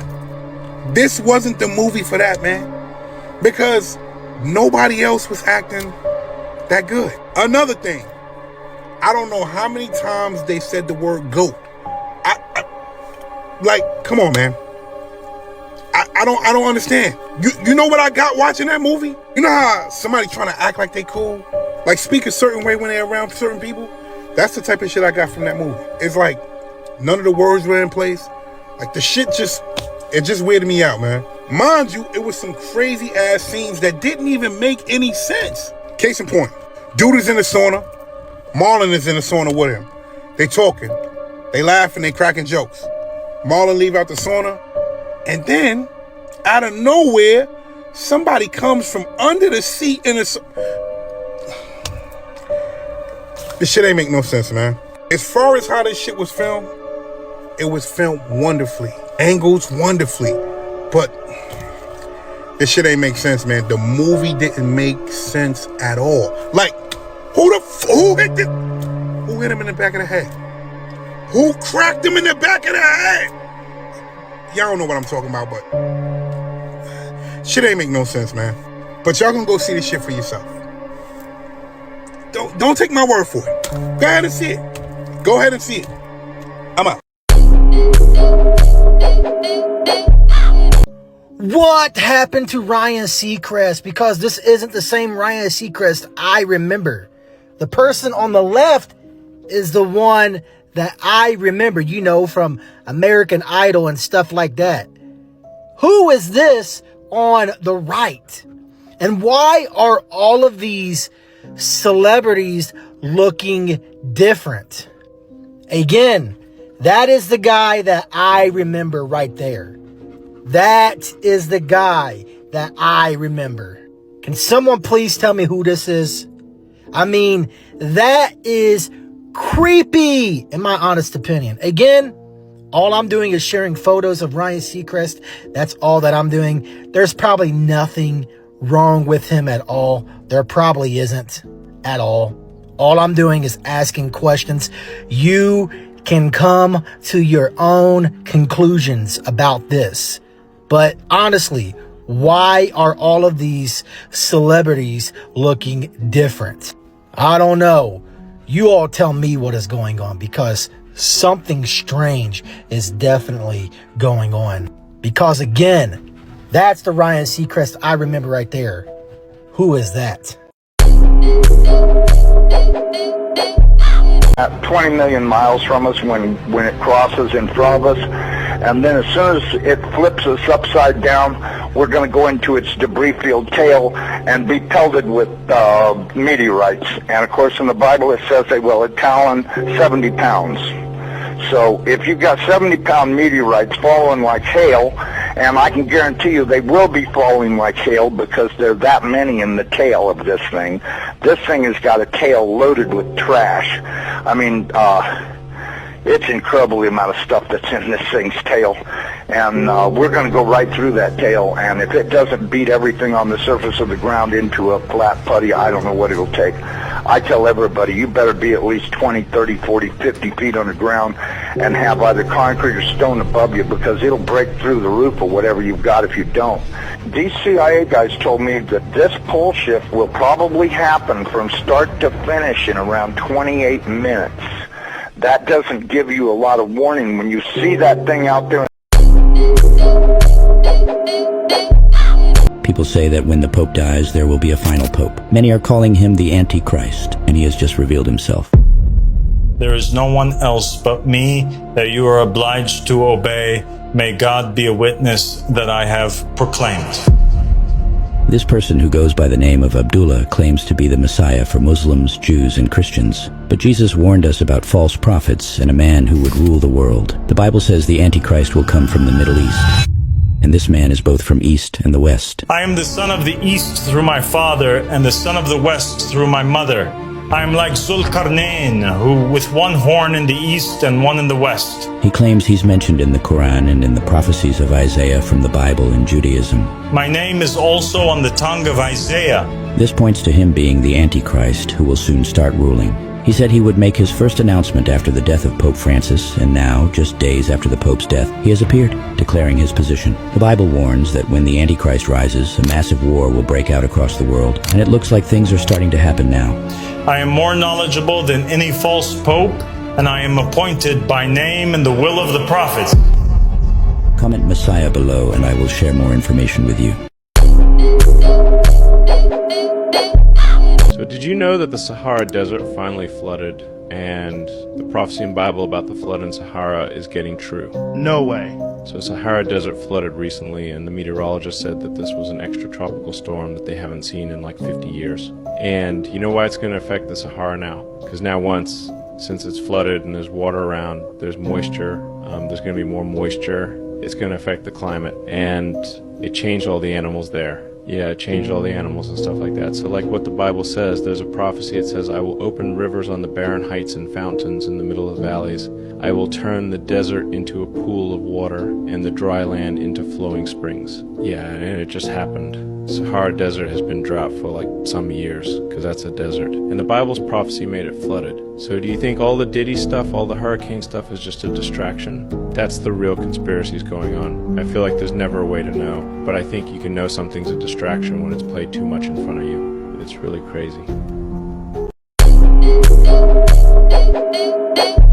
The year 2053 will be the end of the world. On October 22nd, 2022, an unknown man named Peter Reuter mysteriously appeared, claiming that he is from the year 2062. He argued that he had to stop a woman named Mary Baker from taking a flight to London, but he said that he doesn't even know her. When asked further, he replied by saying that she will lead to the spread of a new viral strain. He was then taken to a psychiatrist named Dr. Knight for his treatment. The psychiatrist was very surprised by his claims, but didn't believe him. When Peter revealed woman's personal information that nobody knew, his warnings turned extremely miserable, as he claimed that if he doesn't stop Mary Baker, there won't be anything left by October of 2053. Till this day, many people believe that this man was a time traveler, and now you know that. So did you know Pope Francis is the last Pope, and after that it will be the Judgment Day? So it literally ends after Pope Francis? Yeah. And this book in the Vatican archives, right, predicted every single pope from 1143 all the way to our current pope. But the scary thing is after Pope Francis, the last one, it just says Judgment Day. And the creepiest thing inside St. Paul's Basilica ordering the whole inner sanctuary is a picture of every single pope, right? But what's weird is that there's only a certain amount of markers where you can put the picture. There's just one left after Pope Francis. They've always said once that last slot is filled, it will be the end of the world. He predicted the time it took to go from the first pope that he wrote about to the halfway mark was 422 years. He's saying from the middle one to the end, another 422 years will be the end of the world. If you do 422 in the middle pope, which was 1585, that year is 2027. It's even weirder. Pope John the 23rd, he said that the end of the world would happen 2,000 years plus Christ's life. So that adds up to 2027 as well. Terrifying, isn't it? According to Islam, one of the biggest and most frightening signs of the Day of Judgment will be when a strange beast comes out of the earth. Yes, a real creature, created by Allah, will crawl out from deep underground, and it will speak to people.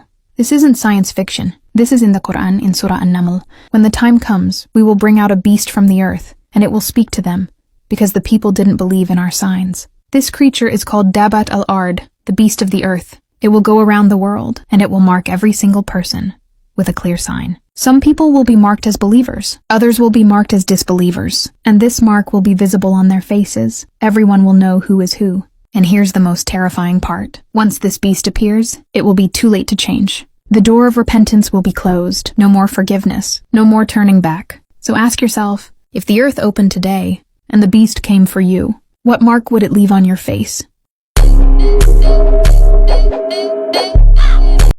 So this is going to be the last video I probably post until I finish organizing the playlists and uploading to YouTube and getting a little more organized. But this is its own playlist of several different components, so I wanted to go ahead and at least make a single video about it. This map behind me is the old map of California. There are dozens of old maps that show this from like 500 years ago. Even pictures of blimps and trains, like in their common area inside the blimp or train, are maps on the walls that show, you can see glimpses of this. So this is California as an island, and then I got it cut off, but California, and then it has a strait in between the island and the mainland. But that's not what I'm pointing out here. There are three components to this. First, the number of horses in the western United States and Central America is the highest number of horses in the world, like combined. There are like 20 to 25 million horses between Mexico and North America, the west side of North America, and a little bit of the northern part of South America, compared to like China and Russia has like 6 million horses. The highest population of horses is in this area of California, western United States, and Mexico, and northern South America. So keep that in mind. Now you have this right here is the Great Salt Lake today. It's the same shape and everything, but this river doesn't exist anymore. The Colorado River comes off this way and kind of shoots out, and the Grand Canyon goes this way. So this river doesn't exist anymore. But when you overlay the maps together, when you have Salt Lake, the Great Salt Lake up here, the Hoover Dam is around right here. So now you have the Great Salt Lake, the Hoover Dam. This river does not exist anymore. What did they call the Dead Sea in the Bible? The Salt Sea. This river is the River Euphrates, and the Hoover Dam is where the 4 fallen angels were held captive. In the Bible, when it says that I think it's Revelation 9:20, I don't remember what the exact verse it is, but when the 4 fallen angels are, when they're loosed from their prison, which is the Hoover Dam, it says they lead an army of 200 million horsemen. Not soldiers, not an army of 200 million demons or whatever, 200 million horsemen. So now we have this area, and Central America and western side of North America has the highest number of horses in the world, combined, compared to everywhere else in the world. And now we have the Hoover Dam right here at the base of this river that is no longer there. It's dried up. So Great Salt Lake, 25 to 30% salt content compared to the ocean, which is like 3.5 to 5%. That is the salt sea, aka the Dead Sea. This is the River Euphrates. The Hoover Dam is where the fallen angels were imprisoned. It dried up, they were loosed, and the horses, their 200 million horsemen, is what they led into battle. So, again, this is going to be its own playlist, but that gives you the kind of concept in a nutshell. Anyway, cheers. Did you know on the Day of Judgment, children won't be held accountable for their deeds? No matter what religion they followed, if you're below the age of puberty, you don't need to worry. Allah subhanahu wa ta'ala's mercy is so great that children are not judged for their sins, but instead, a group of angels will gently carry them straight to Jannah, without questioning or punishment. This is one of the beautiful signs of Allah subhanahu wa ta'ala's justice and compassion. The Day of Judgment will last 50,000 years. People will be waiting for such a long time, they will beg for judgment to begin. Then, finally, Allah will descend in a way only He knows. The angels will come in rows, and hellfire will be brought close. It will be so terrifying that people will be absolutely in shock and fear. Then the people's books will descend upon their right and left hand. These are the book of deeds. After this, people will be called one after another, interrogated about all of their deeds. If they lie, their mouths will be sealed shut. They will not be able to speak, and their body parts will speak against them if they try to lie.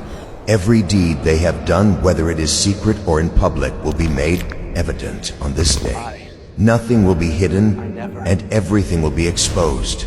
On this day, people will realize they don't have enough good deeds and can wish they can go back just to earn more good deeds. Parents will ask their children for good deeds and they will be denied. The children will be asking their parents and siblings for good deeds. No one will help each other on this day. After being interrogated about their bad deeds, Allah will then begin questioning you on all of your good deeds. People will finally have hope that they might just be saved. Allah will then tell you to turn back to the very beginning of your book. For those who are saved, He will erase all of the bad deeds and make them good. The scales will then be placed. All of your good deeds and bad deeds will be placed on this scale. Some people will have more than others. Some people have mountains of sins and only one good deed. For these people, Allah says, His mercy will prevail on the Day of Judgment. And if they have a mustard seed weight of belief that Allah is the one and only God, He will make your good deeds outweigh your mountain of sins. After this, people will have to cross the Sidrat, the bridge that is over the hellfire. It is thinner than a hair and sharper than a sword. For the people who will be crossing who are good, it will be wide and vast.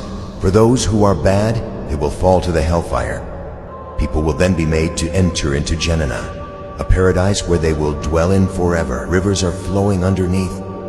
For those who did not make it to heaven, hell will be their abode. The torture will now begin forever.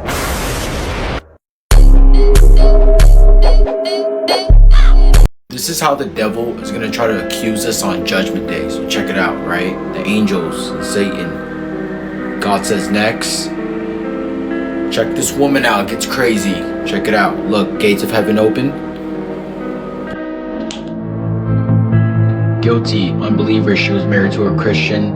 She later decided to divorce him. she insulted her, and you forbidden it in 2 Corinthians 6:14. Do not be unequally yoked in the unbelievers for partnership in righteousness.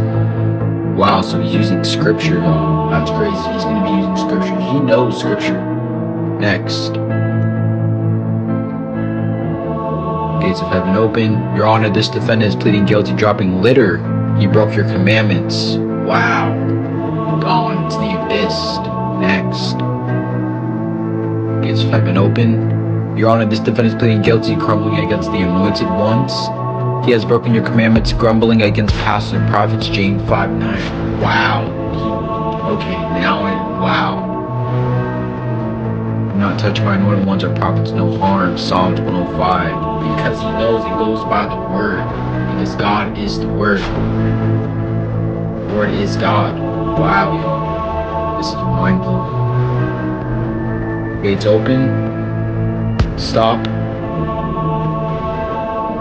Your Honor, this defendant is indeed guilty, wearing a prostitute. The pastor broke your commands. 1 Timothy. Oh man. Calls it out. Decency. Wow.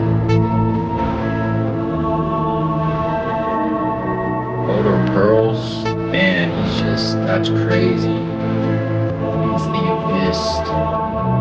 Next.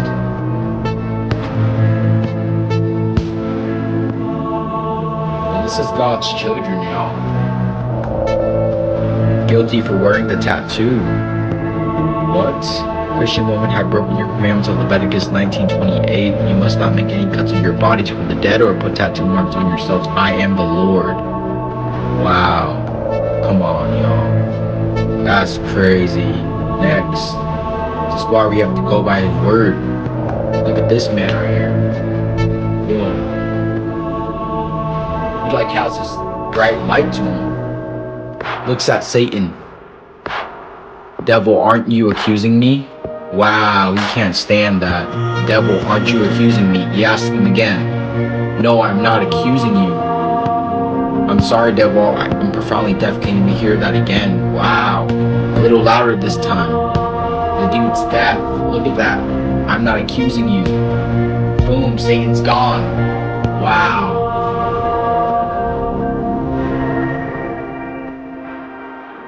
Well done, good and faithful servant. You have been faithful in a few things. I will put in charge of many things. Enter the joy of the master.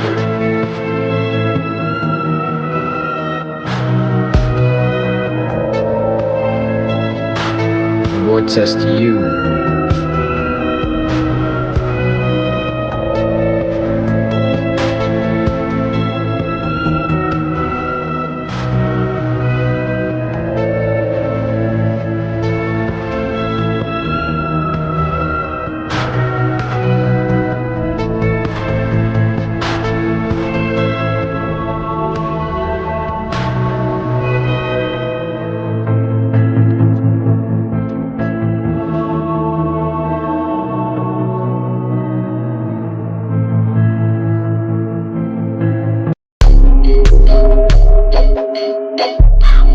watch how God rejects this woman from his kingdom.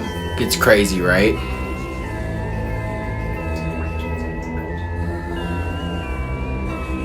So her garment disappeared, right? Boom, check it out. She was wearing an undershirt. She had a big wig on her head. She's seen that it was tight leggings, embarrassed and ashamed. Wow. My daughter, everything you are wearing on your body does not belong to this kingdom. And you cannot enter this kingdom with that endorsement. Wow. That's scary. Lord, it's not me, it's my husband. When I was single, I used to dress like this. I practiced holiness in my body, giving up my pants, wigs, and makeup. Wow. When I got married, my husband began to pressure me to have sexy and present people. He did not like my way. I wanted to pleasure my husband. I thought I had no choice. I had to follow in the will of my husband. Wow. The Lord says, you broke my commandments because of the love of your husband. You have no part in this glory. That's scary, y'all. Look. Wow. Did I ruin in vain? And wow. I was going to church. I served you. I paid my tithe. I did all that in the Bible required. All because she put her husband before the Lord. You have to put God first. It does not matter. That's crazy. Where did she go? She lost her place, my son. My words are true, and I am the word. Whoever claims to have me receives my wow.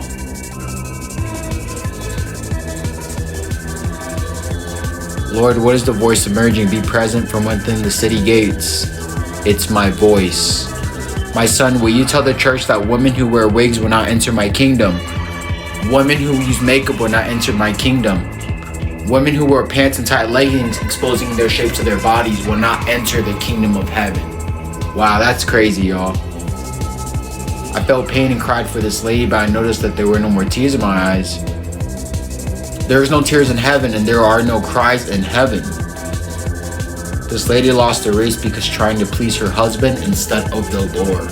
Wow, share this right now, y'all. This is crazy. Like for part 2.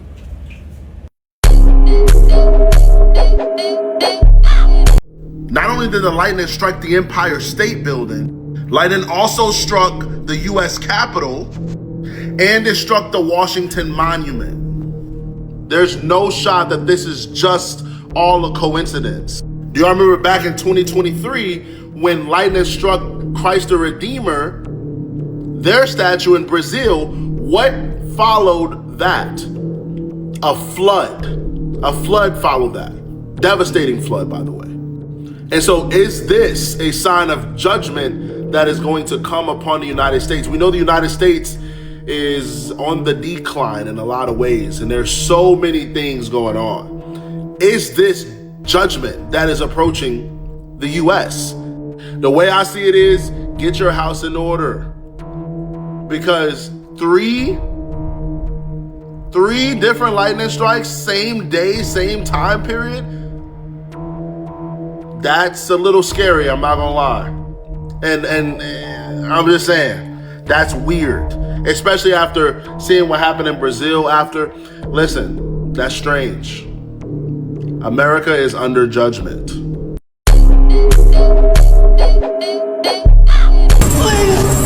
Please, Lord God, no!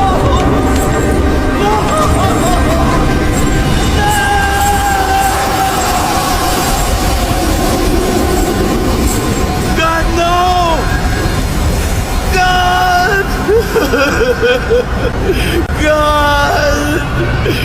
God! God, you're fading! Please, no! Your presence is drifting away! This is the last time I'll ever see him, ever know him!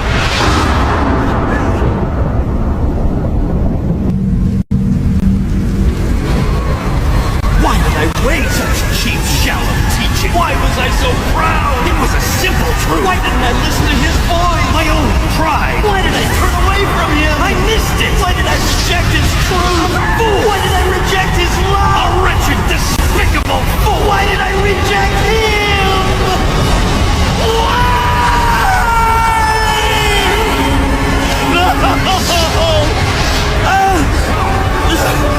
The angel.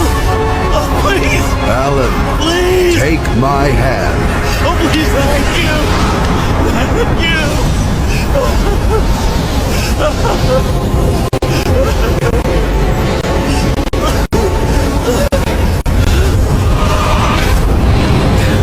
Come with me, Alan. How? What you have been through is real. If you lost your earthly life at this moment in time, this would have been your eternal destiny. What do you mean? If I lost my earthly life? The Father allowed you to see what would have happened if your son was not, at this very moment, rescuing you from death. Jeff! Because of your son's persistence and obedience to the urging of the Spirit, you are about to be spared. You see, Alan, the Father is going to allow you to deliver a message to the world. He is granting you a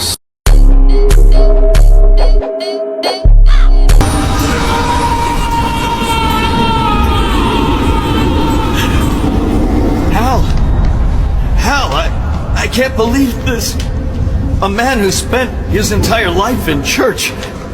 Why? Even now your friend curses at God, curses at you.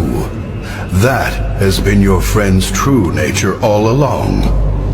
It is now revealed. What was that? Time moving. We are in the fullness of time and are moving about its corridors. This is the same sensation the Apostle John experienced when moving through the events in the book of Revelation.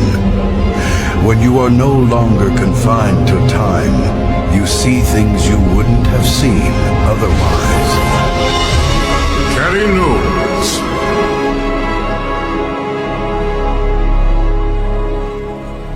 After what happened to Hal, I was relieved to hear Carrie's name called.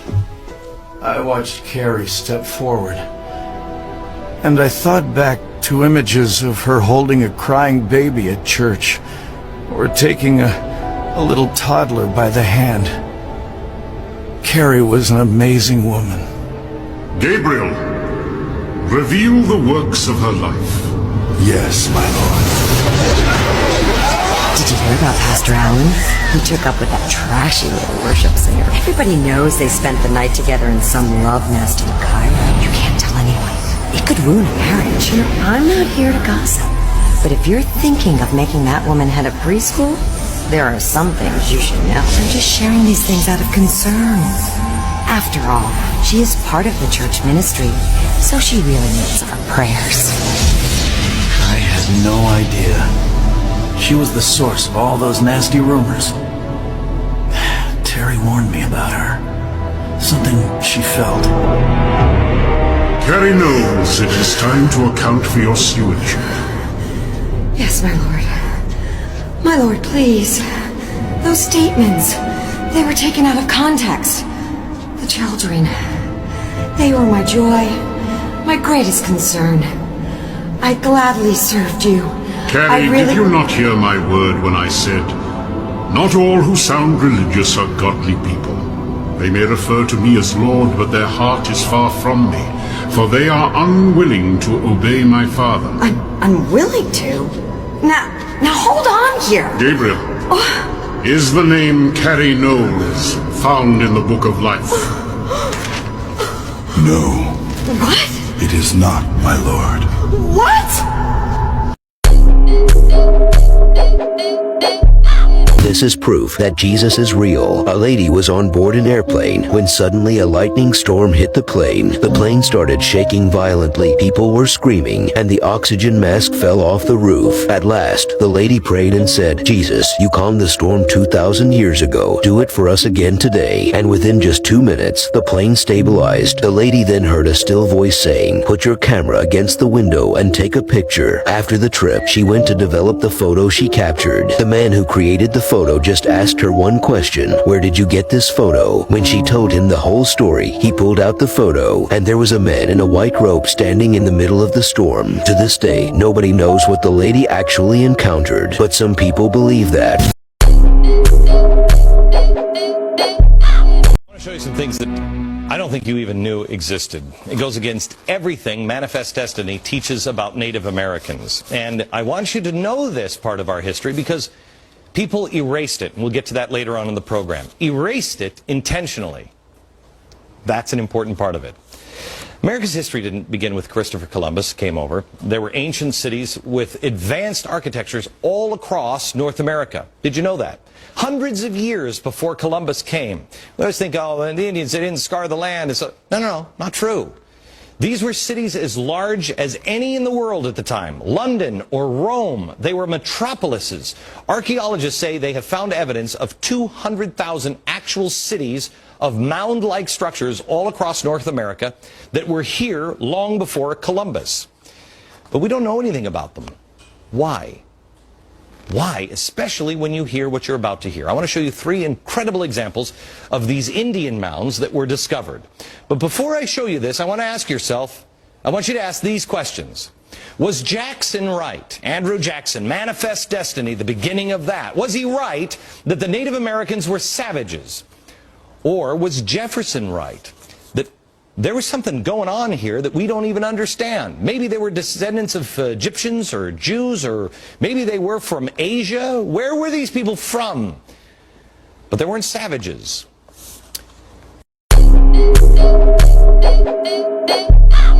Why are we being warned about terrorist attacks worse than we've ever seen right now all over Twitter? But even more, who are the ones that are warning us of this?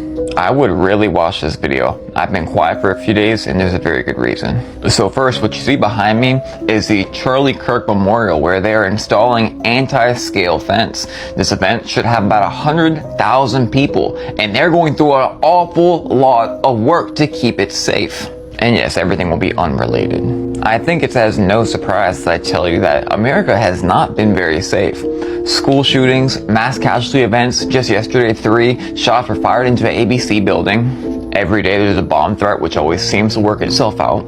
You can read the words of this alleged UN discovery will I tell you this next part. We've had Putin, we've had Japan, we've had Turkey. All these nations come out against that country, that place in the Middle East. Surely you know the place that I'm talking about. What's very odd is Putin came out yesterday saying that he was stopping all high-level Satanism and taking their assets. We'll come right back to Turkey for some completely unrelated breaking stuff. So I want to remind you what's going on right now. Ever since the Charlie Krik event, we've had many different narratives come up front, and certain narratives are taking the lead. And so with certain narratives taking the lead, all of a sudden we have all these warnings being pushed by certain accounts. Even going as far as to guarantee within 6 months we will see strikes on the US. The same accounts always seem to have some inside information. And at the same exact time, the president is now threatening Afghanistan. Now, we're not diving into the Krik situation in this video, but we've had more audio analysis come out showing more than one bang, if you catch my drift. But these people seem certain that there was a green light, that there are many terror cells in the United States, as they say, and they're now telling us to stay vigilant. All while Russia, Japan, Turkey, China, and so many others close in on that country. And unrelated, it was exactly the same time as the terror threat when he came out saying that he was going against all the international Satanists and all of their assets. Who are these people and where are they?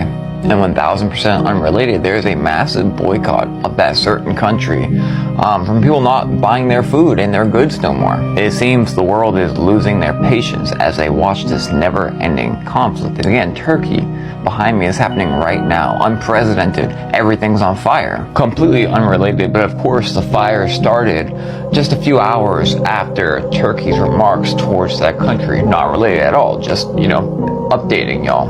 I'll leave y'all with this. Be very, very careful and watch your surroundings, because certain people that always seem to know are warning us that terrific events are about to start happening in the United States, as if it wasn't bad enough already. Make sure you let family and friends know to stay vigilant. Life of a million coincidences.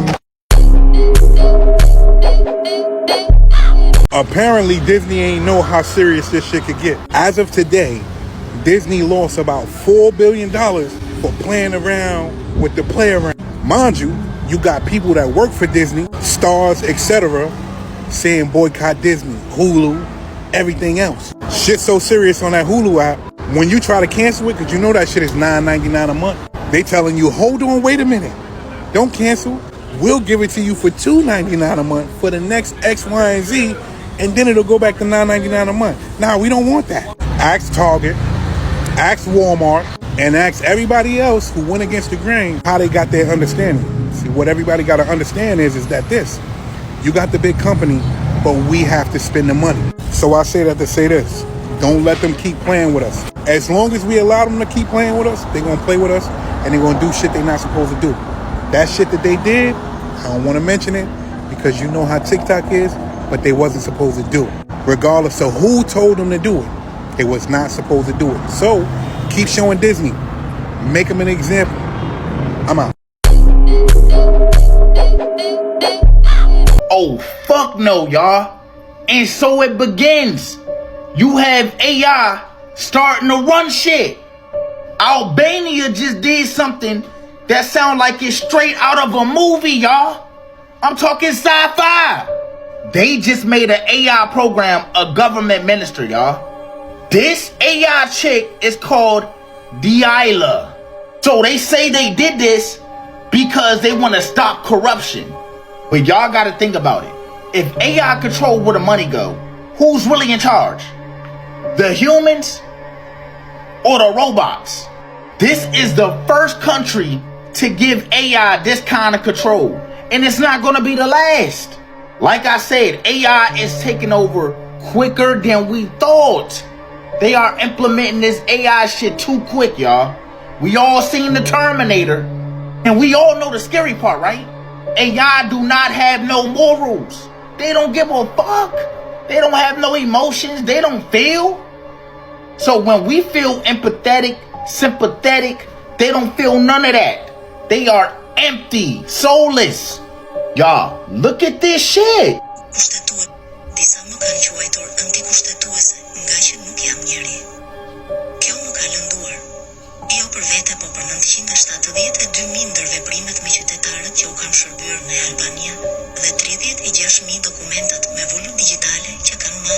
This shit is real, y'all.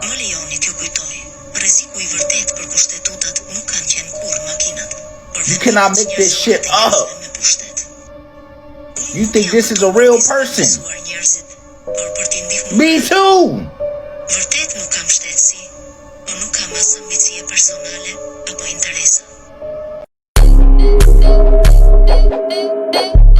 Y'all are not gonna believe this shit. But today, Albania introduced the world's first AI minister. Y'all knew we was about to get to this, right?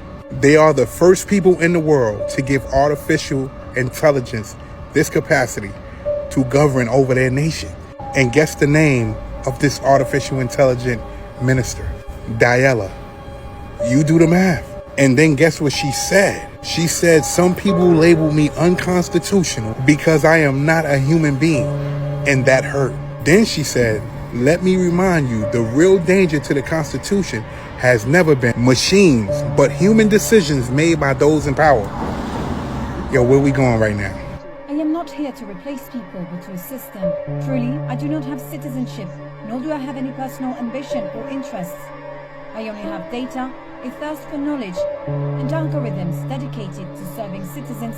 Crazy thing is this is not the only thing that's about to happen. How is it possible for AI to be a minister?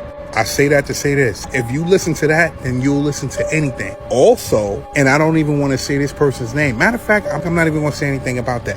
But they just had AI.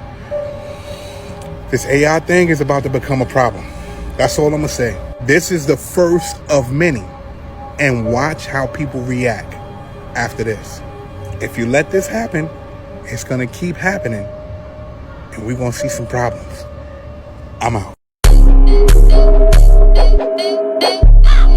Look at the date on his chair. The power structure of the world has changed for the very last time. Think about all the WAR, all the conflict happening right this minute, how the world's changing right in front of our eyes. There is a new world ruler. In this video, I'll demonstrate to you how Rome is the foundation of the world, the Vatican, the Crown, and the US. But the Crown has just given power back to the US.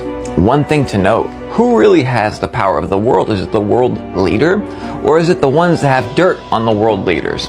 Now look, before we get too far into this, don't make me your enemy for just showing you information.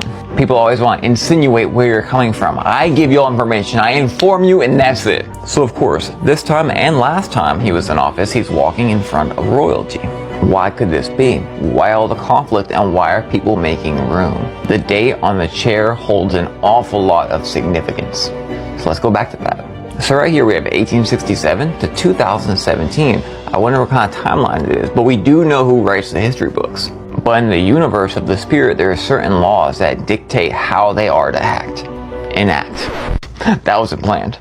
So what is this enact in British North America? British North America Act 1867, like we saw. The British North American Act received the royal assets on 29th March 1867 and went into effect the 1st of July 1867. The act separated 3 territories of Canada, Nova Scotia, New Brunswick into a single dominion called Canada. Provision was made for other colonies and territories, British North America, to negotiate their entry into the Union. There are many things that happened this year, and a whole bunch of legislation tying Britain to America. And then what happened in 2017? In January of 2017, he was inaugurated. 1867 to 2017. You can't hide that he was walking in front of this royalty, and how all countries are opening up their way, and how other countries are engaging in WAR. I can't say too much, but what I can tell you is to read the book Secret Destiny of America by Manly P. Hall, because America has never been what you thought it was. America right now is first century Rome. The Vatican gave the power to the crown. The crown exalted USA. USA was stood up and their leadership was switched. What we are living right now has been orchestrated for almost 250 years. Jesus said that his kingdom, his government is not of this world, and that Satan is the lowercase g god of this world. And Satan's children themselves are orchestrating from places, high places in this world you would not even expect. Believe nothing of this world, believe everything of God. This is the end of a timeline, the end of a season. I don't think people understand how scary this Trump situation really is. He is saying all networks that criticize him should have their license revoked, gone. I'm gonna explain to y'all why I think this is dangerous as fuck, and y'all let me know if I'm tripping. In the US of A, the government is not supposed to tell the media what to say at all. But we're seeing it. For those who don't know, the First Amendment protects freedom of the press. So if the president can start threatening TV stations because they decide to make a joke or say something bad about him, that's not a democracy. That's censorship. I need y'all to open your mind and think about the ripple effect. If networks know they can lose their license for criticizing Trump, do y'all really think they're gonna start speaking up? Or are they just gonna stay shh out of fear? And if that's the case, y'all gonna see less truth, less accountability, and you're gonna see leaders thinking they can do whatever without no pushback or without nobody saying nothing. And I feel everything happened for a reason. I don't really care about the Jimmy Kimmel. I'm just saying everything is for a reason. For all I know, this could be part of the plan. Okay, so Jimmy Kimmel said what he said, and now he's being silenced for it because the show is suspended or whatever. People online seem to think that this Jimmy Kimmel shit was all a plan, like for him to go talk it and then for his show to be canceled. And they're just showing us, if you think you gonna talk out against us, look what we just did to Jimmy Kimmel. And you think you're above Jimmy Kimmel? They gonna be like, yeah, we're just showing you what can happen. So I say that to say this. People gotta start paying attention, because you don't wanna wake up one day and then realize that freedom of speech is gone. And all the signs was pointing to it. People are saying, parents, whatever you do, do not enter your baby into the Baby of the Year contest. Allegedly, the Baby of the Year contest is a big child trafficking scam. Mind you, I went down a rabbit hole, seeing too many videos of too many women saying that that was a scam, a child trafficking scam. What they do is they have you upload a picture of your baby to their website. And digitally, you can do each and everything you want with those pictures. Red flag number 1. And red flag number 2 is worse than red flag number 1. People are saying that people's children have become missing. So I say to you again, do not enter your baby into the Baby of the Year contest. We have to do each and everything to protect our babies, to protect our children. And if there are things like this, they need to get rid of them, and they need to get rid of them fast. Hit that search bar. Put in Baby of the Year contest 1. Put in Baby of the Year contest scam, and see how many people tell you stories about these people, what they do or what they try and do to these babies. Now, once again, I don't know if it's 100% true, but what I can tell you is I'm taking every single word for it, because you can't trust a lot of people, and especially with your children. You can't trust anyone. I'm out. D4VD, PEDO. Any way y'all look at it, your man's is cooked. Let's say, for instance, he didn't unalive Celeste. He still dated this girl. I know you got some people that's gonna say, why is that a problem? He dated her. Nigga, she was a minor. They were talking back in 2022, y'all. That will make her either 12 or 13. And he will be 18. What the fuck? Bruh, your man is so weird. He was obsessed with a minor. He made a song about her, y'all. He going to the big house. He going to the big house. It's over now. He's gone to jail. Nah, y'all, listen to this shit.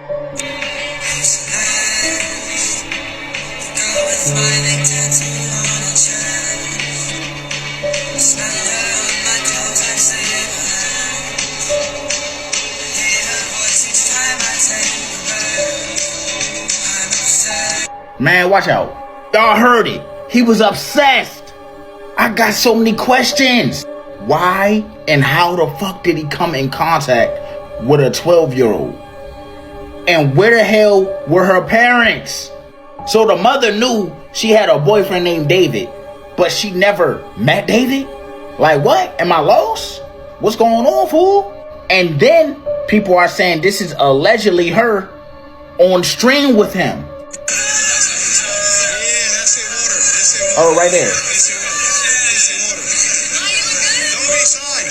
That look like her. Then it just make you wonder, how old is her friend that's with her? Are they both the same age? Like I said, however y'all want to spin it, it's still not looking good. He was messing with a minor. So even if he didn't unalive her, this shit is still weird. I'm telling y'all, the industry rabbit hole goes deep, fool. Now the next video is gonna be me giving my reasons on why it could have been him. Today there was a scuba heist at Disney World and nobody is talking about it, so I'm going to talk about it. $20,000 was stolen today, which I guess in terms of Disney is not a lot of money, but the way that it was stolen is actually wild. This person, who has not been caught yet, suits up into full scuba gear and dives into a lake in Disney Springs in Florida. The person then scubas over to a replica steamboat, otherwise known as Paddlefish Restaurant, and comes in right as they're about to close. All the customers are out, but the managers are counting the money about to put it in the safe for the night. This person then surfaces, leaves all of their scuba gear in the dining room, and then goes to the back office, ties up the managers, steals $20,000, and then in less than 2 minutes was able to put back on this suit and scuba back out, and nobody has caught them yet. And there's a few things that I find absolutely wild about this. One, how were they not caught? Because security at Disney, I think, is actually insane. And two, how did all of this occur in less than 2 minutes? Now, I know next to nothing about scuba gear, but I have tried to put on a wetsuit before, and putting on a wetsuit, or maybe even a dry suit, while it's wet, is so hard. How did they get all of that gear on in 2 minutes? Anyway, that happened today, so I thought I'd tell people about it. Thank you.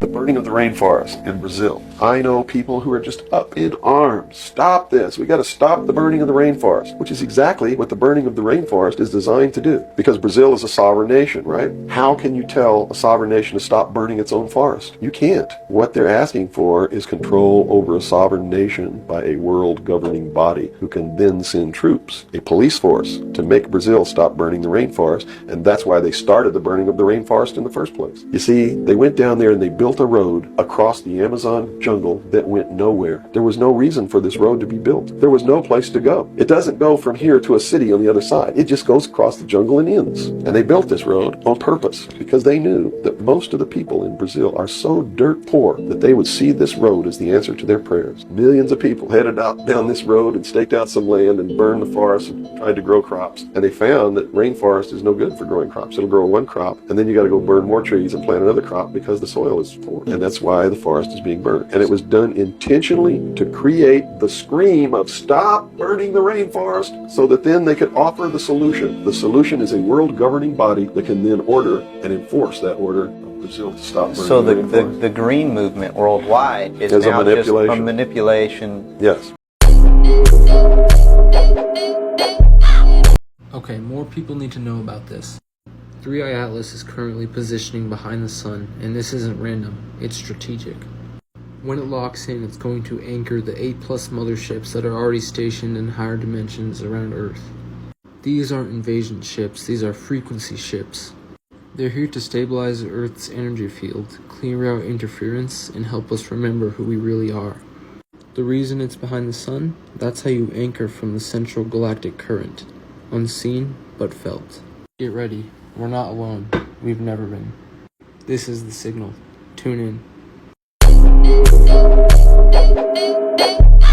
Have y'all been seeing what's been happening the last 3 days while everyone's been preoccupied with their eyes here in the United States? This is about to get really crazy because I bet you haven't seen any of what I'm about to show you. And everything about the Bible is gone but this, but we'll get to it. Just today alone, I had to mute the video. I can't even show you the audio. 50 airstrikes has just rained down in Gaza today alone. And just wait till you see what I found on Turk's Twitter, or what I did see and that's not there no more. I warned y'all about that full blood moon that turned fully blood right over Jerusalem. And ever since that night, it's been mass casualty events everywhere. There are upheavals even happening in every single country on this earth right now, regardless of what side or what's the situation. Now, 1000% unrelated, it's almost as if a giant ritual had just taken place. Of course, that's just a metaphor. The compassion in the hearts of people have been replaced with rage. Now this part is crazy weird. I went to Charlie's Twitter because the last few months, in the last few weeks especially, I've been seeing post Bible verse after Bible verse after Bible verse. Can anybody out there tell me why all of them are gone except the one about the wife? Who's really in control of this Twitter account? Why are biblical things being deleted? And the devil loves inversion.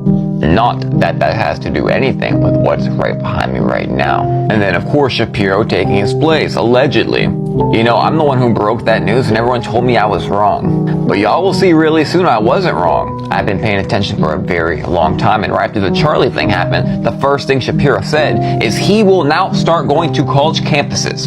He used to do it already. Don't be naive. So all Bible verses are gone. There's a new possible replacement. Now breaking all over the internet, Rabbi recalls Charlie Kirk's last conversation. Of course, completely 1000% unrelated to what just happened. Pause and read. Pause it, hurry up. Anyone who's awake and aware knows that there is a massive storm over our head right now. Can y'all feel it? And if you do, what do you think's coming? Let me know. Mujer Casos de la Vida Real episode. It's another dark episode, one of the darkest episodes. Right now, for anybody who's sensitive to anything with kids, anything like that, just we're letting you know right now, this is not no joke, this is some real shit. So this episode is called Niña Madre. The episode starts off with like a regular family, you know, 2 parents, a little girl, her name is Laura, right? They're just sitting at the table and the grandpa is there. Then it starts getting weird because the daughter, Laura, is kind of forced to sit on the grandpa's lap. And she feels kind of uncomfortable. But like the parents aren't really realizing and stuff. She says, can I go to my room? He goes in there and then he starts touching her. Yabby starts doing weird to her. I'm not gonna get too much into detail. And then the grandpa comes out of the room. The mom goes in, checks in on her, and she's like, grandpa's weird and stuff. Like, the mom doesn't believe her though. Of course. The mom yells at her, gets tight at her, you know what I'm saying? Apologize to your grandpa. The mom ends up telling the dad what's going on. And then the dad is like, nah, that's disrespectful. Like, we have to... She like knows how to respect her elders. So both parents don't believe her? More time goes on and she's still getting abused by her grandpa, right? Until one day, the little girl throws up. They rush her to the doctors. They find out that nothing is wrong with her. So the grandpa was already worried as soon as like they said that they're going to take her to the doctor. They come back home and they're like, they're going to do some tests on her. They determined that the little girl's pregnant. She couldn't believe it. She was like, what the f is going on? The little girl's like, yeah, my grandpa's been doing this to me. It's been going on for a long time. I've been trying to tell my parents, but they don't believe me. They come back home. They end up telling the dad. The dad ends up getting tight as fuck, takes a machete, goes to where the grandpa is, and he kills him. I never knew that was a Mujer Casos de la Vida Real episode, bro. Because I remember seeing that specific episode. And this is a real life case. Obviously, they don't say who it was, but keep in mind, shit happens everywhere. Yeah. I know we posted a Mujer Casos case before, and nobody ever talked about that show. What we're gonna do for you guys every month, we're gonna have one dark episode.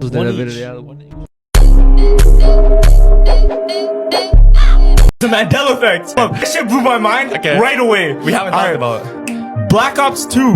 Yeah. Right? Black Ops 2 cover art. Yeah, it's okay. Wait, let me describe it. Yeah, describe it. It's a guy with 2 pistols. Yeah. All black. Yeah. Orange in the back. Black ops with the 2 in Boom, orange. boom. That's Right? it? Now check this out. Okay. What the fuck is wrong with the picture though? What happened? The Black Ops cover art is not what we remember. He doesn't have 2 guns. What? No, it's like this, right? Look at it. He has a gun. He has a gun and a knife. He has a knife, but it looks so wrong. Yeah, he doesn't have a knife, Damn, that's the real cover art. Everybody's freaking out. I already knew. Look at that. Like, that doesn't look right, though. Did you know these are the people who knew too much and were silenced? Michael Jackson, 25th of June, 2009. It's said that Michael uncovered secrets about a dark network involving high-ranking politicians and minors. The official version states he died from an overdose while trying to sleep that night. But how credible is that explanation? Barnaby Jack, 25th of July, 2013. This famous hacker shocked the world when, during a conference, he demonstrated how some could manipulate pacemakers to cause clean, undetectable deaths. Just days later, Barnaby was found dead in his apartment. A simple coincidence, or was he silenced for what he knew? Daphne Caruana Galizia, 16th of October, 2017. This investigative journalist exposed secrets about the elites and the controversial Panama Papers. Her research placed her in direct conflict with powerful figures. Shortly afterwards, a bomb in her car ended her life. Is it really just a coincidence that all these people met such fates, or did they uncover something they were never meant to know? But what do you think, Comet Silence? If you want me to keep exposing the hidden truth... Why are so many babies in Mississippi dying before they even reach the age 1? When I tell y'all so many children, it's so many children. They are saying it is off the charts, y'all. And I'm sitting here like, how is this normal? Nobody see that this is crazy? Nobody see the problem with this? Why is nobody talking about this? We are talking about infants in Mississippi passing away at an alarming rate. As a matter of fact, they are saying 9.7 infant deaths per 1,000 babies born. They said this is the highest level within a decade, y'all. And guess what race is leading at the top of this? Just guess. If you guess blacks, you were right. Look what it say, y'all. This shit is crazy, fool.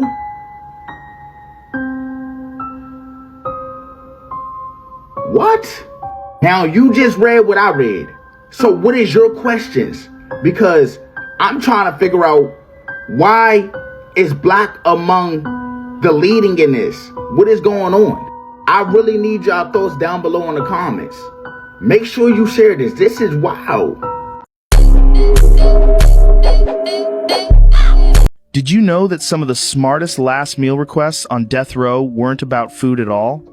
In 1963, Victor Harry Fager asked for just 1 olive with the pit still inside. After his execution, they found the pit in his pocket.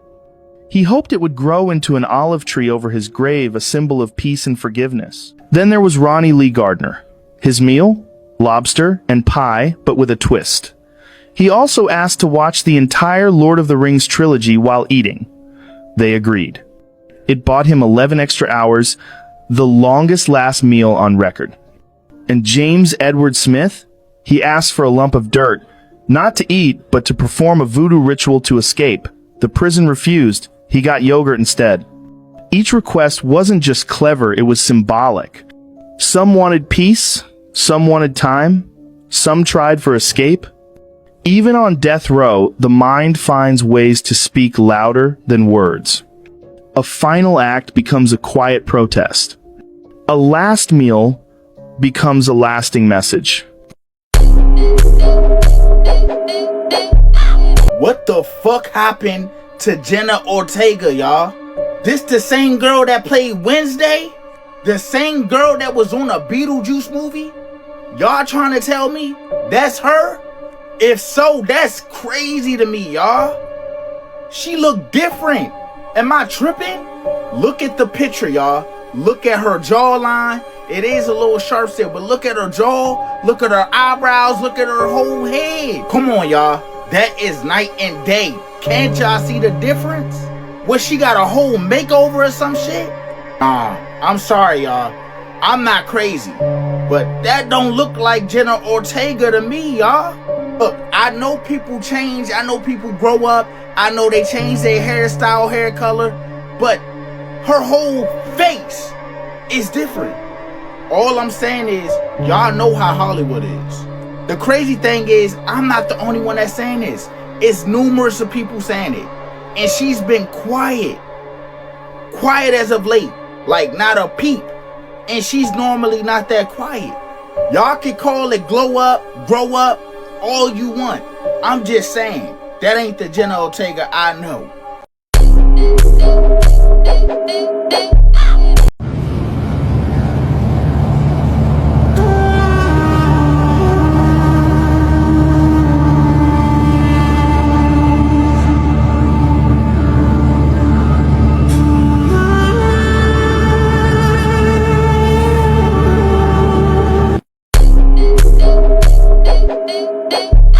What if I told you they stopped calling it chicken? Because it isn't. The stuff they're selling to you was never meant to walk the earth. A monstrous creation, a chicken, mixed with something, certain cells you're all too familiar with.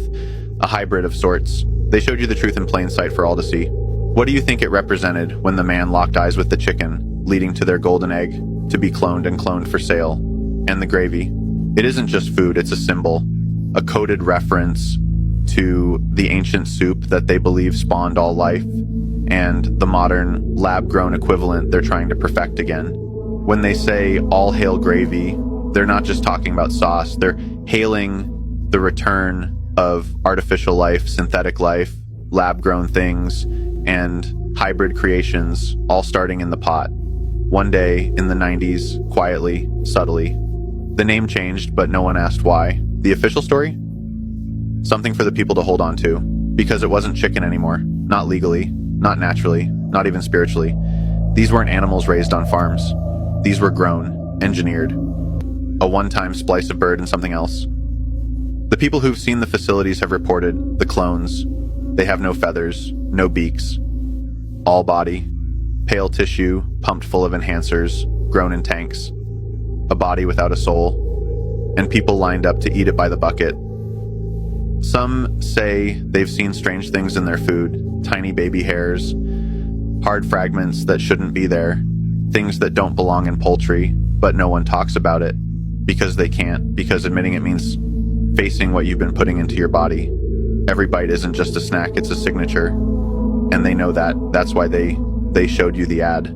They're telling you the truth in plain sight so they can put the blame on us for eating it, karmic retribution for stuffing your faces, and their slogan, finger licking. As always, there's two meanings to this slogan. I'm gonna go ahead and say this is just a joke for entertainment purposes.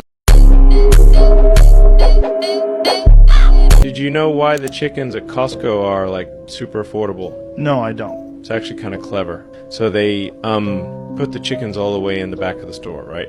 And you're thinking, oh, I'll just go grab a cheap chicken for dinner. Very easy, but like to get to that chicken, you end up walking past all this other stuff. You see like the sides, the potatoes, drinks, all the things. And then by the time you actually get to the chicken, you're like, maybe I should grab some mashed potatoes. Oh, and maybe some bread or dessert too. So it's almost like they're giving you one piece of the puzzle, but making you feel like you need more to make it complete. And it's not just Costco, pretty much every big store does this. They kind of design it so you're like moving in one direction, and you end up seeing way more than you plan to. It's like a whole strategy to get you to buy more than you've even thought about. Super smart, right?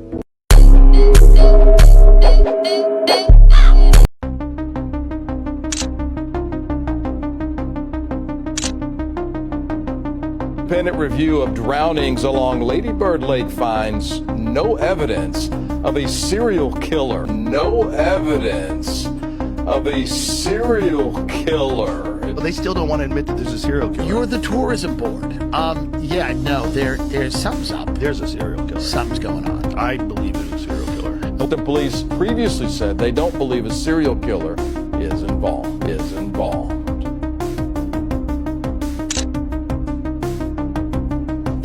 maybe suicide. I was like, he was scared of the water. Like, why would he commit suicide in the water? UTPD was involved as well as APD. They both were kind of like, you know, they didn't want to do the paperwork. They really didn't even investigate, because when I asked about why they didn't investigate, they said they didn't have enough police officers at the time.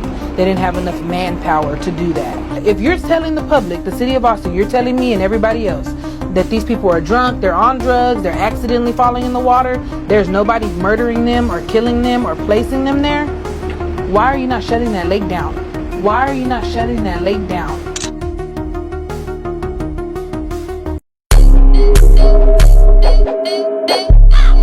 So this was uploaded 2 hours ago.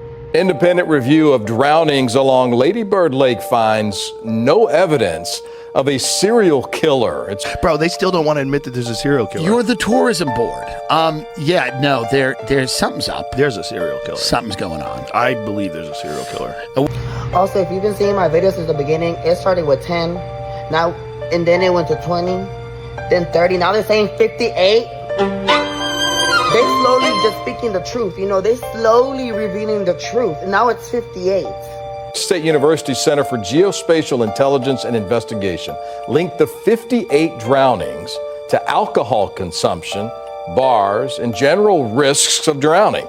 The report says the number of drownings reflects how many people visit Lady Bird Lake and the nearby nightlife in downtown. It also warned social media might have sensationalized those deaths, hurting families in the process. And now they're telling me that I'm hurting families in the process because I'm talking about the situation, and that's a lie.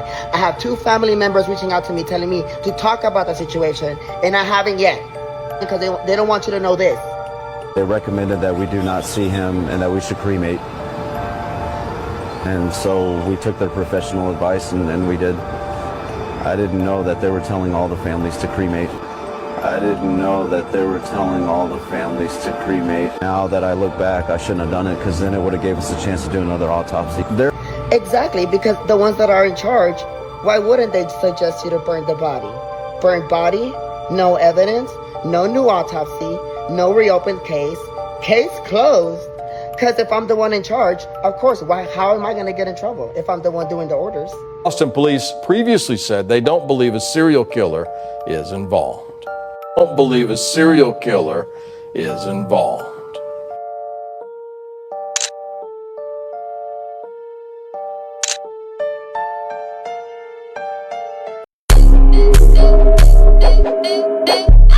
Austin, be careful, they're trying to kill you. Look at this, look at this. And so she sent me a graph that shows you'll have 3 or 4 deaths in Austin. Then it goes up to Chicago. Yeah. I'm back for popular demands because you already know any points to be made, I'm here to prove it, and I'm gonna look fucking good when I fucking do it, bitch. Yeah, it's been a while since, you know, another has been going on. I don't want any more, but look at this, look at this. And so she sent me a graph that shows you'll have 3 or 4 deaths in Austin. Then it goes up to Chicago. Yeah.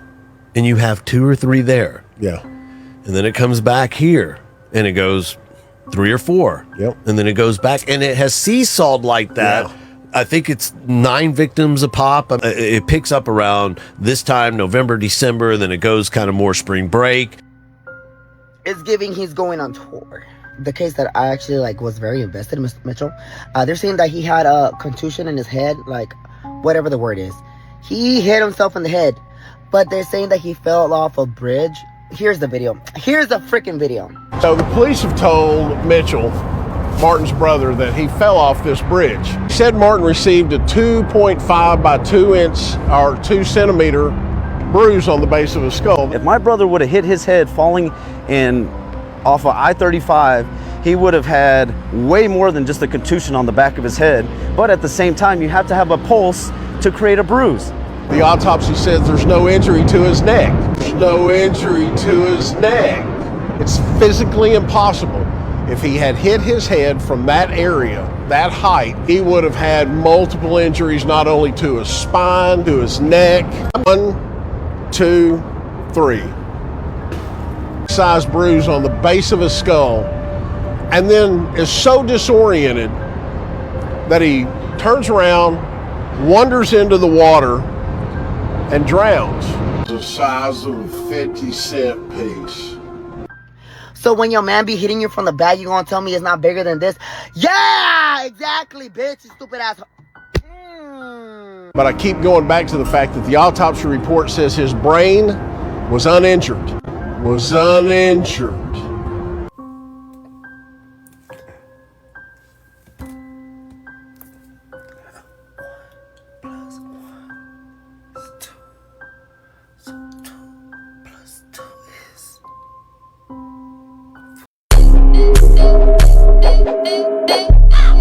Alright, this is what I found out. Some victims, they were drowned. You love that word. But the water in their lungs, they have no algae, was not brown, and didn't give lake water. What should absolutely prove they're a drowning victim, and that is they had water in the lungs. And there was brown water, and it was full of algae, which, you know, none of that's in any of them. None of that's in any of them. So that was my big red flag. And then all of a sudden, everything turns to unknown, undetermined. Unknown, undetermined. Undetermined cause of death, undetermined, because we can't figure out how the guy got in the water. Okay, next thing. The cops were saying that they died at one time, but their Apple devices. Hey, I worked at AT&T.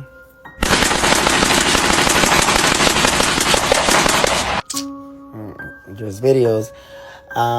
Their Apple devices say another time.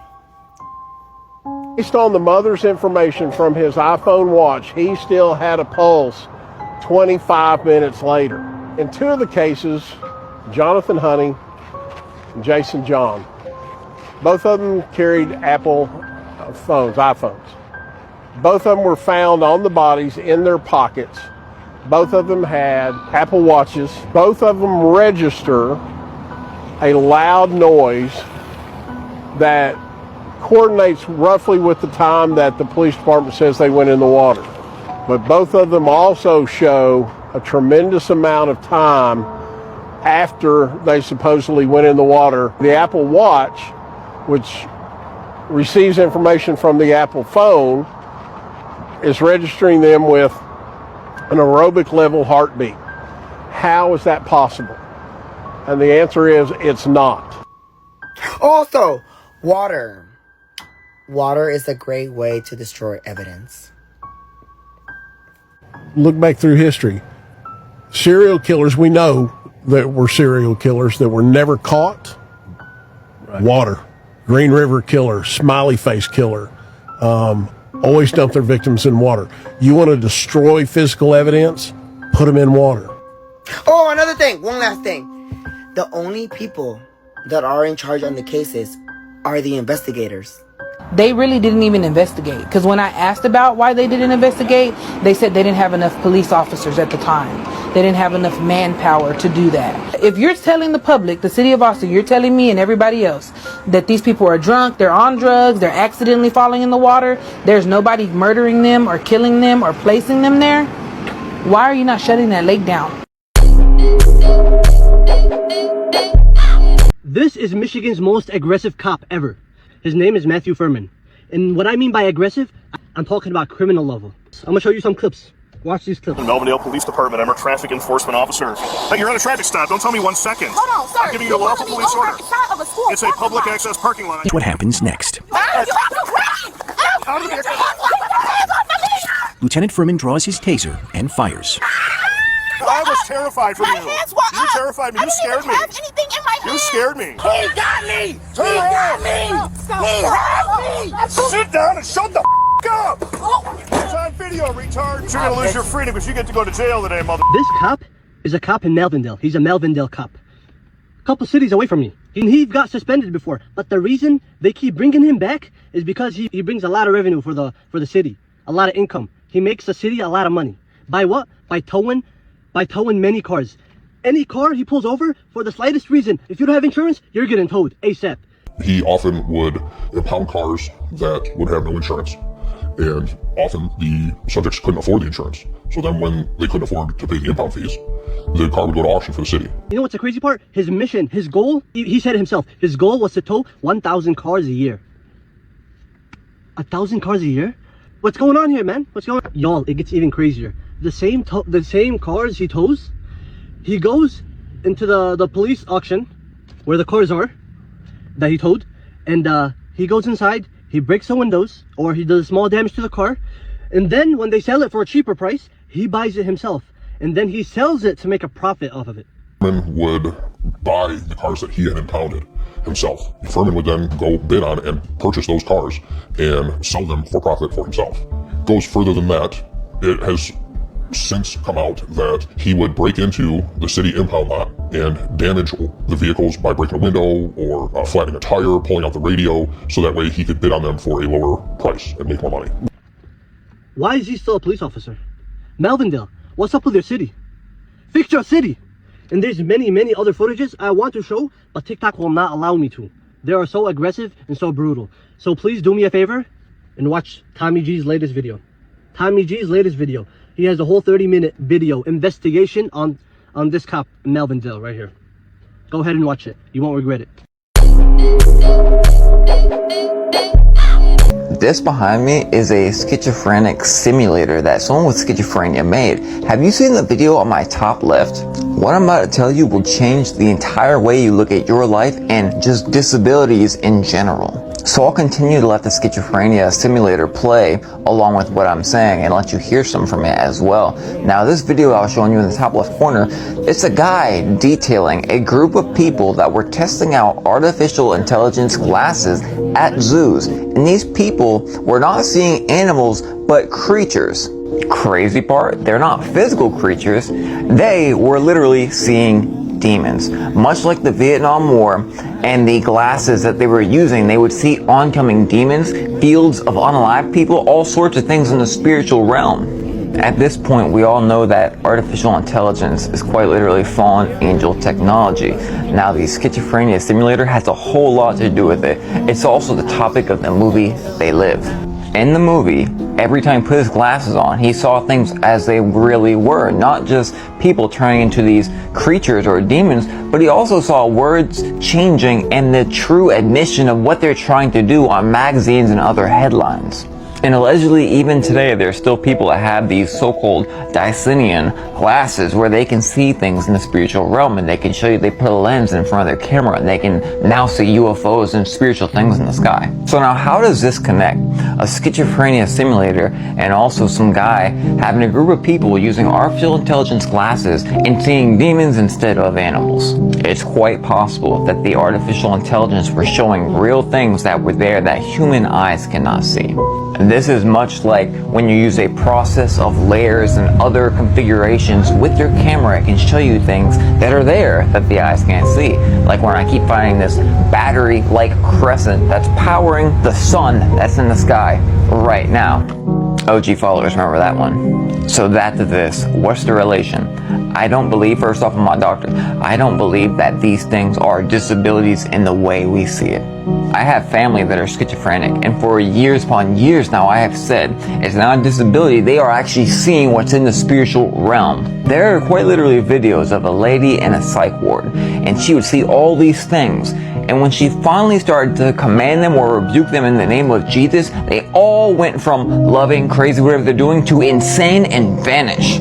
I believe that this is a disorder in the human brain which really activates and hyperactivates the pineal gland that they can see things, because we have the pineal gland that God gave to us so we can hear Him, which is why they calcify the pineal gland. And also children and animals tend to be able to see ghosts. I'm not a betting person, but I would bet you that if you take someone who's diagnosed with this disorder and have them doing a brain scan while they're hallucinating, I bet you would see the pineal gland light up in their head. But it's the world and the textbooks that don't want us believing in spiritual things. It's not a standalone thing. Take any of these disabilities. You find that most people with these disabilities, like autism, they end up being geniuses. A whole bunch of the geniuses back in time, they would tell you that they got their information from other sources outside of themselves. Tesla, Mozart, on and on. Whether you realize it or not, whether you see it or not, things like this, principalities like this right here, huge structures like this right here, these things are always around us. And guess what? The VMAs 2025 is demonic, because pay attention to the floor that Doja Cat is performing on. And where have I seen that floor before? Because it seems like pretty much every one of these musical artists or musicians or whatever you want to call them have used or performed on this floor at one point in time or the other. But I guess it should be no surprise coming from Doja Cat, because Doja Cat has already showed you plenty of times what she's about. I mean, come on. It is right there for everybody to see. You've just got to pay attention and look. So it is by no surprise to see Doja Cat performing on this floor design. Oh yeah, and all that I'm doing is I'm just sharing these cool photos of Doja Cat performing. Right? Wake up.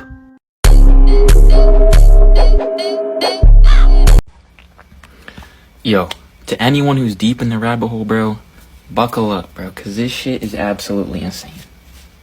So, I took some notes here, so I remember what to say.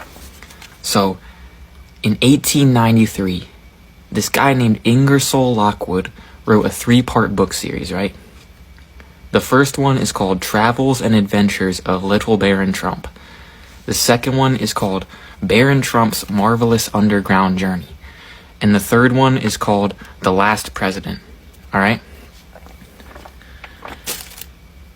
In the first book, Little Baron Trump lives in Trump Castle in Germany.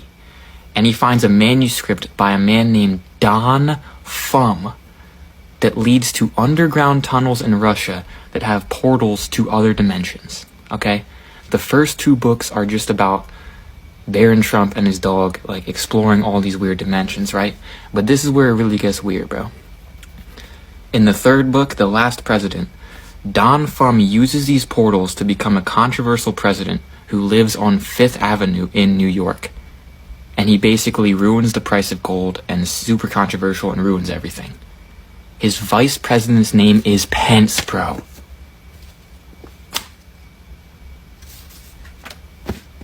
That shit is absolutely crazy, but it gets even crazier, bro.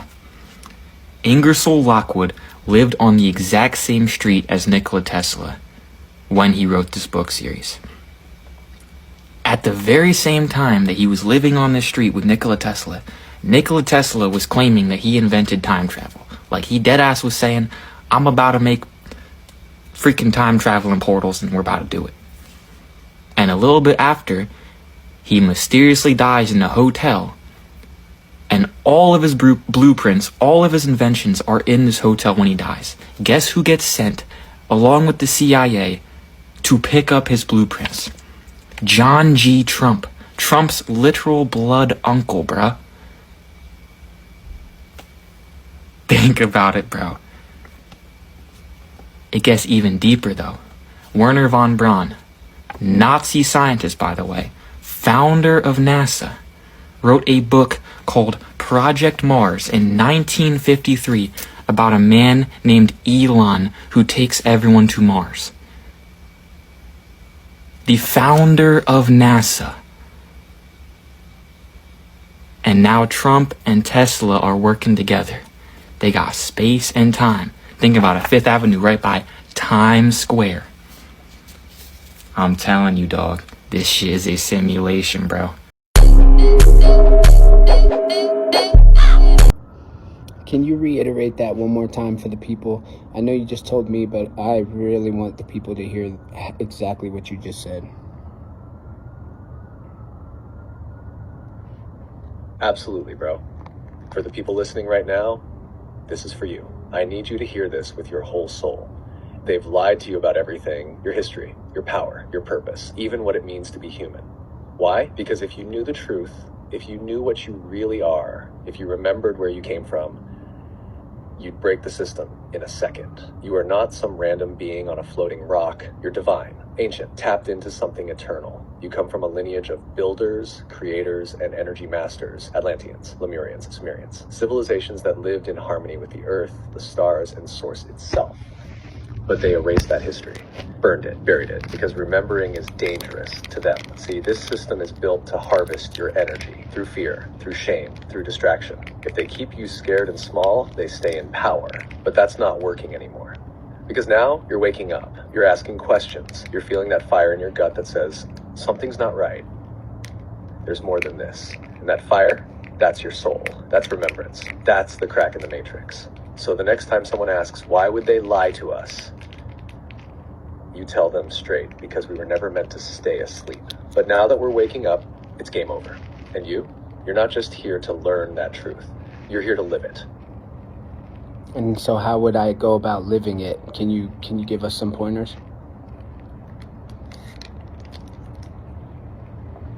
Oh yeah, now we're really talking. You don't just wake up and know what to do next. You wake up, look around, and go, all right, now what? So here's the truth. Living it means becoming the antidote to the matrix. You don't fight the system with fists. You fight it by refusing to play by its rules. You raise your vibration so high that it can't reach you. Let me give you a few keys. Real simple. Clean your mind. Start questioning everything you were taught. Reprogram your beliefs. Ask, is this mine or was this given to me? Your thoughts are your power source. Guard them like gold. Guard your energy. Turn off the noise, the fear, the distraction. Media's food. What are you feeding your soul? Move towards stillness, nature, truth, and real conversations. Align with your frequency. Eat better. Breathe deeper. Meditate. Speak with intention. Move your body like it's sacred. Everything you do affects your energy. Everything. 4, heal your trauma. This is the biggest one. Don't bypass it. Don't numb it. Face your wounds and feel them fully. Because when you heal, you stop repeating. And that's how we break ancestral chains.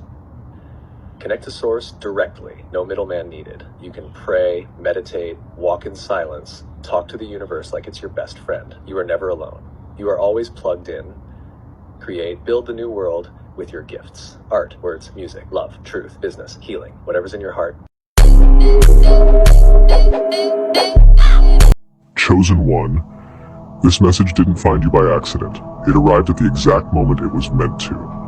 You were meant to hear this today.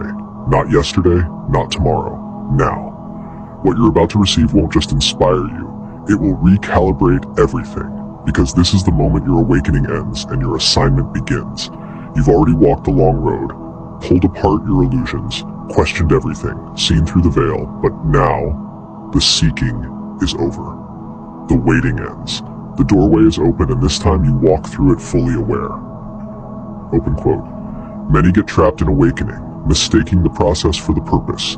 They become addicted to awareness but allergic to action. But awakening was never the destination, it was the initiation, and now your command begins. Close quote. The world is shifting fast. There is no neutral ground anymore.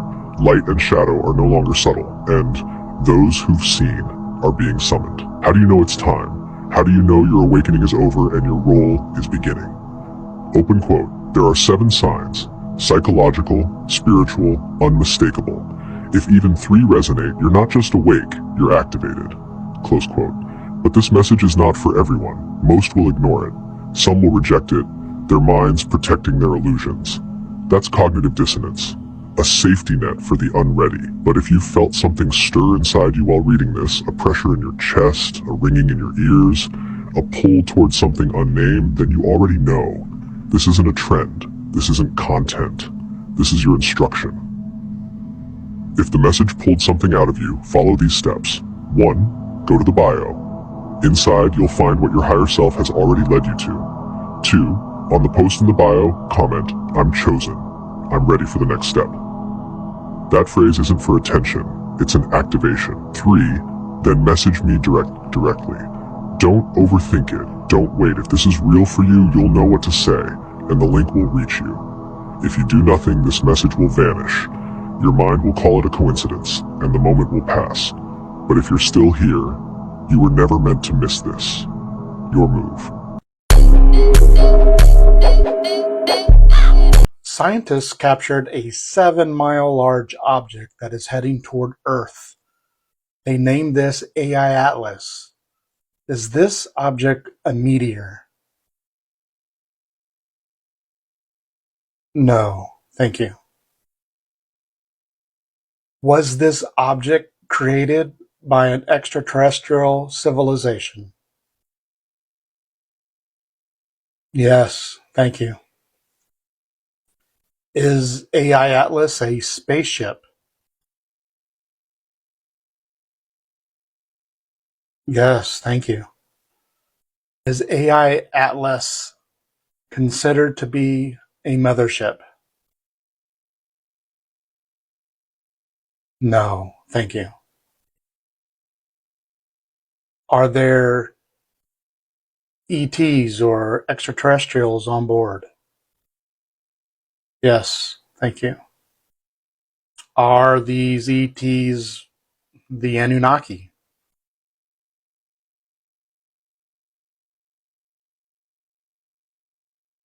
Yes, thank you. Are there other beings on board as well?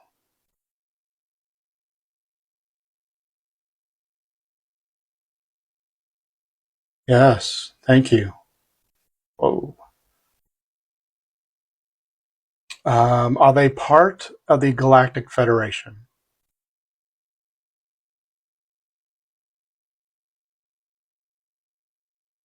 Excellent. Yes, thank you.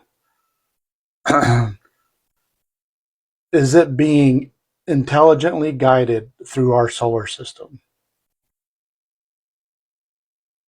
Yes, thank you.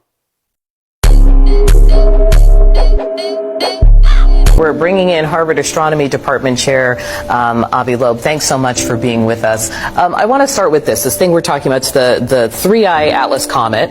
NASA's like, look, it's got an icy nucleus. It's got that cloud of gas and dust. We've got the Hubble. We've got the Webb. These telescopes have shown that there's no strange signals, no maneuvers, nothing artificial. Why do you think it could be artificial or alien technology? Well, the brightness, thanks for having me, by the way, the brightness of the object implies a diameter of 20 kilometers, and there is not enough rocky material in interstellar space to deliver such a giant object per decade. It takes 10,000 years for that much mass to arrive to the inner part of the solar system. Moreover, the trajectory of this object is very fine-tuned. It lies in the plane of the orbits of the planets around the sun to within 5 degrees. The chance for that to happen is 1 in 500. And moreover, it passes very close to Jupiter, Mars, and Venus, with a chance of 1 per 20,000 if you just change the arrival time randomly. And it will arrive closest to the sun when the Earth would be on the opposite side. We won't be able to observe it, but that's the perfect time for it to maneuver. And so we just need to watch it. I'm not saying it's an alien technology. I'm just saying it doesn't look like a very common thing. And actually the glow that is around this object, usually for comets, you see a trailing tail behind the object. And here, the glow from the Hubble Space Telescope image is actually in front of the object. We've never seen such a thing. A comet doesn't have glow in front of it. But can you tell me why your position on this is so different from NASA's? And why in your paper about it, you kind of talk about this as a thought experiment, a pedagogical kind of exercise. You're casting doubt, and then NASA is saying it's not true. So why keep talking about it this way? Well, science is about asking any question that you like. It's not there is no censorship on the type of question that is being asked, and the scientific method is about using data to select the correct answer. Now, assuming in advance that you know the answer is not a productive approach. We need to collect enough data, and there should be a scale that classifies objects between 0, where it's obvious that they are natural, when there is a cometary tail behind them, they don't have a special orbit, there is nothing unusual about them, and a 10 when it's definitely an artificial object where it maneuvers, there are some artificial lights, and we should look carefully at any interstellar object that comes into the solar system. We're in a new era now that the Rubin Observatory in Chile will find a new interstellar object every few months. And I'm suggesting to leave all possibilities on the table, because we launched probes to interstellar space, Voyager, Pioneer, New Horizons, And why should we assume that we are the only one in our cosmic neighborhood? We should just check by looking at data. It's not a matter of opinion. It's not a matter of NASA having authority on this matter. And I hope to see that data soon. Avi Loeb, thanks so much. Thanks. I don't believe it's a UFO cover-up. I believe that it's a time travel cover-up. My father, we had the documents. We don't have them anymore in the Philadelphia experiment. Einstein worked on it. My father did reveal that. And I just don't believe, I have said at a very important meeting about time travel. They wanted to know what my father knew and such like that. I have stated my issues, that there is no future and there is no past. There's only now. And the way that I think of it is very simple. As a computer, there are icons. You know your birth, you know your mother, and you know your birthdays, you know when your child was born, and each one is a picture within the brain. Well, the way that time works is those icons are sideways. There is no future, there is no past. There's only the memory of those icons. And can you draw from them as a human being? Yes, you can. But there are those that cannot do that. So if the ET would land here, he would have that ability, and it would segregate our society. See, there are other issues besides religion involved. There's the mental parts that are involved. I don't know if that's hard to follow or what, but these are the type of mind games that need to be played to understand why they do not reveal themselves to the masses. Going back to what time is, different to what we think. Try to break down what you're just saying there. So Jesus is dying on the cross right now. So all past lives, future lives are happening We now. are limited beings. All we can see is when we were born and our timeline to when we die. It's insignificant in relation to the trillions and the universe. It's insignificant. There is no start. If you look at that, it's like Voyager looking back from the edge of our universe, looking back and seeing one single pixel. Is it important? No. Our whole existence is not important into revelation. So why should we measure time? We know we go on after our death. We know we were somewhere before our death. My thinking is that human existence is just a coffee break from eternity. So I know this is deep, but what I'm getting at here is very simple, Kevin. There are other reasons why we don't know. Okay. Some can handle it, some can't. Okay, so if all time's happening at once, so past and future lives are happening now, right? And present moment is really all we've got. The rest is an illusion, right? Why is that then? When you say that time travel is the real agenda here, not that we've been visited, all this other technology out there. Why do you still say that time travel is the real agenda here, though? Well, time travel is the cover-up, because sitting at this table, which I will explain maybe further later, I was tricked into it by the head of the Black Projects for the Air Force.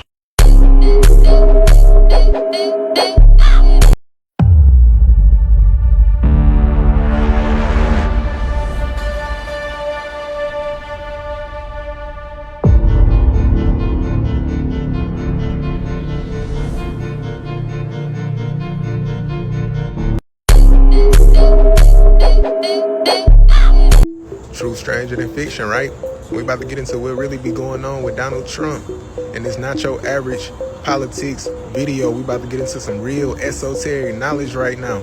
Because it's a reason why he got smoked with the Smithsonian. It's a reason why he keep on bringing up birthright citizenship. Y'all hear that confirmation in the back? It's a reason why they kept on trying to assassinate him. It's a reason why all of these things be going on, because he not your average politician, not by a long shot. And it's a reason why he kept on talking about how the 2020 election was rigged. Now it's people who wonder if he a time traveler. It's people who wonder if he a double agent. It's people out there who wonder if he an alien. And two things can be true at once. We about to break down what's really going on with Donald Trump. And if you take a look at the state of the world right now, you will see it's been strange things going on all around us. Orbs in the sky, UFO sightings, alien sightings. The whole world on fire right now, and nothing is a coincidence. If you dig deep enough, you will see it's been strange things going on. Just like how it was a Barron Trump book that dropped in 1893. Just like how it was a book about Donald Trump called The Last President that dropped in 1896. Because Donald Trump not your average guy. He is a race called Pleiadians from the Pleiades star system. And we about to break that down for y'all. And for those of y'all who don't know about the Pleiadians, or you never seen one, this is what they would look like. And there's different ways to tell when it's a Pleiadian, because they get no shorter than around 6 feet. They gonna be tall as hell. They cool too. They got like a lot of swag to them. Like they naturally have people gravitate towards them because they just got like a certain energy to them. And one of the things about the Pleiadians, you will see them in a lot of movies. You will see them in different sports because they like being in the limelight. That's part of their personality. They like to be seen.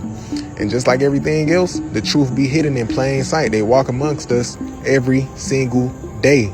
In fact, some of y'all favorite movie stars might be a Pleiadian. Hence the reason why Donald Trump's son, Barron Trump, he around 6'10", since he was about 16 years old, because they not from here. But to the average person, not even knowing that, you just think, oh, he should have been a hooper. He could have played basketball or something. Now, y'all remember how I was saying it's people who think Donald Trump might be a time traveler. It's people who think he might be a double agent. It's people who think he an alien. Now, he not a time traveler, but he been around for a long time, way before y'all ever seen him pop up in the limelight. And the reason why all of those assassination attempts was going on, y'all see his name get played with the way it do in the media, all of these smear campaigns, is because he is a double agent, but he working on the side of high vibrational energies. He infiltrated, and once they found out he infiltrated, that's when all of these things start occurring. Hence the reason why back in 2020 he was talking about how the election got rigged. It did. If you go look at the numbers, you will see. But one of the things about it is he never really stopped being the president. He was still in office the whole time, which is the reason why when Joe Biden got inaugurated back in 2020, he used this specific Bible right here. And the reason he used this Bible right here is because it was known as a grimoire, one of the same things you will see in Harry Potter. And the reason why he used this book in the first place is because they had to use some of their spells. They had to keep up the illusion. So in order to do that, they had to go and use esoteric tools that they have, which hold a lot of power for them in order to further push the narrative. Here you go right here again. You can go and look up this Bible and you can see this is not the same Bible that they use in all of the inaugurations. In fact, it's only been used a couple of times before, but any other inauguration that you see, they never use this Bible. But we know how they are in America. America love to keep up traditions. America, they go to the furthest lengths just to push a holiday. July 4th ain't going nowhere as long as they around, but y'all see how this Bible got used, right? They got away from it for that one specific time. Not that one specific time, but they got away from it in order to do what they needed to do at that specific moment. Now, for those of y'all who still around, go back and look into that assassination attempt that took place at his rally campaign and look at the orbs in the sky. Look up the orbs in the sky that was around when that assassination attempt took place. That's because Donald Trump is working for us. He is a part of the Galactic Federation, and he has heavy spiritual protection when it comes to these things. Y'all never seen a president almost get assassinated that many times and no action be took, no action got took, because it was the powers that be. They was the ones who did it. So why would they go after themselves when they was the ones who enacted that display of aggression in the first place? And there's other people who done talked about this same topic. You can look into Rashad Jamal. You can look into Young Cavo. There's been plenty of people who talked about it, but it's not well-known knowledge. This is what's known as esoteric knowledge. You have to be tapped in to a certain extent to even come across this information, because this is things that they don't want the public to know. And there's people who might think it's crazy, but what's really crazy is looking past the fact that it's UFOs flying in and out of the ocean each and every day. What's crazy is looking past the fact that it's orbs in the sky on a daily basis. What's crazy is looking past the truth when it get pushed in front of your face and looking past it and deciding to still go with the narrative of what's been taught to you your whole life because you don't want to let go of that programming and realize the truth is stranger than fiction. And they're not going to tell you the truth, because once the truth fully get realized to the masses, that's when the scales tip. And there's people who done talked about these things, such as Rashad Jamal, Young Cavo, plenty of TikTok creators. But it's up to you to go in and further dive into this information and look into the things that I'm telling you right now, because I already know it. I'm telling you this for your greater good, for your betterment, for your ascension into a higher vibration, and to know what's really going on in this world around you to this day. Is going on a daily basis. So now that this information is at your fingertips, do a little deep diving and ask yourself, why is the whole world against him? Why are all of the politicians against him? Why is the government against him in ways that we have never seen them go against any other president in history? Truth stranger than fiction. So if I was the president and I knew something crazy was coming, like a big ship from outer space or anything crazy like that, I would probably deploy a bunch of troops to a bunch of different major cities so that when I made the announcement, people, if they're freaking the hell out, would be able to be controlled. Just saying. A whole lot like we have a massive spaceship that's headed towards our Earth that's going to be here either in October or November. It's kind of flip-flopping back and forth, and then of course we have the 2-week thing that's come out of I can't find out where. But Avi Loeb has done so many interviews at this point that I'm officially leaning towards the spaceship side of this, because he's saying that it's like 20 kilometers, is around 12 and a half miles, which is the size of Manhattan Island. It is the size of Manhattan. That is wild. On top of that, it also is made of some sort of substance. They don't know what it's made of. They can't figure out what it's not like any other comet that's ever existed that we've noticed since we started monitoring the skies, or at least that's been documented since we started monitoring the skies. Ooh, so I gotta calm down. I'm very excited about this. But it is reflecting. So we have a reflective object that looks like it's probably technological in nature, and then it also doesn't have a trail. It doesn't have a cometary trail. So just like all the other comets, they leave a trail behind them, but this one does not have a trail. It has like a headlight in front of it. It's glowing in the front of it, which also looks technological. I'm just saying, it's definitely on the side. And there's other scientists that are kind of backing this at this point. Not a lot of them are coming out because no one wants to be called the kooky scientist, right? We're all afraid of being called kooky, except for me. I don't care. So I'm just saying, I'm thinking if we were being visited, somebody would have some good footage. If we were being visited, I'm thinking maybe Google satellite images would catch spaceships that are not airplanes moving on our surface. If we were being visited, I'm thinking we'd have something better than fuzzy monochromatic video. I'm like, dude, you have a PhD in physics? Where's your curiosity? I can't even believe. I have credentials too, and I'm happy to go toe to toe with you. If he wants to debate me, I'd be fine with that. Look at this. See this? See that? That trajectory was completely controlled by gravitational forces after it reached its peak up here and came back down, and yet a thinking creature started the process. Okay, it doesn't mean if this came in and you go, oh, gravity did that, but somebody made it go to here. Checkmate. The 5 most feared alien races in the galaxy. Number 2, the Goatmen. There is a race so feared, they became the origin of ancient legends. The Goatmen, with pale skin, curved horns, and inhuman proportions. They resemble the figure now known as Baphomet. In the Middle Ages, their image appeared in carvings, flags, and forbidden texts. They were mentioned by nobles, explorers, and early astronomers who saw things they couldn't explain. Old grimoires describe how to summon them and make pacts with them. Eyewitnesses reported a strong sulfur smell right before their appearance. Aleister Crowley wrote about a horned entity that taught him secrets beyond human understanding. Could it be there is a connection with demons? What do you think? Do you believe in the Goatmen? Comment Goatmen if you believe in them.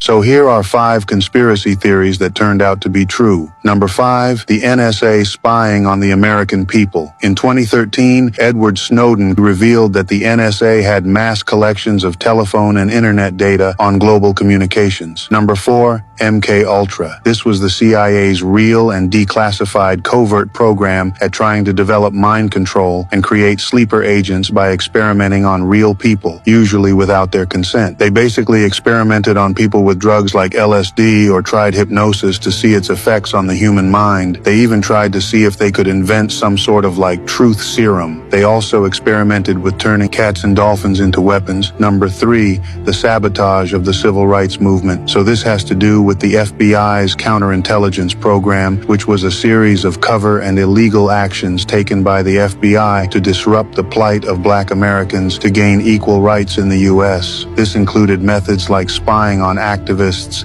and then leaking negative personal information. Secret agents would create racial tensions within groups to break them down from the inside, stopping organized peaceful protest by having secret agents within the groups start conflict with the police, allowing police to retaliate. Number 1 is Operation Northwood. This one's insane. This was a real proposed declassified plan by the U.S., who staged a terrorist attack on American soil to justify intervention in Cuba. It was never done, but it was still revealed decades later in declassified documents. And if they were willing to do it then, who says they wouldn't do it now? This happened in Mexico. A couple, they're just having dinner late at night. Okay. And then out of nowhere, they just hear some cries outside of the house and stuff, right? And then the guy starts even saying like, I told my friends, I told them, but none of them believe me. But watch when I show them this video. Bájale, bájale. Bájale, bájale, bájale, bájale, bájale. Bájale, bájale, bájale, bájale. ¿Me escuchaste?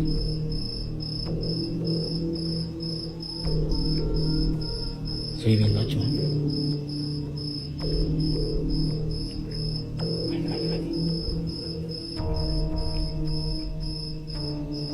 ¿Viste cómo soy hija?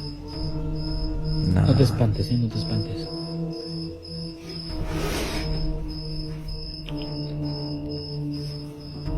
Bro.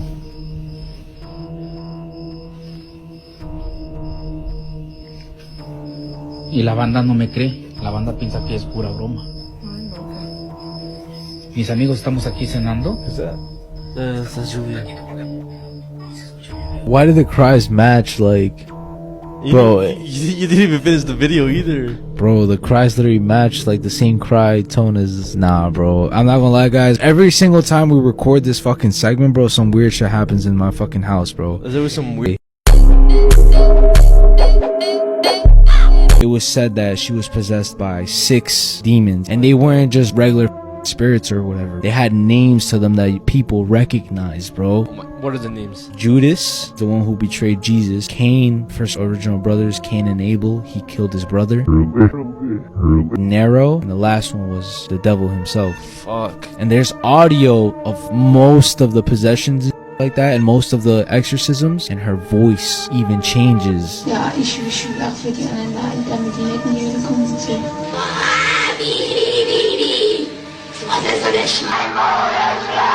Shit's crazy, bro. Sounds different, bro. Die müssen in eigenen Seminaren.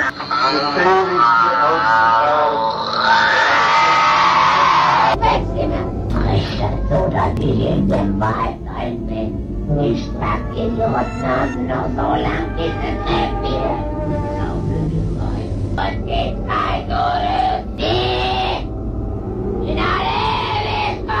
While this was going on, she was tied in order for her to not hurt other people. She was biting people and shit. She was also hurting herself. One instance she... The most terrifying chapter of the Bible, Revelation 9. The Bible warned us. The 7 trumpets, a series of judgments that God will bring upon the earth. They are described in the book of Revelation. The trumpets are blown by 7 angels, one at a time. Each trumpet judgments are more severe than the previous one. The trumpets are a warning to the world to repent of their sins and return to God. The first trumpets, granite and fire mixed with blood, fall on the earth, destroying 1/3 of the trees and all the grass. The second trumpet, a burning mountain is thrown into the sea, killing 1/3 of the creatures of the sea and polluting 1/3 of the sea. The third trumpet, a star falls from the sky, poisoning 1/3 of the rivers and springs. The fourth trumpet, 1/3 of the sun, moon and stars are darkened. The fifth trumpet, a plague of locusts, is released from the abyss to torment people who do not have the zeal of God in their foreheads. The sixth trumpet, an army of 200 million horsemen, is released from the river Euphrates to kill a third of mankind. The sixth trumpet, 7 angels with 7 bowls of God's anger are poured out on the earth, bringing devastating judgments, including a great earthquake, a plague of burning sores, and a hailstorm with stones as big as talons. The 7 trumpets are a reminder that God is holy and will not tolerate sin, and are also a warning to the world to repent and turn to Him. The trumpets symbolize the end of the age. The sixth trumpet marks the beginning of the final battle between good evil and the end of the world as we know it. The question is, if the trumpets began to sound tomorrow, would you be ready?